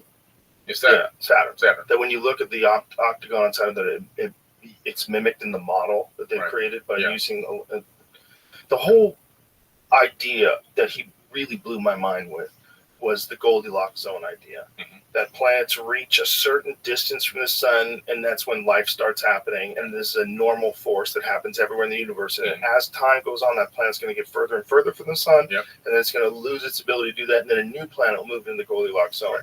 And that is also going to become like us. Mm-hmm. And then, so if you are following this idea, if this idea makes sense, it means that this is just this sort of natural process that these intelligent creatures go through. And even though we're looking at like AI and we're looking at technology, like, oh my God, we can't even be people anymore. Well, guess what? We can't be people anymore, right? Because we're not going to make it if we don't. Yeah. There's a timeline. It seems like you're only going to live 100 years, so it's no big deal. But humans, if we keep going like a few million years, we're going to have a real problem. Yeah. A billion years from now, we're not going to be around anymore. No. And then there's going to come a time where the sun doesn't exist anymore. Exactly. So if you get so intelligent that you can escape the boundaries of the physical world, and you can move throughout the cosmos wherever you want, then you've escaped. Right. You've escaped this fear. But it's almost like there's an intelligence test. Yeah. An intelligence test that life goes through. Like, we're going to give you all the tools, just like you're in the womb. You're in the womb of Mother Earth. We want to give you all the tools, but you got to get out of the house. Yeah. At a certain point in time, you got to get out of the house. You're 24, you're still living at home? Get the fuck out of the house. They're waiting for us to grow up. Yeah. It's what, human beings are like babies right now as a civilization, trying to learn how to walk. And right now we're barely crawling, and then we plop down on our stomach and everybody screams and cries. But we're getting to the point eventually where we'll go to the edge of a table and pull ourselves up. And then we'll take a couple of steps, and then we'll fall again. Everybody will think it's all over. Oh my God, we were doing so good, and it collapsed again. But no, that's just a fall. The baby will pull itself back up. It'll cry less, and it'll take more steps until it falls again, until it can get this controlled fall. And that's the definition of walking, controlling your fall. So we're in that process now. Like you said, this is a proving ground for us to be able to develop consciously, spiritually, ascend to higher levels. And eventually, I'm pretty optimistic for mankind that we will get through this period. Well, that's a beautiful thing to hear. I love when people are optimistic, because I'm always like, I don't know which way to go. I tend to be optimistic. Well, it proves what these ancient beings were doing. They were creating breakaway civilizations throughout the entire Milky Way galaxy because of what you just said. The fact that, planets won't be habitable forever. Even Earth, let's say Earth never moved and stayed right where it's at in the Goldilocks zone. We're going to lose our control over the weather because the moon is moving away at a few centimeters every single year. And as the moon backs off of Earth, our weather patterns are going to get more hectic and chaotic, and the wobble is going to be uncontrollable to the point where life won't be able to exist. Not our kind of life won't be able to exist on this planet. So just losing the moon alone in a few million years is going to destroy us. So we have to create breakaway civilizations. We have to get out of here, which is what all these other advanced civilizations in these ancient texts have done. Well, it only makes sense if Terrence is correct about this idea of the Goldilocks zone. It only makes sense. And if there are other planets somewhere in another galaxy or ours that have the same exact sort of features. Water, the same temperature, the same mixture of amino acids and whatever the hell else here that makes life. And then it happens there too. It just makes sense that some places are going to be more stable. So they're going to have less natural disasters. So like people will evolve faster and longer. They'll exist longer. But then, there's the argument that the natural disasters are actually good because the natural disasters knock us back down. If we're about to destroy everything, knock us back down to some much more primitive version of ourselves. And then we have to rebuild society again over thousands of years, which to the universe is a blink of an eye. That's a blink of an eye. You're right. That's exactly what happened in the Emerald Tablets. 36,000 years ago, though, he arrives in this place called the land of Kem, ancient Kemet, before it was known as Egypt. His father sent him on a mission to rebuild civilization back up to a high level, meaning that it already was at a high level prior to this flood situation. And he says he gets into the great ship of the master and he takes off into the sky until the earth disappears. And then he goes to the plane appointed and he sees beneath him the children of the land of Kem. And he descends down. He doesn't sail in, he descends down. And when the ship lands, he opens his doors and he comes out with his crew. And he says the barbarians came at him to attack him with cudgels and spears. He says, I raised my staff and sent out a ray of vibrations, stopping him still as fragments of stone of the mountain. So he had a stun gun. He had a weapon that was, not lethal, non-lethal weapon that can freeze you in your tracks. And we have something just like that now in the military called the active denial system. They can send a beam at a crowd coming to attack and make them stop still right in their tracks. They can make you feel like you're on fire, make you feel like you want to vomit. They can even put voices in your head. They can make you be in extreme pain. It's called the active denial system. So he's talking about technology back then that we have right now. Dude, go look up that. Because you think that's what that Havana syndrome thing is? It's possible, man. This thing, if you put it above, like in the sky, and aim it at an area, and the beam spreads a little bit, you can create mass illness, mass sickness, mass hysteria. You can have everyone running around thinking that they've got somebody talking to them and commanding them to do certain things. It's out of control. This weapon can be fully weaponized in a lethal way, in a way that can make people become psychotic. You can make somebody think they're burning it on fire. Whoa. Active denial system demo. Can we listen to what this guy's saying? It can deter individuals on a military perimeter all the way up to a riotous crowd, all without permanent harm. It only penetrates 1/64 of an inch of your skin. So it's very shallow into where your nerve receptors are. I can't take it. There's no permanent injury caused by it. So what does it do to them? Send a frequency, a beam of frequency, just like Dope says in the Emerald Tablets. I put this in my book because it's Any important. of the guests volunteer to test out its effectiveness and safety, including the Assistant Commandant of the Marine Corps. Wow, he said fuck Major it. of the Marine Corps, He said and fuck the it. Assistant Secretary of the Navy. Most described it as feeling like a hot oven or grill being opened up. It is something that. Wow. Yeah. So that's what he used on them thousands of years ago. Holy shit. Or something like 2012? Yeah. Oh, now they turned into a statue. Oh, yeah. Statue. Absolutely. Now it's over in Medusa. Yeah. Medusa. Yeah. Holy shit. Same What do you think Medusa was? Frequency technology. Imagine that. Imagine that story. We always thought that was just some crazy story. Yeah. But imagine there's a technology back then that can actually turn you into stone. Right. Now that we know that people can do things like that, and then we would imagine 1,000 years of evolution, 10,000, 500,000, whatever these people are, whatever these things are that have the ability. It's kind of disappointing that they're still waging war, though. I got to tell you that. Yeah, it's crazy. That's a bummer. That's a real archaic mindset. We have to find a way to rise above. This is why we need to understand exactly what happened and how do we overcome what's been embedded into our epigenetic memories, because we're suffering from epigenetic mental hysteria, which is psychosis, and this war psychosis. We've been programmed as human beings to have consumption and fighting and competition over collaboration. Yeah. Everything is designed to keep us separate. Divide and conquer is the main mission, and it works so well for so many thousands of years. And this divide and conquer tactic that's been burnt into our DNA and our code has put us in a situation where we are not advancing as we should be. We're getting now this technology leaked out to us And yes, that's advancing pretty fast, but consciously and spiritually, it's holding us back. Because everyone's putting themselves in boxes and saying, I'm a part of this thing and I'm a part of that thing. And then we don't work together. No, that's such an important point, and it needs to be drilled into people's heads. Yeah. We're distracting ourselves by getting involved in these stupid arguments over stupid things. Right. When there's really important issues with the world, Mhm. and those aren't being addressed. And one of the big ones is, how do you stop people from killing each other? How do you stop war? How do we stop this insane practice of having groups of people go up against groups of people they've never even met and killing them? Like, exactly. And then we're all okay with this. We talk about how this is normal and this has to be done, and war is ugly and it's unfortunate, but we have to do it. Like, okay, are you fucking sure? Who's pulling the strings here? People with $10,000 suits that don't get on the front line. Yeah. They send poor kids and young men and women to die. Yeah. And exactly. And it's all about money. Yeah, it's all about money. And Smedley Butler wrote about it in 1933. War's a racket. Yeah. And that's right. You read that from 1933, folks. Mm-hmm. And this was a general. Was he a general?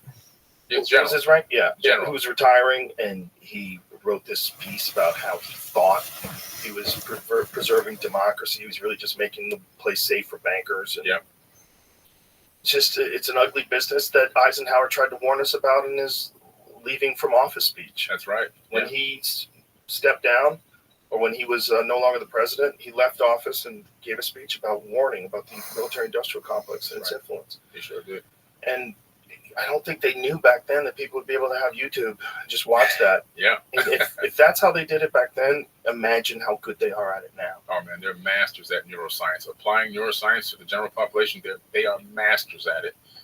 And they know how to get into the psyche of a human being, and they know how to turn us against each other while they themselves chop it all up. Like I always say, there is no Democrat or Republican. It doesn't exist. The only thing that exists is a group of elite oligarchs that torture men, women, and children worldwide. That exists. They capitalize and monetize us, and they put their boot on our neck. But to think that there's left wing and a right wing, I think it's the same bird.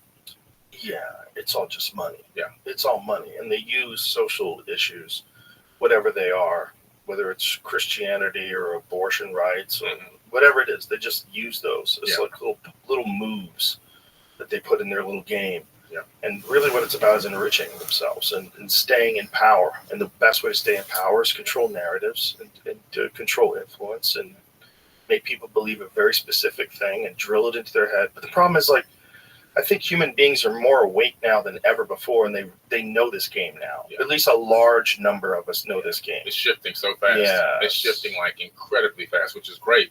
How old are you, Billy? I'll be 53 in September. You look great. Thanks, man. So you and I are basically close to the same age. I'm 56. Yeah. And when we were kids, this version of the world was never discussed. You'd have to be a complete kook to think that money is why wars are started. Oh, come on. No one would ever do that. Right. You would be a complete kook to think that the pharmaceutical drug companies lie about their drugs. What are you talking about? They can't do that. They would be arrested. Yeah. You'd be a kook. Yeah. And now, especially after the pandemic, that's how everybody feels. And watching these wars go on between Ukraine and Russia and Palestine and Israel, you're like, what the fuck is going on? In the 21st century, this is still happening right now. In large scale. Yeah. And people are having debate over the acceptable amount of numbers of women and children that are allowed to die in a war. Right.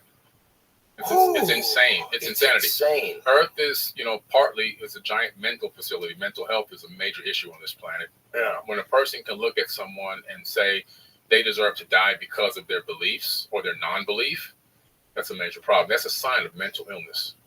It's also a sign of like a spoiled child. It's almost like we skipped the line.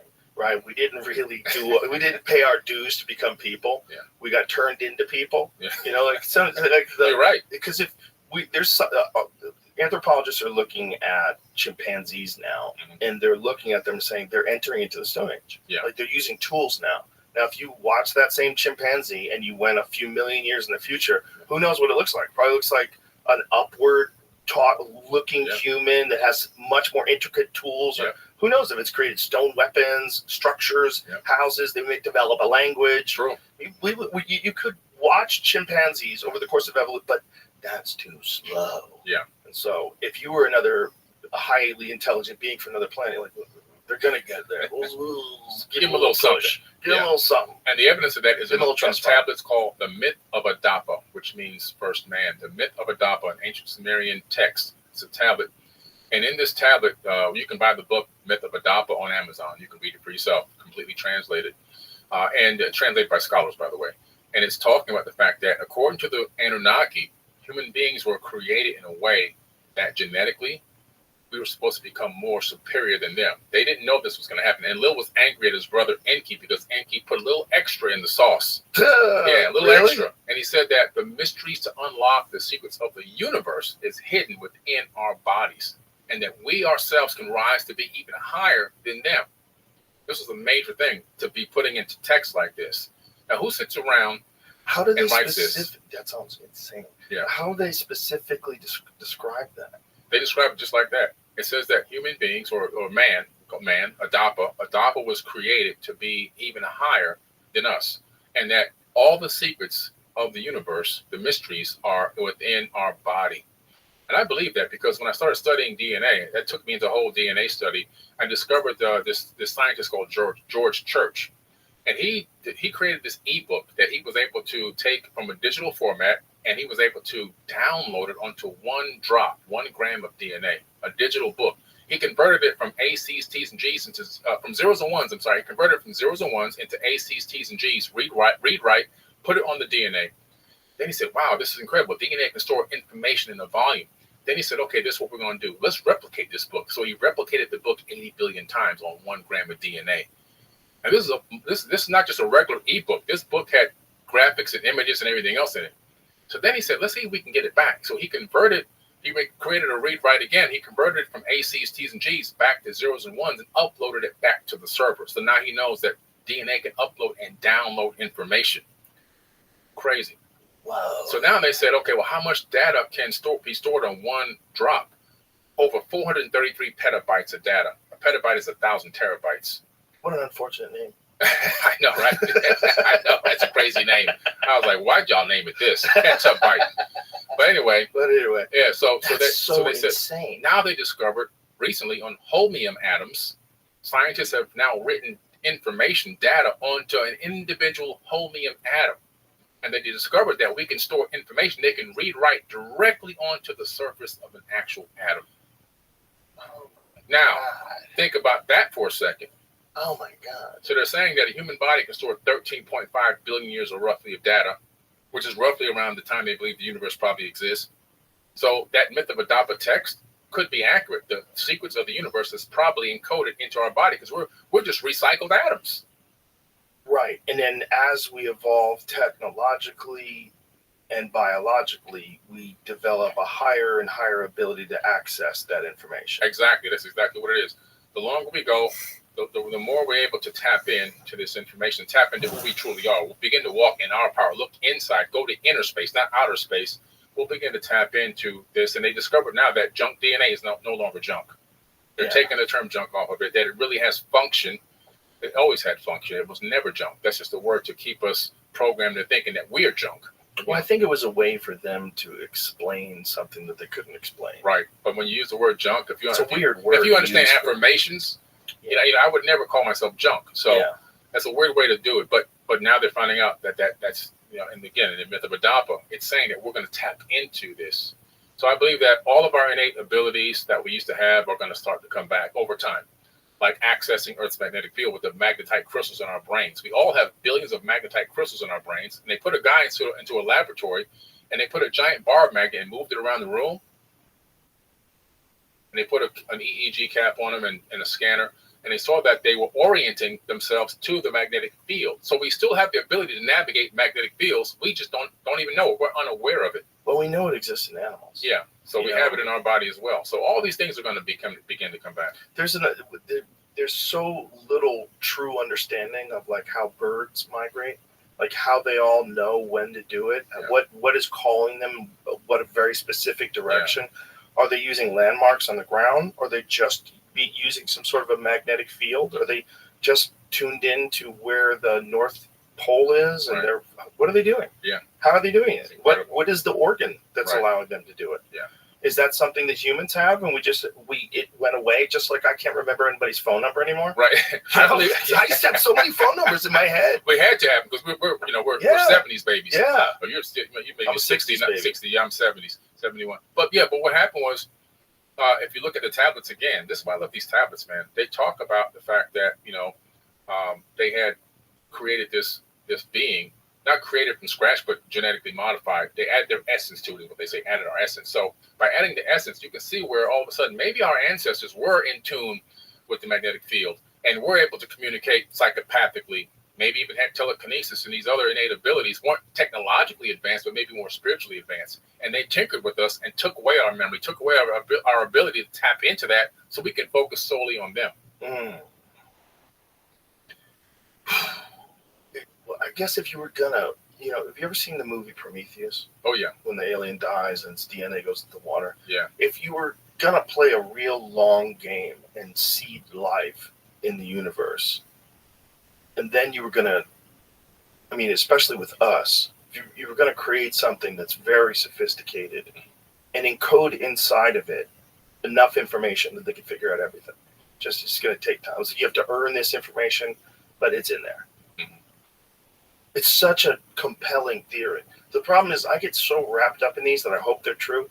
When I hope they're true, I stop thinking critically. Because I'm like, that's the most fun. It's the most fun to think that we were created by aliens. The most fun to think there's a base on the north side of the moon. Right. But the undeniable stuff that, to me, is equally compelling, I think, even than the aliens, is like, how did they make the pyramids? Like, who did that? Yeah. Who did that, and what was that culture like? Right. Like, if I could go one place, I would go to Egypt, Giza, when it's thriving. Yeah. When it's thriving, whatever. I don't even know what the number is. Yeah. I don't know if it's a John Anthony West number or if it's a more conventional number of 4,000, whatever it is. Yeah. Just get me there. Right. Let me see what that was. Yeah. What were you guys doing? Right. How the fuck did you make that thing? How did you get those stones from 500 miles away? How did you cut them so perfectly? How did you get them all the way up in the ceiling of this giant king's chamber? Yeah. What was that damn thing? Why did it have a gold cap on the top? Right. Like, what did you guys do? How did you make the gold cap? Yeah. Like, what did you guys do? It's wild. I go with the John Anthony West theory. I'm closer to his time frames. Yeah. Rest in peace, John Anthony West. He was amazing. Amazing man. Wow. Yeah, Magical Egypt, folks. It's I think there's 2 versions of the video series that you can get online. Go find it. It's incredible. The first one I watched like 10 times. Yeah. I was like, this is just forget about speculation, forget about like timelines, just the undeniable majesty of the construction of those structures and the statues and like what they built was like, my God, like nothing else. Yeah. Like nothing else in the world. No one's even a distant second place. No, not even close. Egypt can just stand above all of it, and it was so long ago. Yeah, it's super ancient. And what I like about John Anthony West, his theory aligns with the Emerald Tablets date range, because when he talks about the Great Sphinx being built 2 processional periods back, it takes it back to around 38,000 years ago, around the same time that Thoth claims to have written the Emerald Tablets. And in these tablets, he talks about building the Great Pyramid. He said, "Builded I the Great Pyramid, patterned after Earth's force, so that it too might remain through the ages." So he claims to be the master architect of the structure of the Great Pyramid. And what he did was he incorporated into it advanced science. It's not just a power generator. It's also, in my opinion, it also could be a multifunctional stone computer. Okay. And this thing calculates the orbits of the planets in the inner solar system, which is crazy. How does it do that? Matter of fact, well, if I have some, can I open up this, just read some notes? Yeah, I got some incredible notes that I did, some math that I did. I'm amazed at how much you don't need notes. There's a few people that come on this podcast that blow me away without notes. Like Terrence is one of them. Yeah, he's one of them. Yeah. Rhonda Patrick, she's another one of them. I just want to get the numbers exact, So one thing, the equatorial circumference of the Earth can be calculated by the Great Pyramid, because the Great Pyramid itself is 1 by 43,200 scaled down. So if you take the Great Pyramid and scale it up 43,200 times, it fits directly inside the sphere of the Earth, and it touches the equator. Okay. So meaning the dimensions of how the angles of it would fit inside of a sphere. Inside of a sphere. It's a representation of the Earth in a pyramidal format. Okay. That's crazy. And if you multiply that by the base perimeter, you get 24,734.94 miles, which is roughly within 170 miles of the circumference of the planet Earth itself.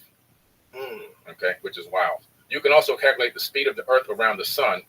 So the Great Pyramid, basically you take a pyramid inch times 10 to the 8th power. It equals the speed of Earth around the sun. That's wild. The problem with these kind of calculations is Flint Dibble made note of this, that you could take that and you could do that with a lot of different things. Like, what was the one he used for 420? Yeah, he's a bunch of different funny ones. 420, yeah, weed day? Weed day, yeah. He was explaining how you take these arbitrary precession of the equinox numbers, and you could multiply them times like whatever you want. You could get a bunch of different results, like based on what you wanted the result to be, not based on the actual. Some of them are hard to do. Check this out. Forget about multiplying things. What about taking the fact that the pyramid, the Great Pyramid, is located at the center of land mass on Earth, not the center of the Earth, the center of land mass. Now, the only way you can put the pyramid at the center of land mass is you have to have a polar orbiting satellite. If we were to do it today, a polar orbiting satellite that's orbiting this way, and as the Earth spins on its axis, you're taking swaths of data and you're calculating the land mass, and then you're going to say, okay, this is the center point for land mass, and you put it there. So the center point for land mass being, you take the surface of the Earth, what percentage of it is covered with water, where the ground is, right, and then you find the center of where the most ground is, and that's where the pyramid is. Exactly. The next thing is taking all the average heights of all the peaks on Earth and then dividing that to get the average height and making that the height of the Great Pyramid. Now, you can't just randomly calculate those numbers. Okay? That's the average height of all the mountains and the peaks on Earth? That's right. Wow. That's right, and that's an absolute fact. The Grand Gallery, the latitude of the Grand Gallery inside the Great Pyramid leading into the King's Chamber, the latitude are the exact digits of the speed of light in meters per second. You can't just randomly calculate that one. Well, you can't just get those stones now. I mean, there's not one thing about it. I mean, you can get real crazy with numbers and mathematics, but there's not one thing about it that's not completely insane. Like, every single aspect of it is completely insane. The fact that we still will try to pretend today that it's not impressive, or that it was impressive, but that they did it with sand and they did it with, like, how do you know? Well, like, you would need more mud. If you the mud ramp theory, you would need more mud in mass than the pyramid itself. So that's a farce. The mud thing, I mean, it's like, just show me one. Yeah. Show me one. Well, here's the problem with that mud ramp theory. I don't think people realize, I take people on tour to the pyramid every single year. I take people on a huge tour. Last year we had 140 people on tour in Egypt for 12 days or whatever it was. But the pyramid itself, each individual stone at the pyramid, excuse me, each individual stone at the pyramid is a different shape and size. There are no two stones that are perfectly the same. Each stone fits in an interlocking format. So you can't say, go over here and cut these stones. We're going to bring them over here and we're going to throw up this pyramid. It doesn't work that way. Each stone is made individually, specifically for the location that it's exactly in. Because they all have to be at an angle. Because they're all going up towards this angle, so everyone has to be cut perfect. Exactly. So they're interlocking stones, and there's no way to say, just cut this cookie cutter out, and we're going to bring them and hoist them in the spot. All of them are perfect. All of them. And if you accidentally cut the wrong size, or you're off by a few inches, you can't make the pyramid. You can spend a week or two getting a stone to a location that don't fit. It doesn't make any sense. They had foreknowledge. People don't take the amount of resources, energy, effort that it took to build that structure and then guessing that it will work out in the end. You only build that if you have a complete blueprint and you've got proven facts, right? You have proof of concept that it works and you've done this before. Now, what do you think about the other pyramids that are wonky? Like the ones that aren't perfect? Do you think that they were trying to duplicate the Great Pyramid? Do you think they were trying to make their own? The deeper you go into antiquity, the more perfect construction was. The further you come forward in time, the more wonky and crazy things begin to fall apart. So do you think they just forgot how to do it? The knowledge was lost. You can see the evidence of the knowledge. By the time we got to Alexander the Great, have you ever been to Alexandria? No. I thought I was going to go see this incredible place. It looks like a bunch of crap, a bunch of piled up rocks, buildings leaning on each other, even the people living in apartments that are leaning, buildings leaning. Oh, wow. Everything there looks just, the stones are small. I could pick up those stones with my own hands. They tried to duplicate the majesty of ancient Egypt, but they didn't even come close. it's just so bizarre that one civilization got so much further than everybody else, and no one really knows exactly how they did it. Right, light years ahead. Now, when you hear the carbon dating of the Great Pyramid, what is your take on that? Because the radiocarbon dating is 2,500 BC, right? Yeah. That's what they think. I just don't believe it. Why is that? Well, first of all, the way that the structure is made, if you look at other structures made in that same time frame, they don't have the same majesty. They don't have the same level of construction. They don't have the same capability of withstanding time. Right. So why are these falling apart, but this one isn't falling apart?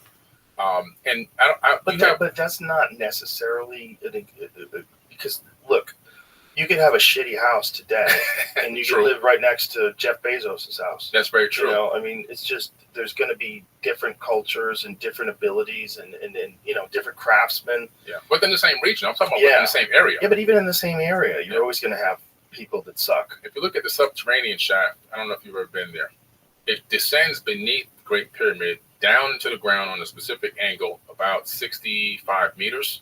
And there's another 30-meter drop straight beneath that. And this is where Christopher Dunn has hypothesized there was something that was creating a frequency down there, something that like pounds in the earth, creates a very specific frequency and a very specific vibration that goes through the entire stone structure, which theoretically could work. Oh, yeah, absolutely. And then this whole thing about using different chemicals in these shafts that leak through the limestone, and that limestone is porous, and you would have a specific amount of thickness with limestone, so you know exactly how much chemicals to put in the shafts. And the shafts did exist, and they did have openings to them, and they were sealed. But you could open them up and dump things into them, and then the passageway that goes into the King's Chamber, the so-called King's Chamber, and that it has opening shafts that go to the heavens. Yes, they do.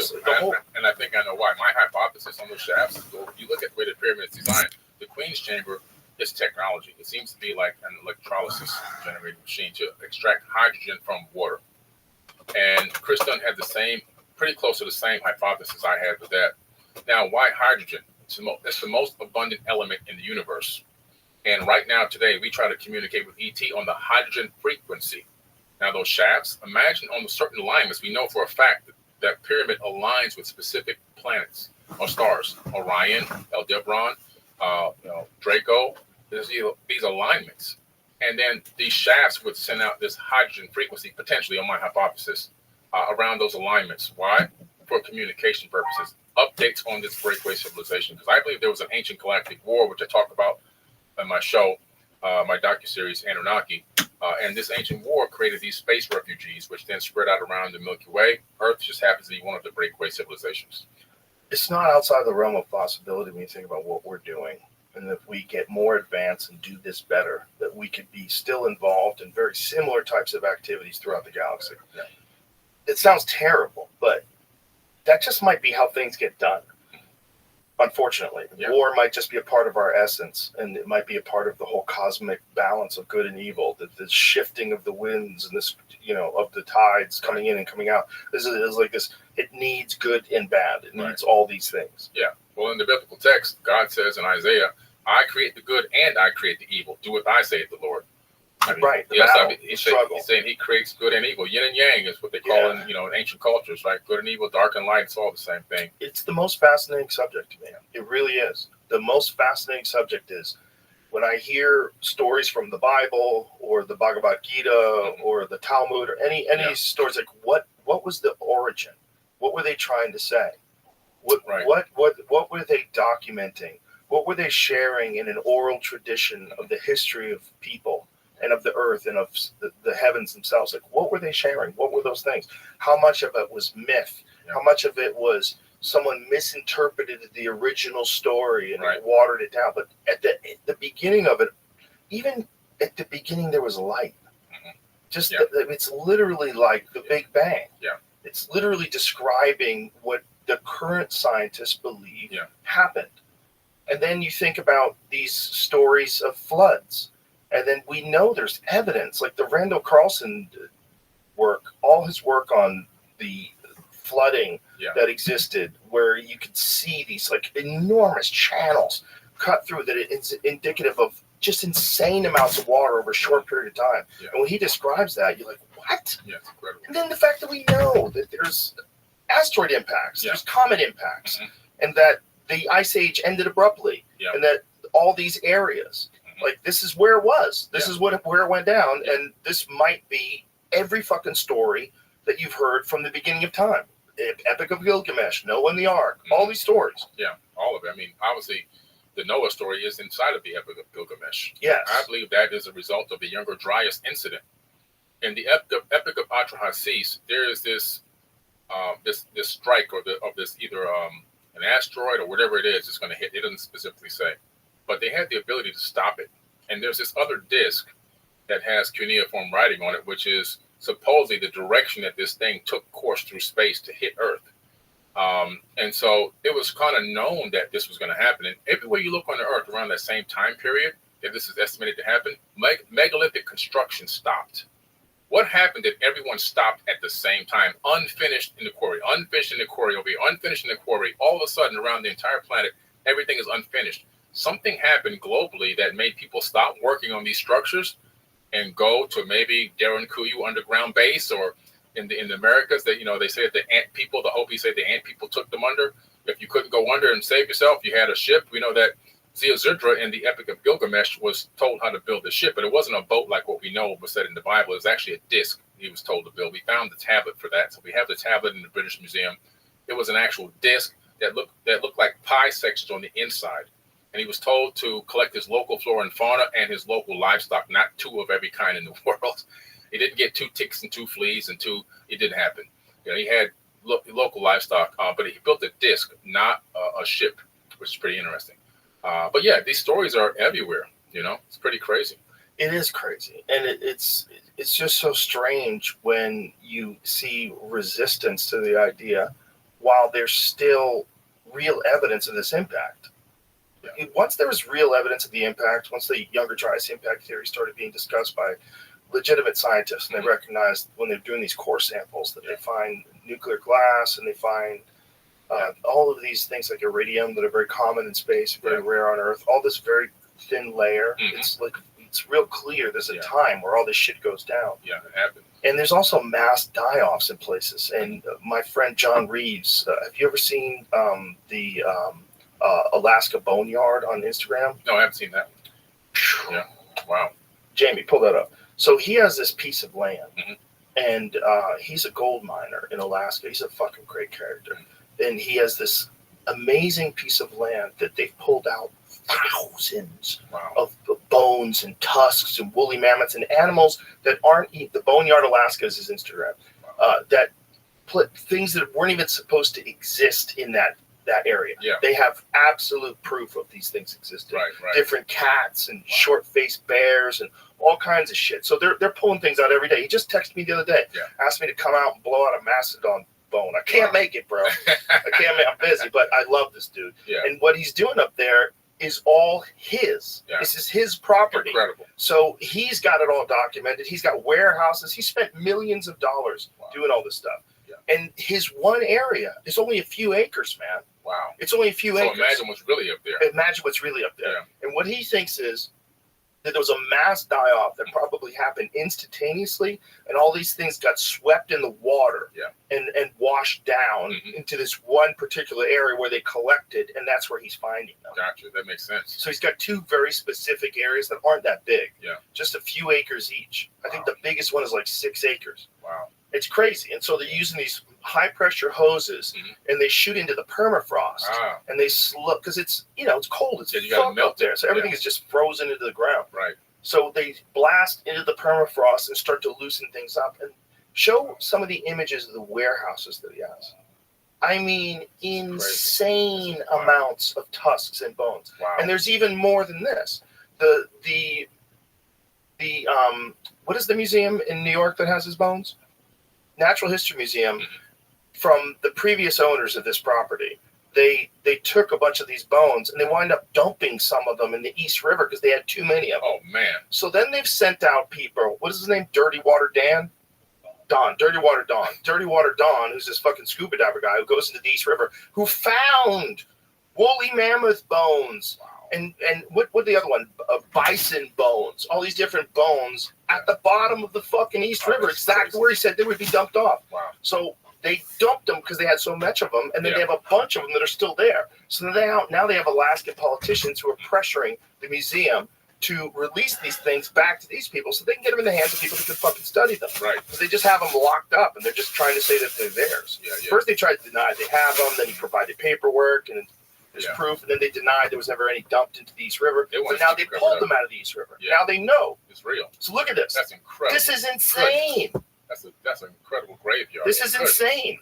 Wow. The boning. He calls it when you help it's a boneyard. So if you go there, you become a boner.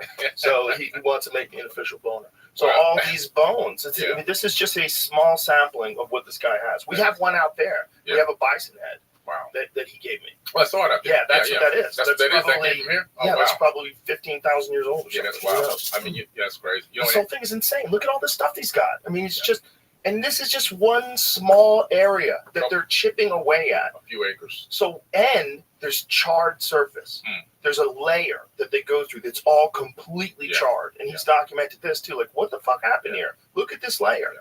This layer is insane. This whole place was up in flames. Yeah.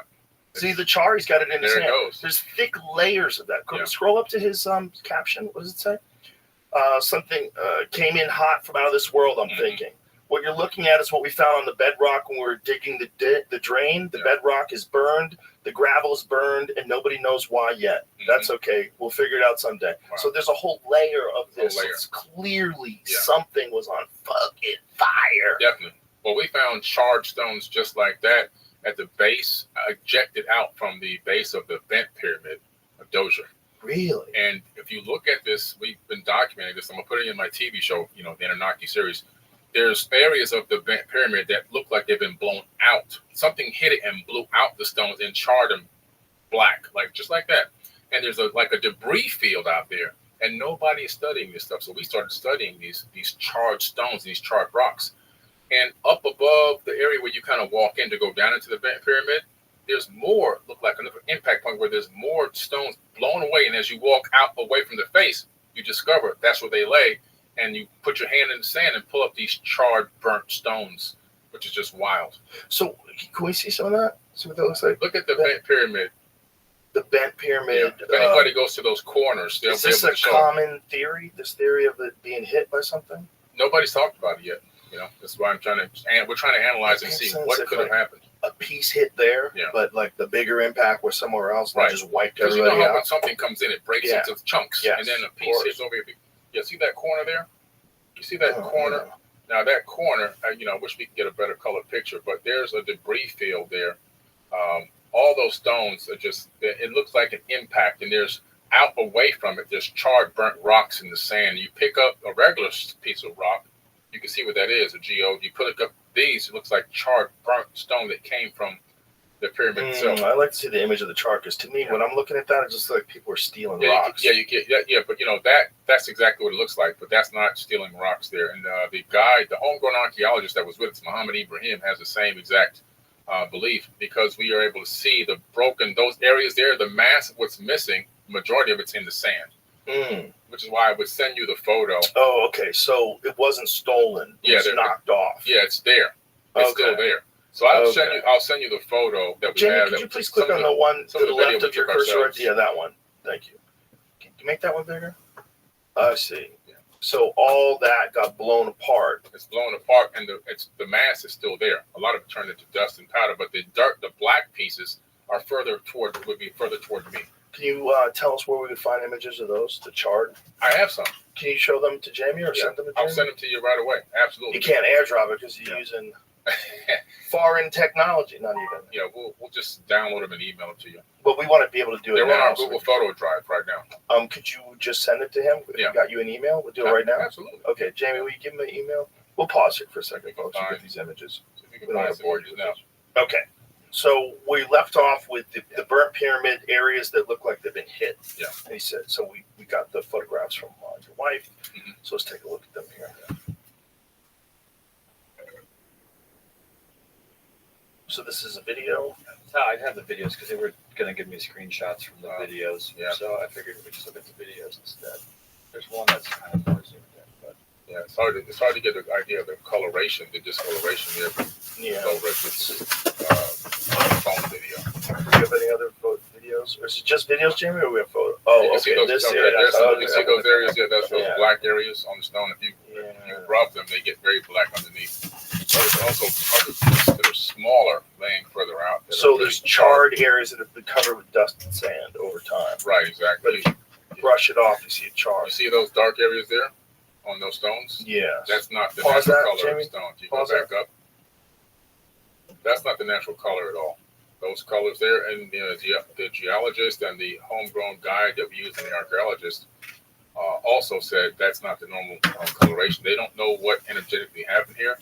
Okay, so now I see it. I see it in that. Stop right there. I see it in that stone right there as well. Yeah, So right. charred, and then over the thousands of years covered with dust and sand. But if you dust off the dust and sand, you see Yes. this charred surface. Right. Yeah. Which is crazy. Well, that does kind of make sense if a little chunk hit that. Yeah. And a bunch hit some other spots, and that was just wow. Yeah. And it also makes sense if you think about how an advanced civilization like that can just disappear. Mhm. What would have to be the moment? It just doesn't make any sense. I know there's the burning of the Library of Alexandria where they lost a lot of the information, but I think that might have been a book heist.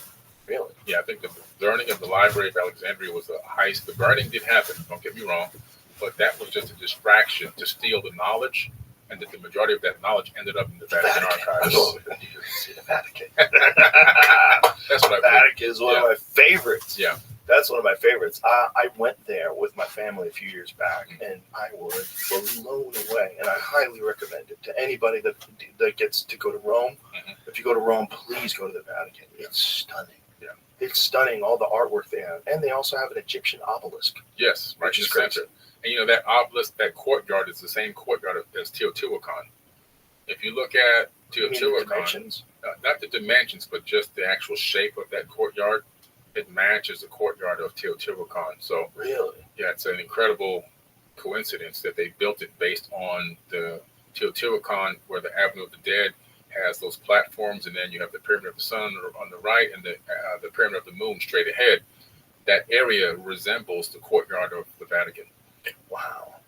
The Vatican is so insane. It really, I didn't know. I knew that it had a lot of art. I didn't know.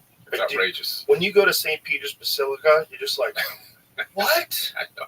What did you do? Yeah. How did you do? How much time did this take? Yeah. This is so intricate and so incredible. I know. It's one of the most spectacular things I think I've ever seen in my life in terms of like what human beings can do with ingenuity and time and artisans and craftsmen and artisans that just create the most insane ceiling you've ever seen in your life. So intricate. Yeah. I mean, and perfect for a house of worship because you walk in there and you believe in God immediately. Right. Like this is obviously Look a how grand shrine this to is. God. Yeah. Right, exactly. And the fact that they did it for so long, Yeah. hundreds of years to make that place. I know. It's incredible. It's so amazing. It lets you know that there's time periods where people would operate within a golden age in certain regions of the planet and have time to do that type of extensive art and craft and beauty, create that kind of beauty. Right. And the only way you do that is when you got your resources covered and your army strong. That's it. And that was Rome. Yeah.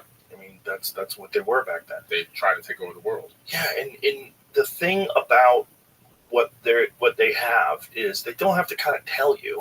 Yeah. Like, so if they do, like, there's archives that they have in Rome that haven't been searched. Like, they're not just opening them up to everyone. Right. So that everyone could look in and see what they have. So there's always been speculation that they have some wild shit written down in there. Yeah, some wild stuff. I mean, they're investigating aliens. You know. Right. I mean, one of the Pope's most recent astronomers, speeches. you know, they were talking about years ago that they wanted to. The Pope wanted to baptize the first alien. Now that's incredible. That's an incredible statement. That'd be like turning Michio Kaku into a scientist. Right. Right? It's like, that would be hilarious. I know. That would be hilarious. And then they built this telescope called Lucifer to look for alien life. That's not a good name. Yeah. You would think that anybody would know better. Right. The light bearers, that what Lucifer means supposedly, but yeah, they built a telescope named Lucifer. Right, but the swastika used to be a sign of peace. Right, You can't true. really use it anymore. No, you can't use it anymore. I know. Somebody, it's like things can be stolen forever. No one's rocking that Hitler mustache. That's a wrap. It's over. Hitler the mustache, it's over.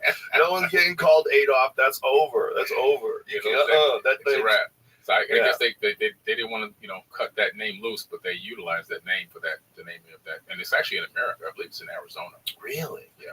No kidding.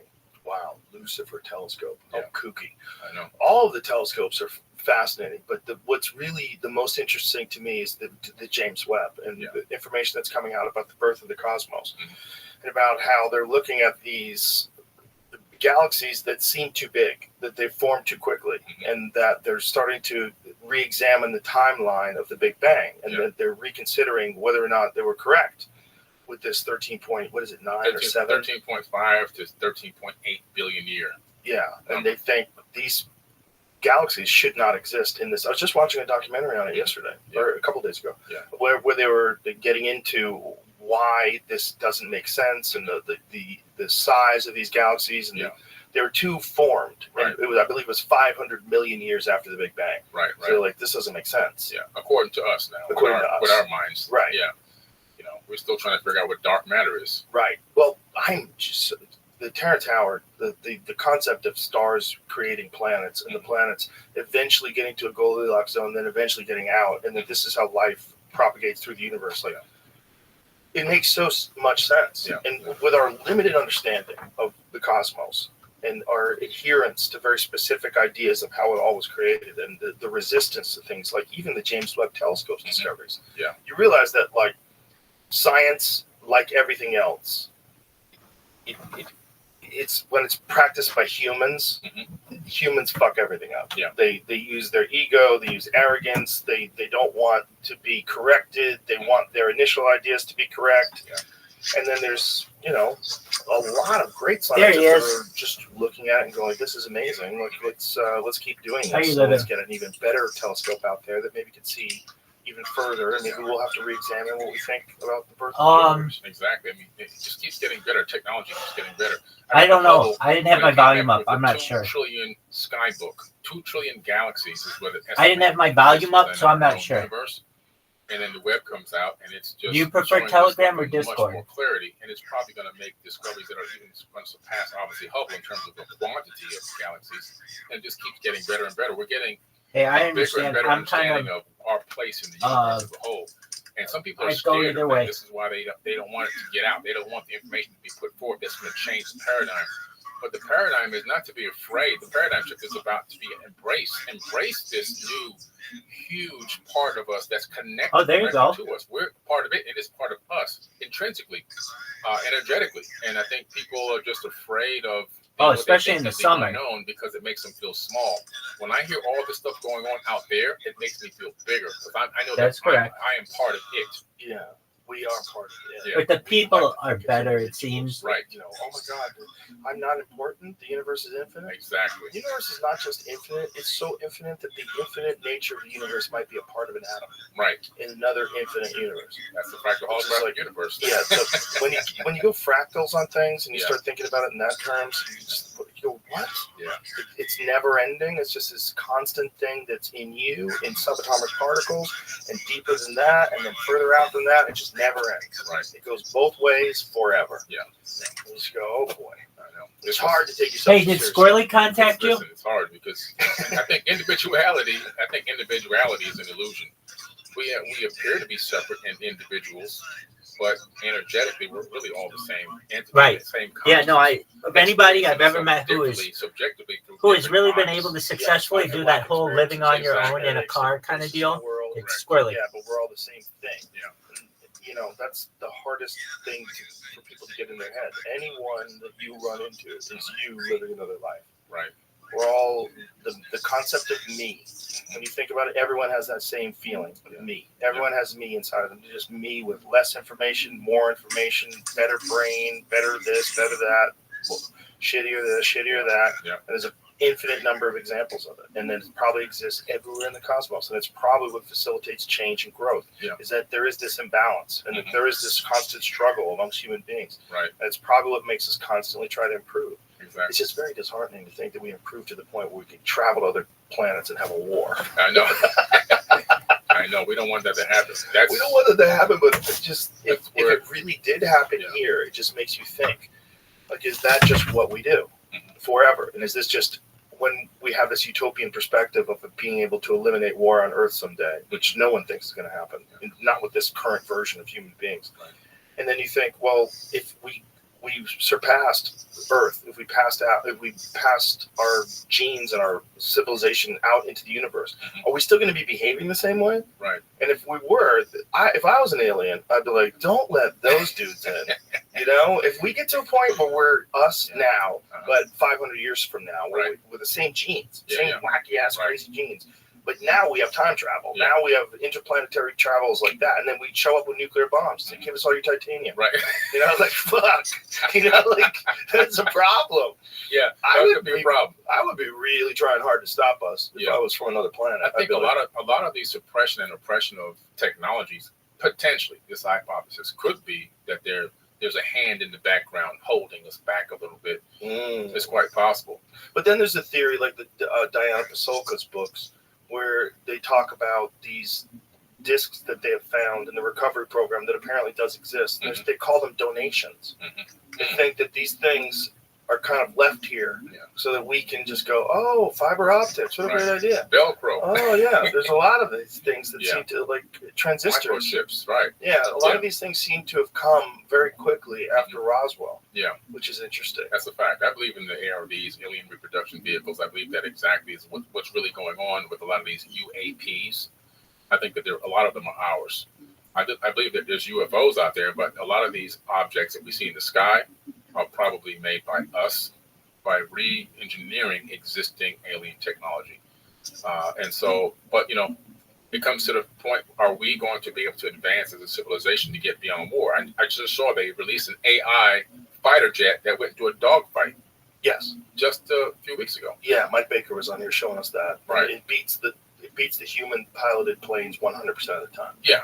Yeah. So that's a wrap. That's Skynet. Yeah, Skynet that's is Skynet. online. And then on top of that, instead of just AI-powered fighter jet, you could develop a fighter jet that no longer has a person in it, so you have to worry about G-forces. Right. You could do wild shit. Yes, exactly. And it's fully AI-controlled vehicle, especially as these technologies scale up. Like, I have a Tesla, and my Tesla has auto drive, and I can set in a destination, like a restaurant I like to go to, press auto drive in navigation, and it does everything. Wow. It hits the blinkers. It stops at stop signs. It stops at red lights. It takes turns. It changes lanes. It moves around parked vehicles. Wow. It's fucking wild, man. And it's not done yet. And this is the beginning. Yeah, it does hit curbs, though, I heard. I heard it hits curbs. I heard, like, when you take it turns, like, for overpasses or underpasses, oh, man. like, a few people have curved up. Yeah. So keep your hands on the wheels, kids. Yeah. But it's not there yet. But it's a lot better than when I first got it. I remember I was driving down Laurel Canyon, and I was with my wife, and I was playing around. I was like, we're listening to Led Zeppelin, and I'm like moving my hand around the steering wheel. I'm like, look at this, the car's driving itself. This is crazy.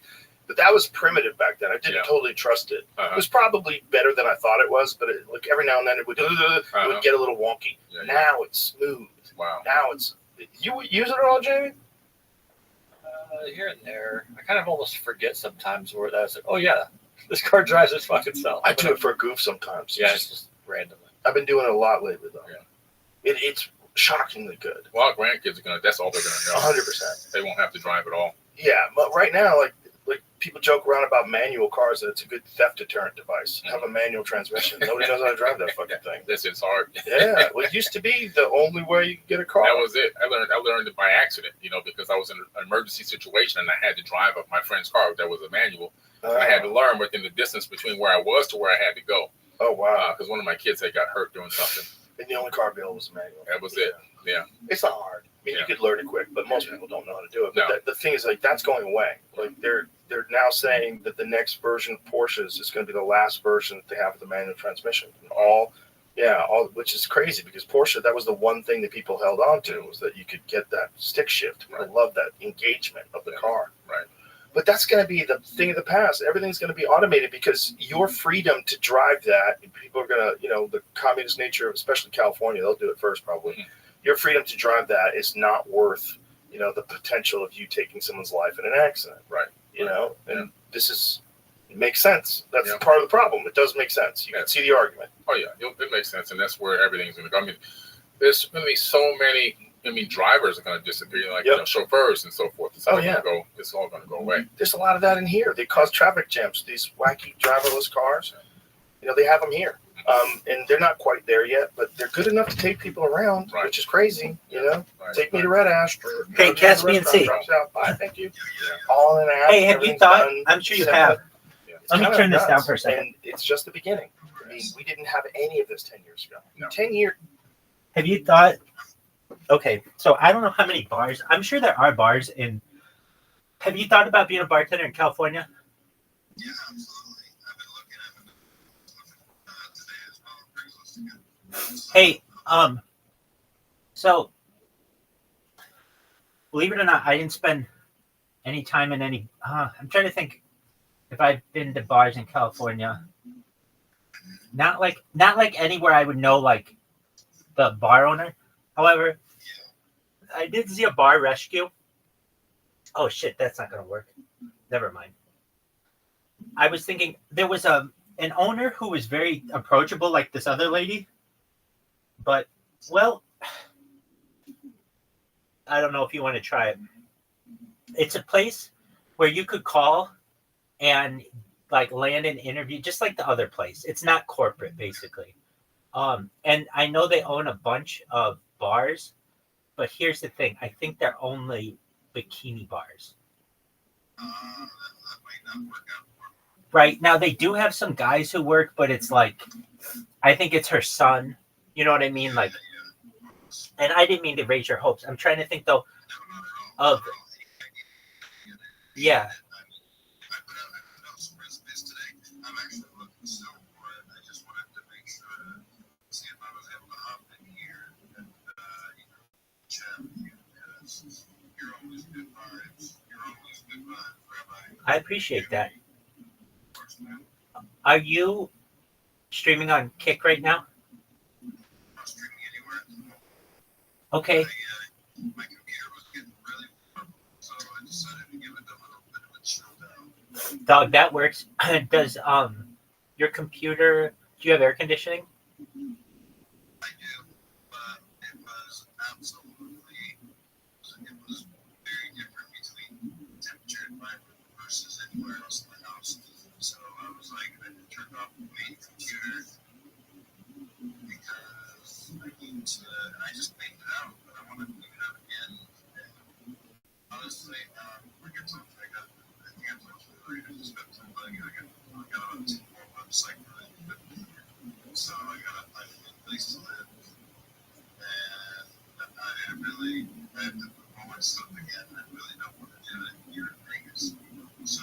Yeah, no, dude. If you're gonna make a move, how much stuff do you have? This stuff right here, I put the stuff on. Can you fit it in 2 suitcases and a backpack? I got my bed. That's the only other thing too. I have other things, but Yeah, you probably have to abandon the bed. yeah. If you're going to California, it's not worth it for you to spend $300 in shipping it when you can buy a bed for $300. Okay. Yeah, Doug. All you need. Okay. I was able to rent a car. That's what I would do. Biggest car I can. Stuff it. And then get rid of everything else. You know, Can you rent a car? see why not. Should be able to. Do you have the credit? No, but I can probably just pay for it all up front. No, that's not how cars work, really, man. I'll figure something out. I mean, I have other friends as well, so I have friends. Yeah, so that would be key. If you can talk to a friend and you say, look, are you going to California anytime this summer? And they'll be like, no. Be like, okay, well, what if I paid you $100 or $200? You'd be doing me a favor. I'll pay for gas, but really I need your help just getting me there. Now, here's the thing. Okay. Aside from me, who else do you know in Southern California? In LA, I know a good amount of people. So, LA, I the next thing would be, hey, contact any of those people and ask them if you can couch hop or sleep on their floor. And the chances are very slim. They have to really, really like you. Exactly. That's why I say I only go with people because I know that they like me. So that's the only people I'd be reaching out to. I think we'll see. LA's a tough place because it's expensive. Yeah, exactly. And there's no way you can stay with your friend any longer? Okay. What if you were to pay him? Okay, so even with money, it's not. Okay. Well, I can tell you a couple places you can live.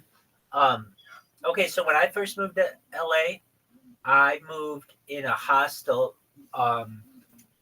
and then it became an Airbnb. It was like $25 a night. But a better bet for you, I lived in this place for more than a year, and I loved it. I would move back to a place.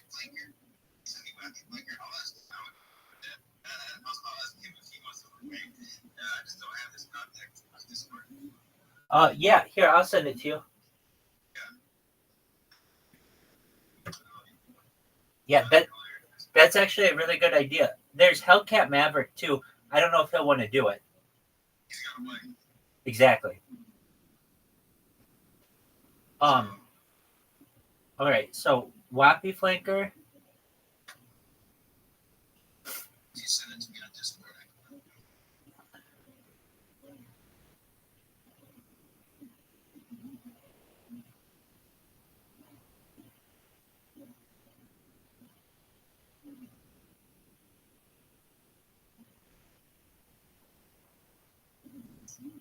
All right, so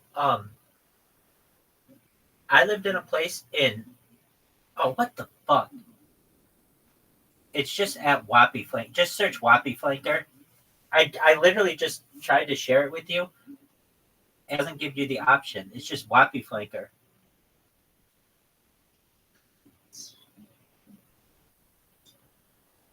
The options are block, report user profile, remove friend, add friend nickname, and copy username. So I copied username, and I gave it to you, and that's all it sends. It doesn't send like a link.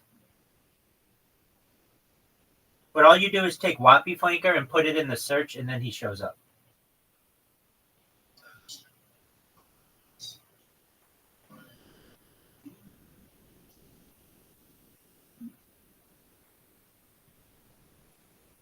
Okay. So there's a place where I lived in Long Beach, and you can live there for like $25 a day, and I did it for more than a year. That's about the cheapest you're going to find in Southern California.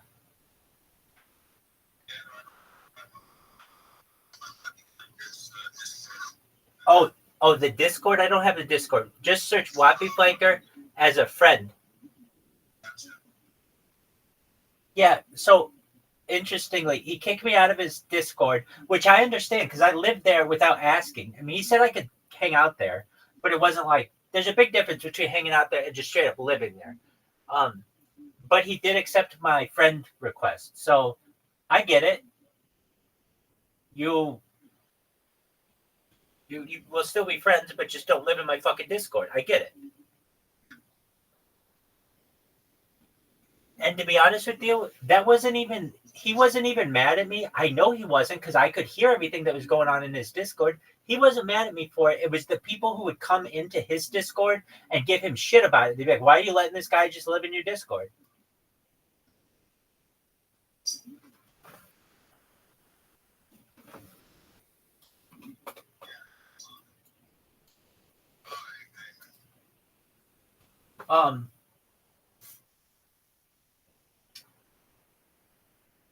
So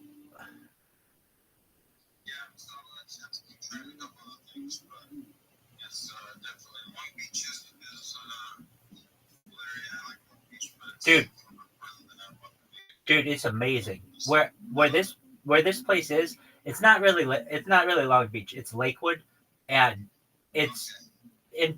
I considered it in many ways. Lakewood is the first pre-planned city in America, and it's gorgeous. I loved it. Now, is it Beverly Hills? No. Is it Irvine? No.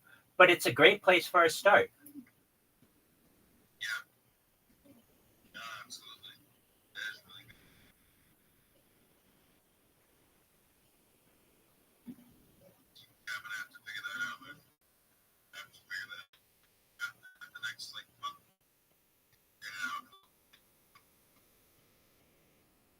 Right. Maybe this month, maybe next month. Well, and I understand it's not about money with your friend. And like, this isn't my business. Do you have any money for the move? So right now, so I'm tightening everything up right now. So That's good. That's good. everything is tight now. Do you have food? Do you have food stamps? Not yet, no, not right now. But Dude, get them. Don't waste your money. I know. So that should be your mission for this week: is get food stamps. Yeah. And then you'll at least have your meals taken care of for the next couple months. It's not hard. You know, you sometimes just have to make a call, and they'll send you a card in the mail. But then all that money that you would be using to buy food, you can use for your move.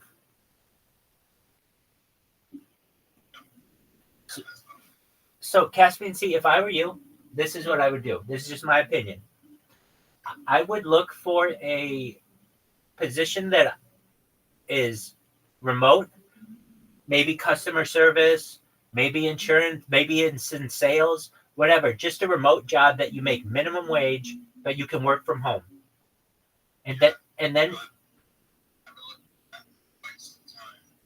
That's one thing that's been eluding me over this time. For some reason. all right, are you looking on LinkedIn?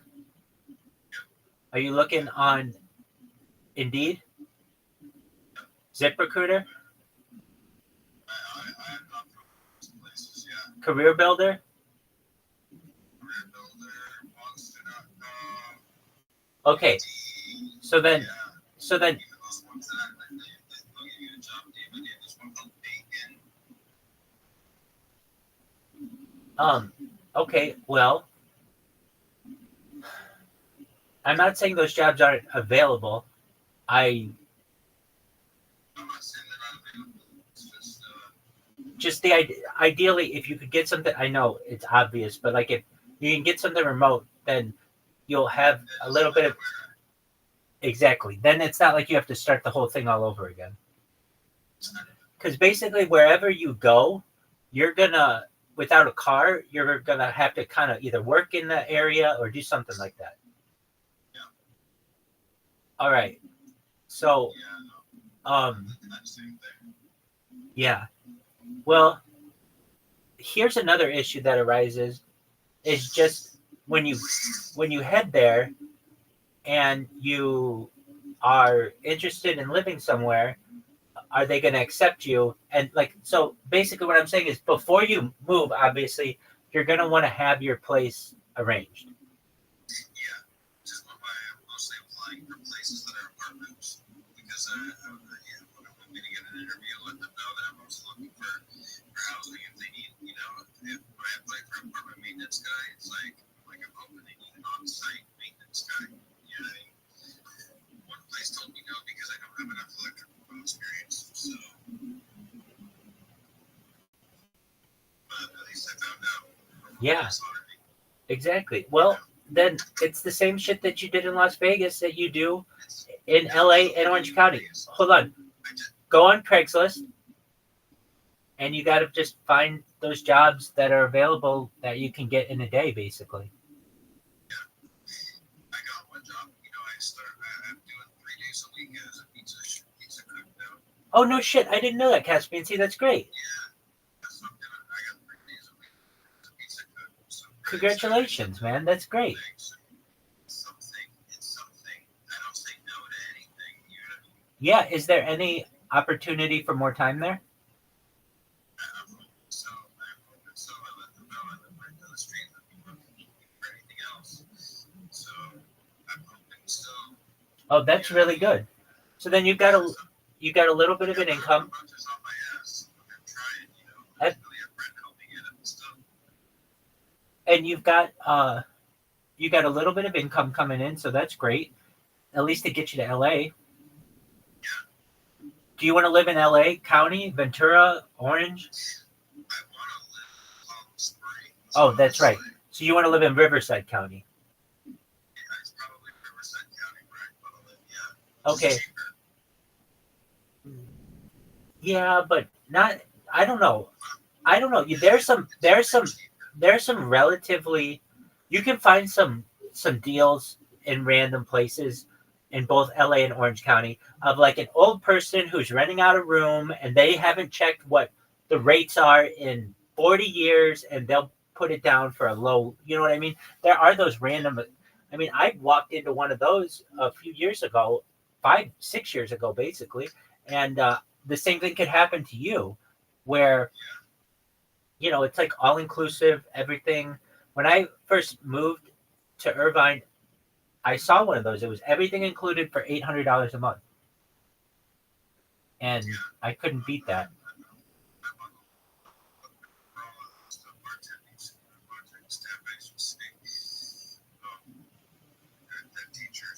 The issue that arises, and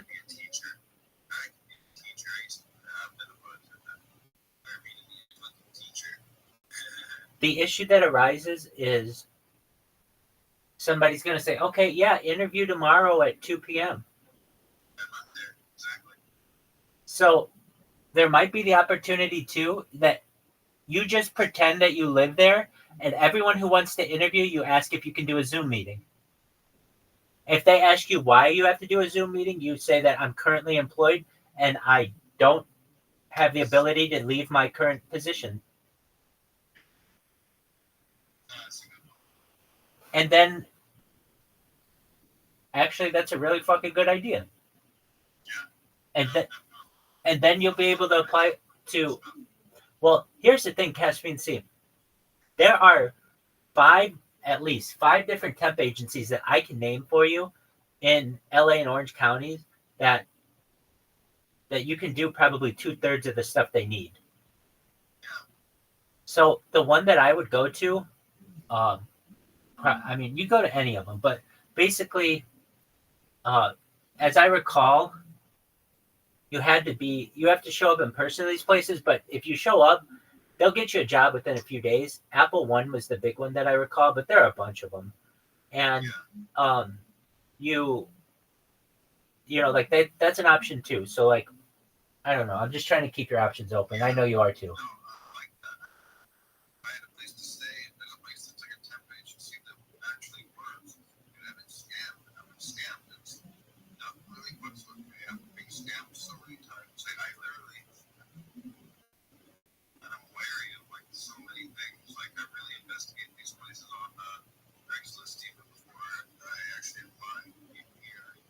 Oh, I understand that. No, these are legitimate brick and mortar, and what they do is they get job applications, and then they'll pay you $25 an hour when the job really pays $30 an hour, and you have to be with them for 90 days, and then after 90 days you can go be full time if you want.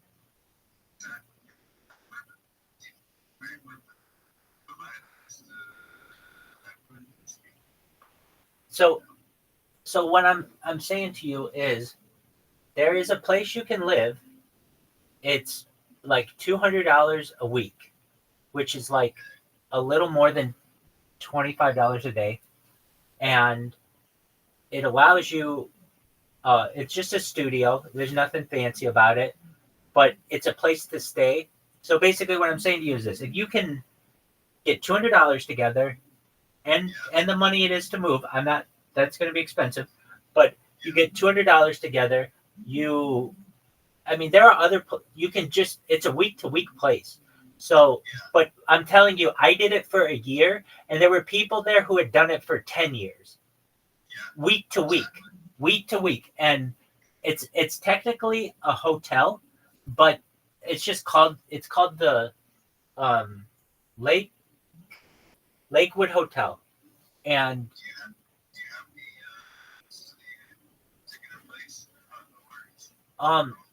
so here's the best thing I can tell you to do is its address is 4420 Green Meadow, Greenmeadow, and it's not Torrance, no, it's Long Beach, and it's right on the border, like right across the street is Lakewood. So and it's right on the border basically of Orange County and LA County. It's not exactly there, but it's pretty close. And yeah, it's nice. And what you can do, so you have to pass like a little background check and a little credit check. But if I was able to do it, I'm sure you'll be able to do it. And then you the guy who runs it, he runs it on behalf of someone. He's Australian. His name is Ian. And what they'll do is the vacancy there kind of is random. So you might want to call once a week until and just, I mean, the more that this guy gets to know you, the more he's going to make a spot for you.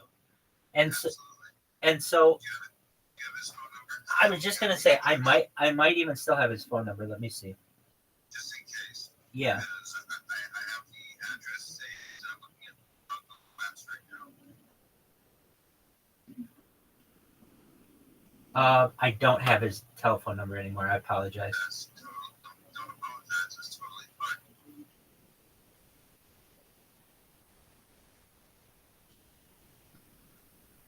That right there, it's not far. That's right there on the 405-72. So that right there gets you very, that's everywhere. It's everywhere, in LA. I have friends in LA, so that would be something for sure.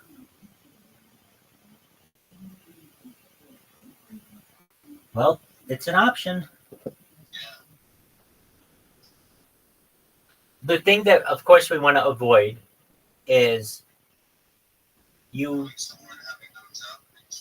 100%. Then you're up a creek, and exactly. So we just work out all of the little kinks in the meantime, and hopefully it all works out.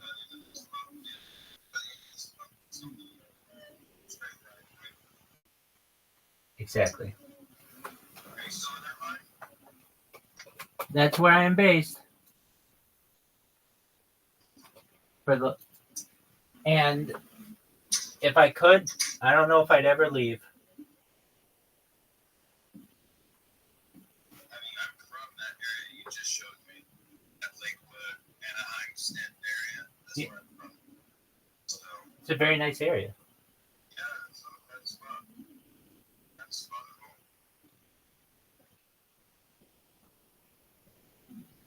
So,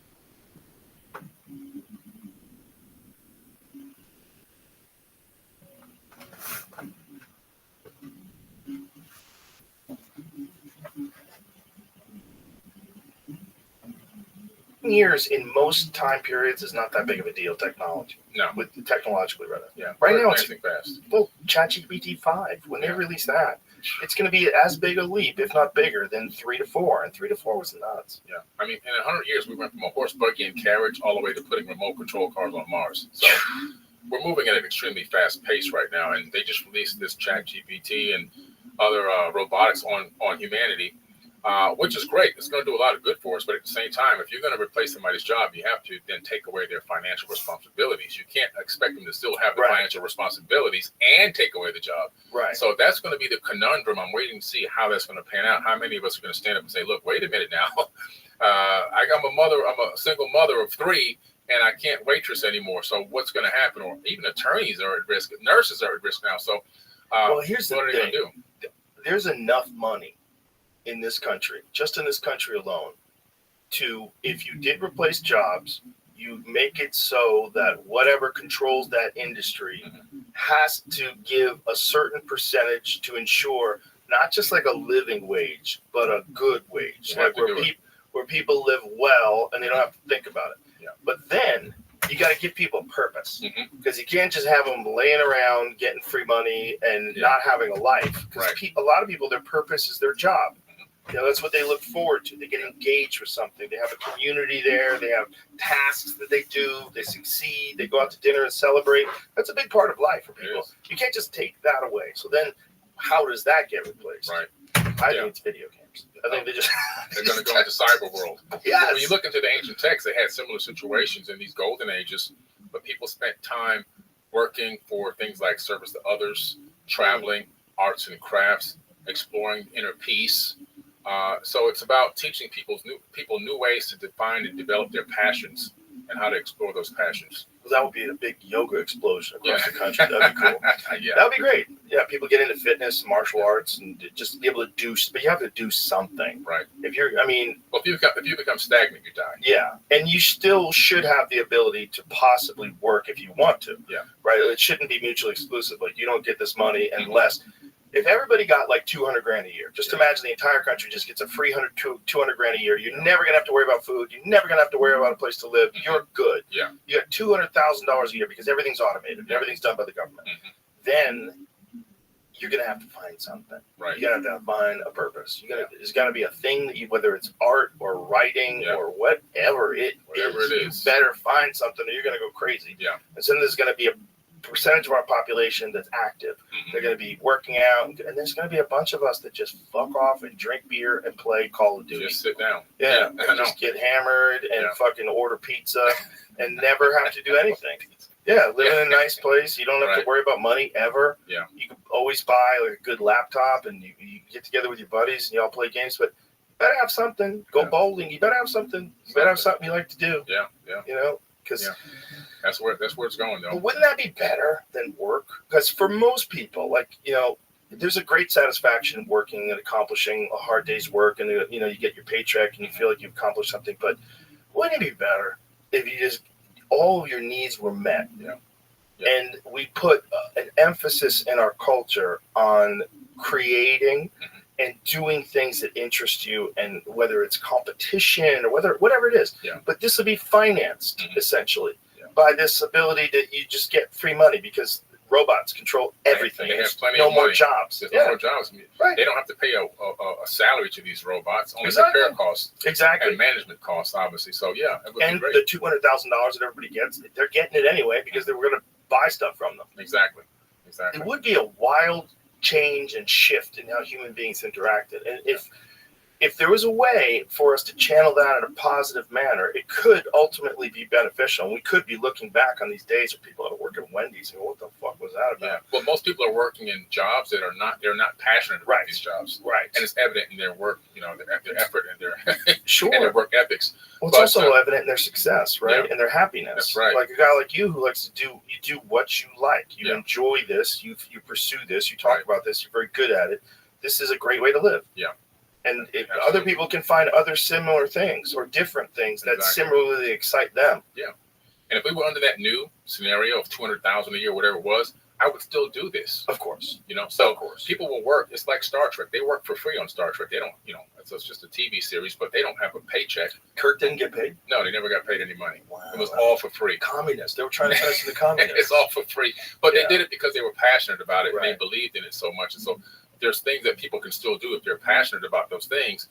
and it's just work. But you don't ask for a paycheck. Right. If there was a base paycheck for the whole country, just a base paycheck based on, I wonder if 200 grand is even possible. What is $200,000 times 333 million?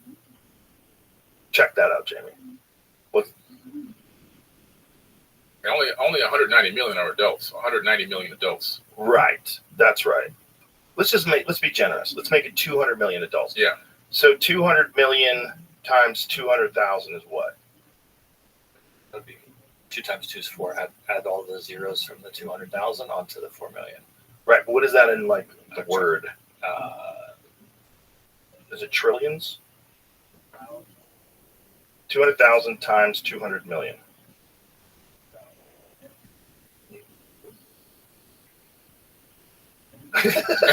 So 6 zeros is a billion. 9 zeros is 6 zeros a million. 9 zeros is a billion. It's giving me 4E13, so it's 13 zeros. 13 zeros? 4 times 13 zeros? A lot of money, folks. Gonna have to train these oligarchs. Well, tax the rich. What was the numbers? 200,000 times 200 million. 40 billion. That is going to be. It's either 40 billion or 400 billion. It's $40 billion. 40 billion. That's it. That's reasonable. That's reasonable. That's so reasonable. Yeah. That's so reasonable. That's less than the military-industrial complex budget for the year. 100%. Imagine that, folks. I just want you to think about that. We could give 200 million people $200,000 a year. That's a good amount of money. Yeah. $200,000 is not go on vacation. You can eat well. $200,000. Yeah, not bad at all. Not bad at all. And if you did that, you could also still work. You could also still make money. But everybody, if we just elevated every adult in this country to that amount of money, everyone, you're talking communist. No, I'm talking. Everything's going to be automated, folks, and there should be some sort of a tax on the result that this has on society, particularly when, if everything is automated, the people who run the automation they're going to be making staggering amounts of money. Yeah. So if a tax of $40 billion a year to keep everybody happy, keep everybody from going fucking crazy, I mean, that might be, it sounds crazy. Because it goes against human instincts, right? Like human nature is. It goes against our programming. Yes. What we've been programmed to believe is correct. It's not because we were designed to mine for gold. That's right. Designed to work hard, right? Designed to work hard, man. Because it's kind of in our head that we have to work hard. Listen, we're so programmed to believe what happened in ancient times that we believe the government is in control of us, and we're in control of the government. Right. We allow them to tell us what to do when we should be telling them what to do and what we want. But we sit back and allow them to put rules in place, laws on us, and even lock us up and do things to us, and there's nothing we can do about it. But people think there's nothing we can do. There is something we can do. We've given up our power. We've relinquished our power to an outside source because of divide and conquer. It allows it to work. Once we realize that divide and conquer is just a distraction that we should coordinate together and organize, then we can take back control of this planet. Yeah, and this idea of the government being in control of you is literally how it works with every single country in the world. It's just a natural course of human nature that the people in power want more power. Yeah. You know, when you're selling skateboards, you want to sell more skateboards next year. You know, when you're in power, you don't want to relinquish some of your power and make it better on the people. No, you want to clamp down that power more. We had to get on Facebook and stop these people from tweeting about things or posting about things. Yeah. You know, we have to. This has become a problem. Let's put pressure on this company to censor certain voices on YouTube. Exactly. And that's the shit that happens. That's really what happens because they're not acting in the best interests of humanity. They're acting in their best interest, which is what every industry does when it's just trying to make money. Exactly. Well, the United States is a company. It's a corporation. Right. And so they're acting like a corporation. That's the reality of it. I agree with you too about this UAP thing, UFO, UAP. Yeah. Many people have said this, but I'll repeat it, that there's something about them doing it always near where military bases are. Yes. It's super suspicious. Come on. I mean, listen, to me, what's going to happen or what potentially could happen, another Gulf of Tonkin incident.